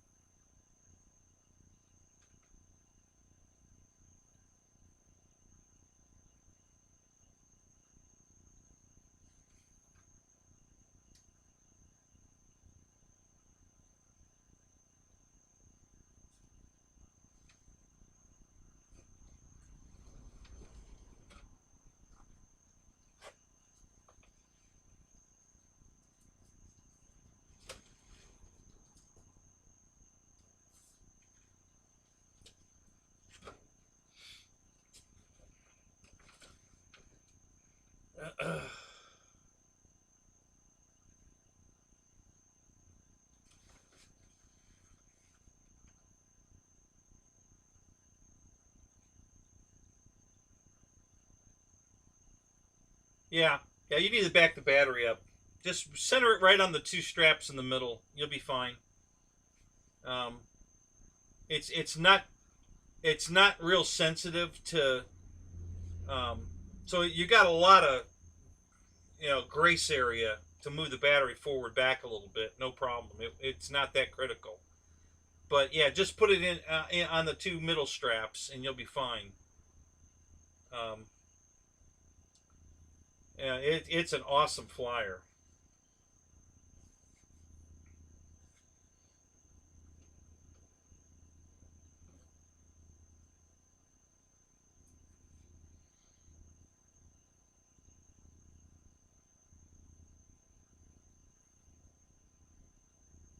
Yeah, I fly all the time, Juno. I mean, every weekend for sure. Sometimes during the week, but I'm kind of busy right now. Getting ready for the shop to go up, and had some other projects to do. Got a car to fix tomorrow.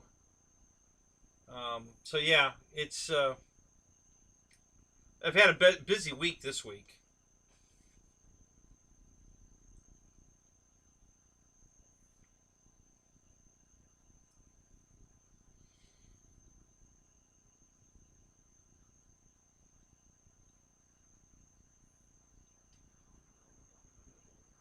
So you're shopping. You're gonna go Hawk, MiG 29, or P-47. Uh, I don't know which Hawk, which MiG, which P-47.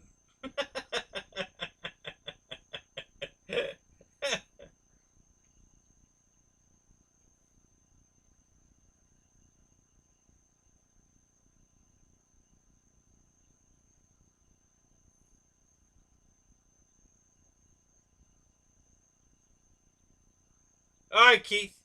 Have a good night, buddy.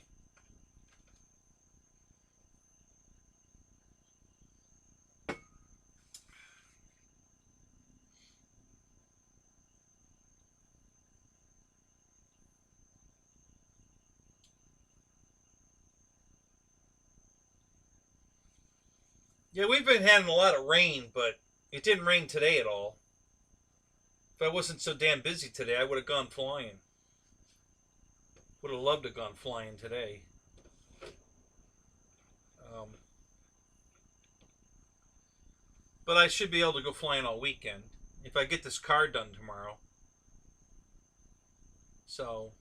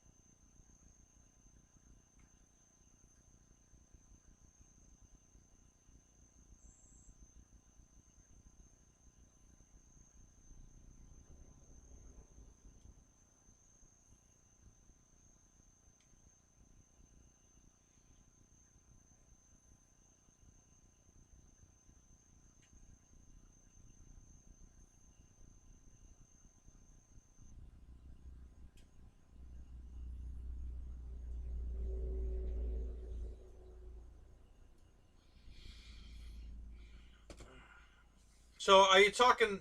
Are you talking the BAE Hawk? Is that what you're talking about?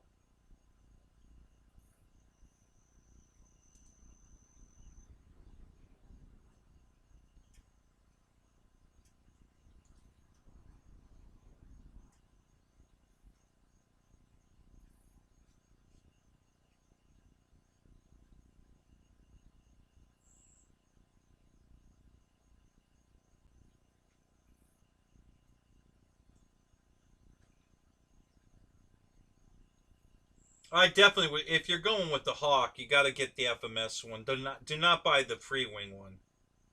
It's crap. I'm sorry. The guys at the field have had nothing but trouble with the landing gear. Of course, they're not the greatest flyers either, but um, there's just no comparison between the two. The FMS one is so much nicer.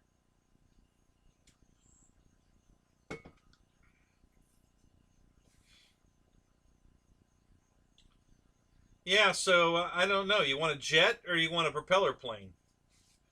You've got enough jets for crying out loud. Do you have how many propeller planes do you have? You got a boatload of jets. Um,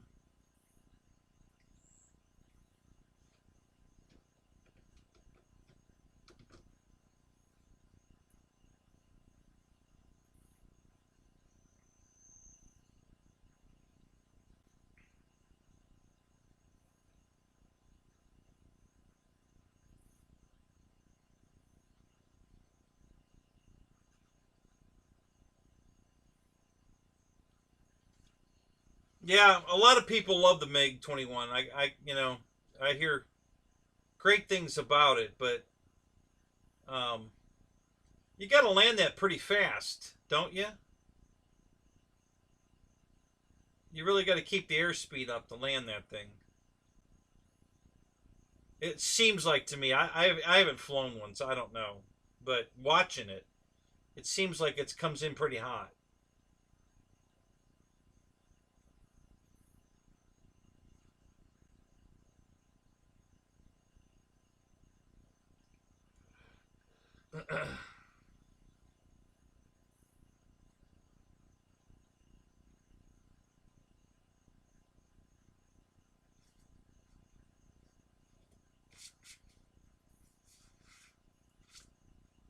So are you gonna paint the MiG Blue Angel color scheme?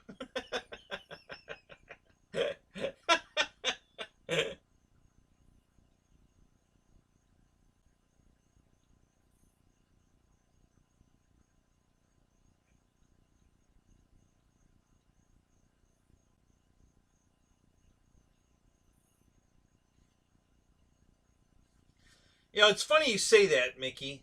Um, the guys I've seen fly it, they play with it in high alpha. I've seen them play with it, but none of them land them in high alpha. You know, which surprises me because if at high alpha's that good, why wouldn't you want to land it that way so that you can bring it in nice and slow and gentle? These guys come in like a rocket ship. It's crazy.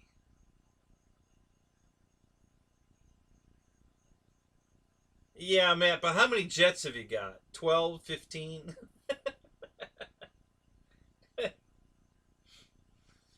I don't have the 1500 FMSP 47. I have the 1700. Everybody says the 1500 flies great. I've never flown one. Um, like I said, I have the bigger one, the 1700, that they don't make anymore. I don't know why. And I haven't flown the 1500, so I can't tell you if. Everybody says it flies awesome. That's all I know. Everybody thinks it's fast. Nobody complains about the speed of that one. They think that one's fast enough. Um, you know,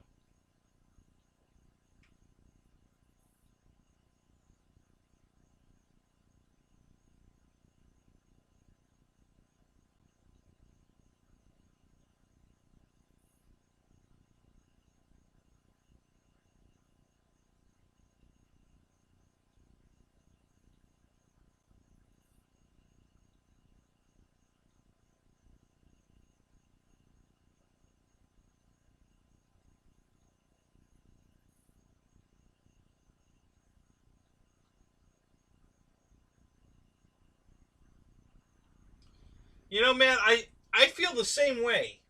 It seems too fat, short, and stubby to me. You know, it's a Razorback. I don't mind that.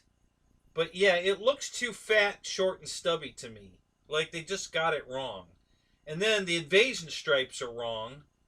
You know, the paint scheme, I don't like, you know, that they couldn't get the invasion stripes right. Um, so yeah, I had some issues with that plane. So I didn't want it. Um,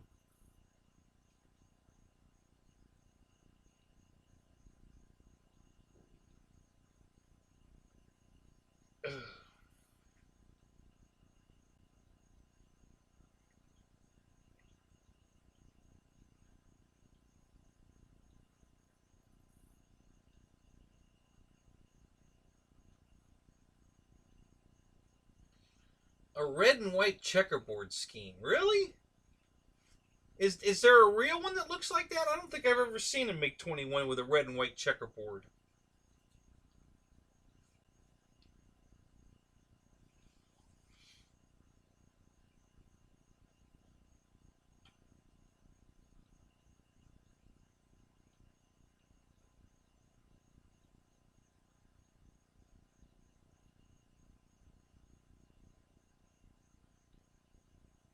Yeah, that's interesting, man. I haven't seen that one. Sounds cool. I haven't seen it. Red and white checkerboard on a MiG-21. Is it just like the tail surfaces that are checkerboarded, or is the whole wing? Um, how do they have it painted like that? You know what? Let me look. Maybe I'll just do a search and see if I can see it.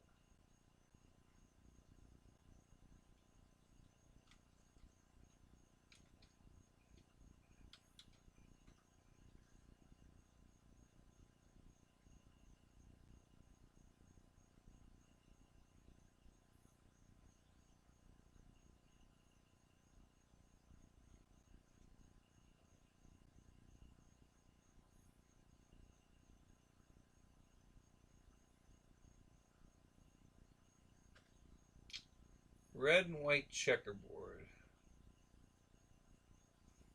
Hmm. Ouch.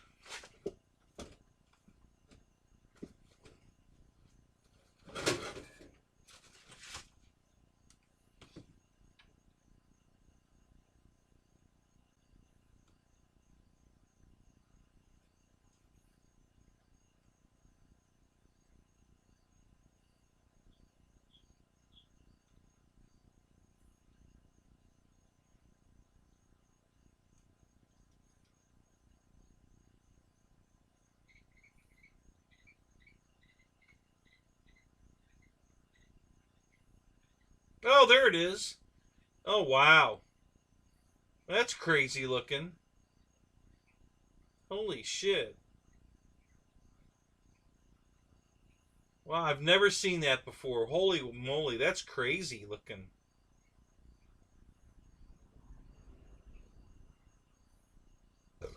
Well, I've never seen that done before. You'll be unique with that. Holy crap, look at that.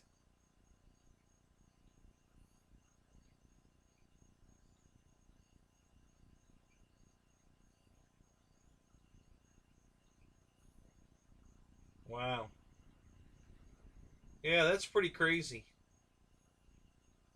I have not seen that one before.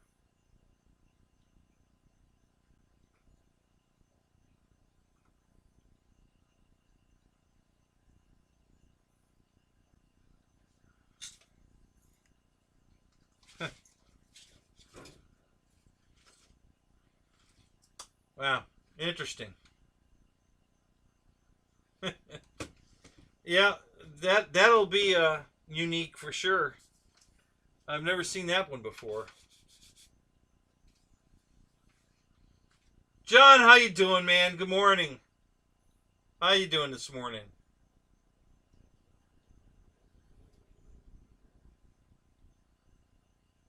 You're not getting notifications, John? Yeah, YouTube, man, they just can't keep their crap straight at all. I don't know what their problem is.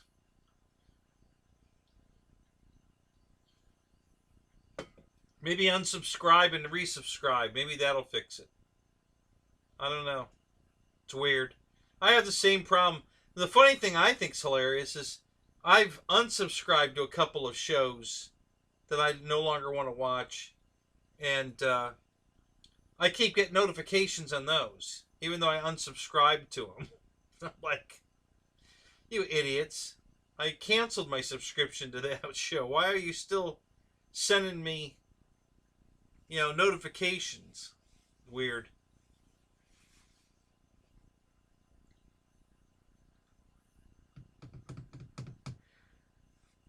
Oh, I was just going to look something up. What was it?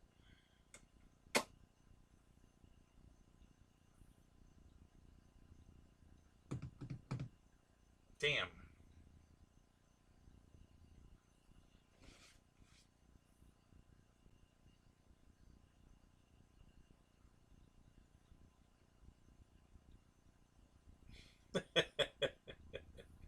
You did, John, huh?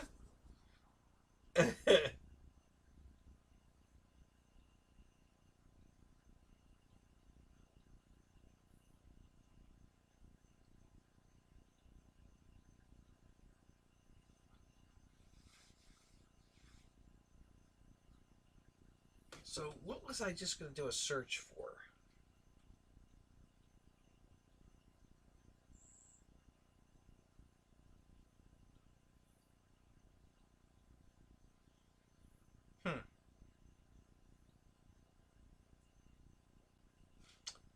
Damn it, I can't remember.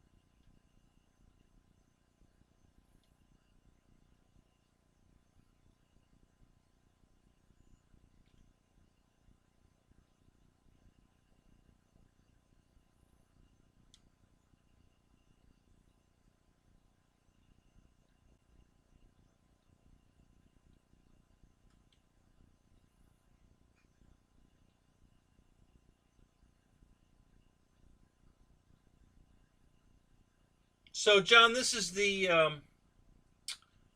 PC-9 that Banana Hobbies used to sell years ago. I've had it for about 6 years. I just haven't been able to put it together because I don't have any room to keep it once it's put together. It's just too big. So it's a fiberglass, balsa kit, ARF, and came with retracts, and I'm pretty sure they're air retracts. For some reason, I'm kind of thinking they might be servo retracts, but I don't remember. I think they're air. I'm not positive, but I think they're air. So yeah, it's been around a while. There's one on eBay right now. So if you want to look up here, I'll give you the link. I think this still works. Let me check. Yeah. So there's the link. There's one on eBay right now. The guy's selling. And all the specs are on the box. So if you want to look it up, you can see exactly what it was.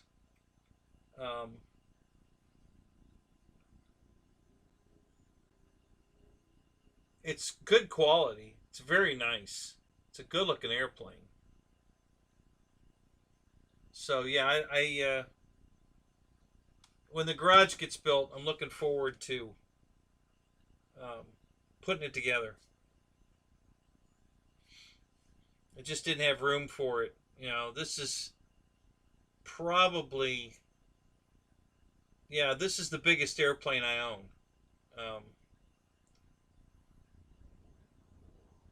And I don't have room to put it together in the house or out here. And once it's together, I wouldn't have any place. I wouldn't have any way of keeping it anywhere. Now that the trailer's done, I can probably get it in the trailer.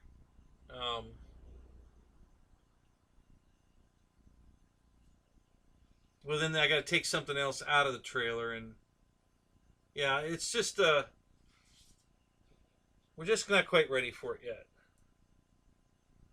But I'm hoping the garage. I hope the garage gets done by the end of this month or the first part of next month.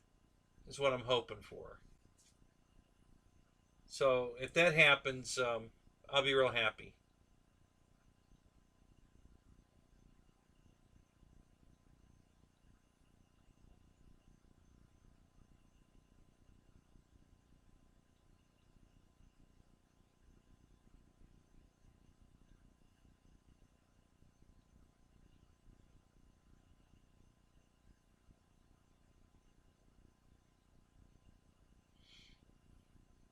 Which new Cub, John? The Carbon Z Cub in orange?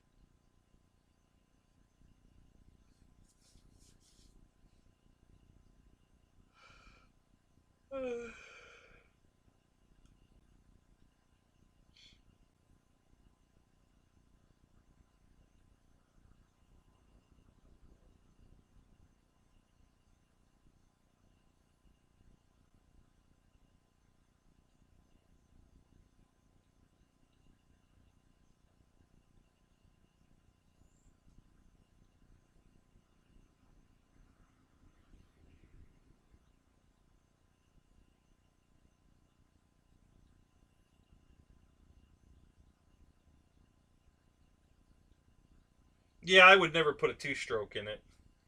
I wouldn't, honestly. The only way to go with this would have been a real turboprop or electric. I wouldn't do it any other way.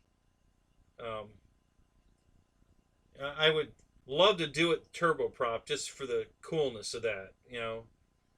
The way it would spin up and the sound and everything would just be so so much cooler than a jet because of the propeller. You'd have not just an audible sound, but a visual as the propeller would spin up. So yeah, it would be very cool. So that's the only way I would do it. There's no way I'd put a two-stroke or a four-stroke in it. There's just no way. Not on this plane.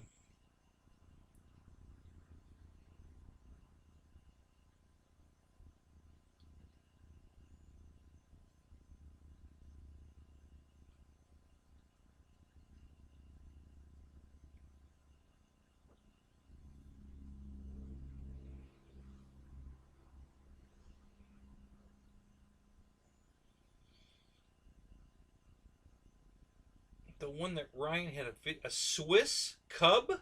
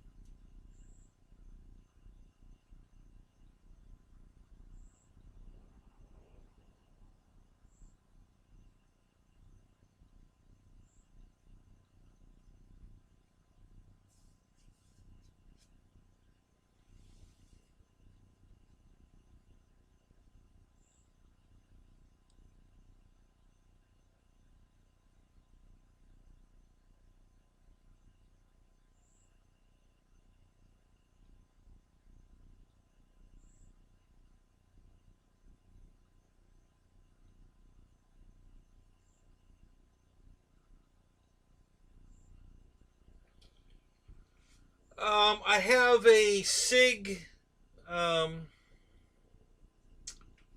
60 size T-clip. That's the one with the clear windows. That's brand new in the box, and it's sitting right over there. What other ARFs do I have?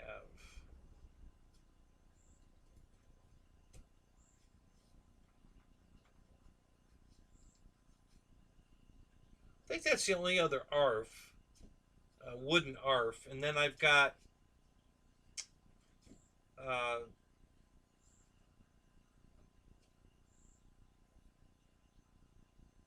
let's see, I have the YF-23 jet from LX Models. I haven't put that together yet.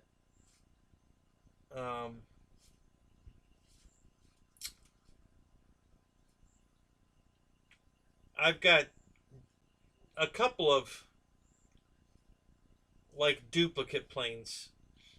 Like I just bought a second FMS Pitts, and I bought it because mine got boogered up at the Pilot Ryan event when the canopy crashed. It's flyable. I mean, I fixed it. It's all flyable, but it's not as pretty as it was. You know, the thing was absolutely beautiful. So while they were before the price went up, I bought a second one just to have it. So I'm not going to put that one together until I've either destroyed this one or whatever. But yeah, it'll just sit in the box. It's fine. I bought a second EC 1500 because they had it on sale, dirt cheap. So the bind-in fly is normally $3.99, and they had it on sale for $277. So I had to pull the trigger on that because that's a great airplane. I have a gunfighter paint scheme 1450 P-51 Mustang from FMS. That one I probably will stay in the box. I don't think I'll fly that one.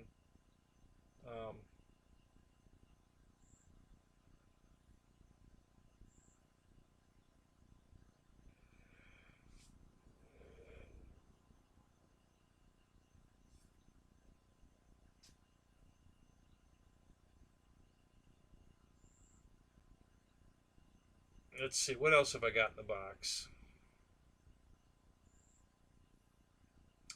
I have a few airplanes in the box.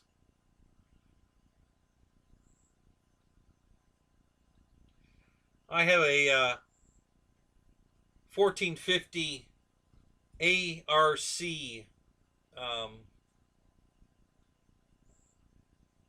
T-28. I have a flyable one right there, and I have a second one of those new in the box. Let's see, what else?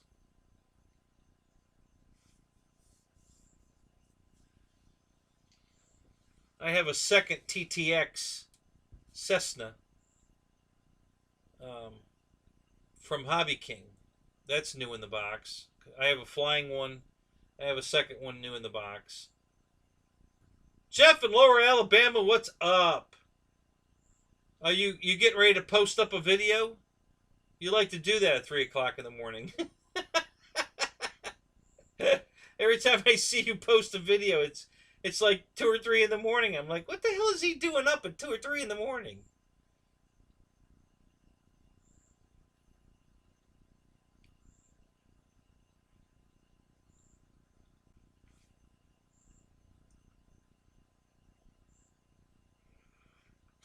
What else do I have in the box? Let me think. I don't have a lot of planes in the box, but I got a few.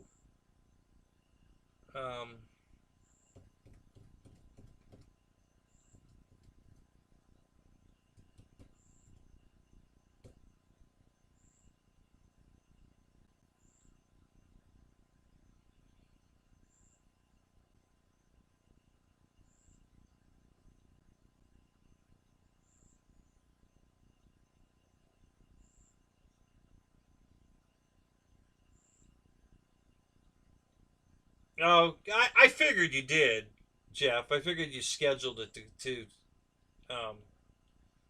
go live. I don't know why you I don't know why you do that. Why do you want it to go live at like 3 in the morning? I think you'd get more hits on it if people are awake, like at work or just got off work, got home, something like that. They go on their computer and all of a sudden, bam! You know, your just posted flight pops up. You know, they're going to click on it immediately right then. Boom! They're going to want to see it.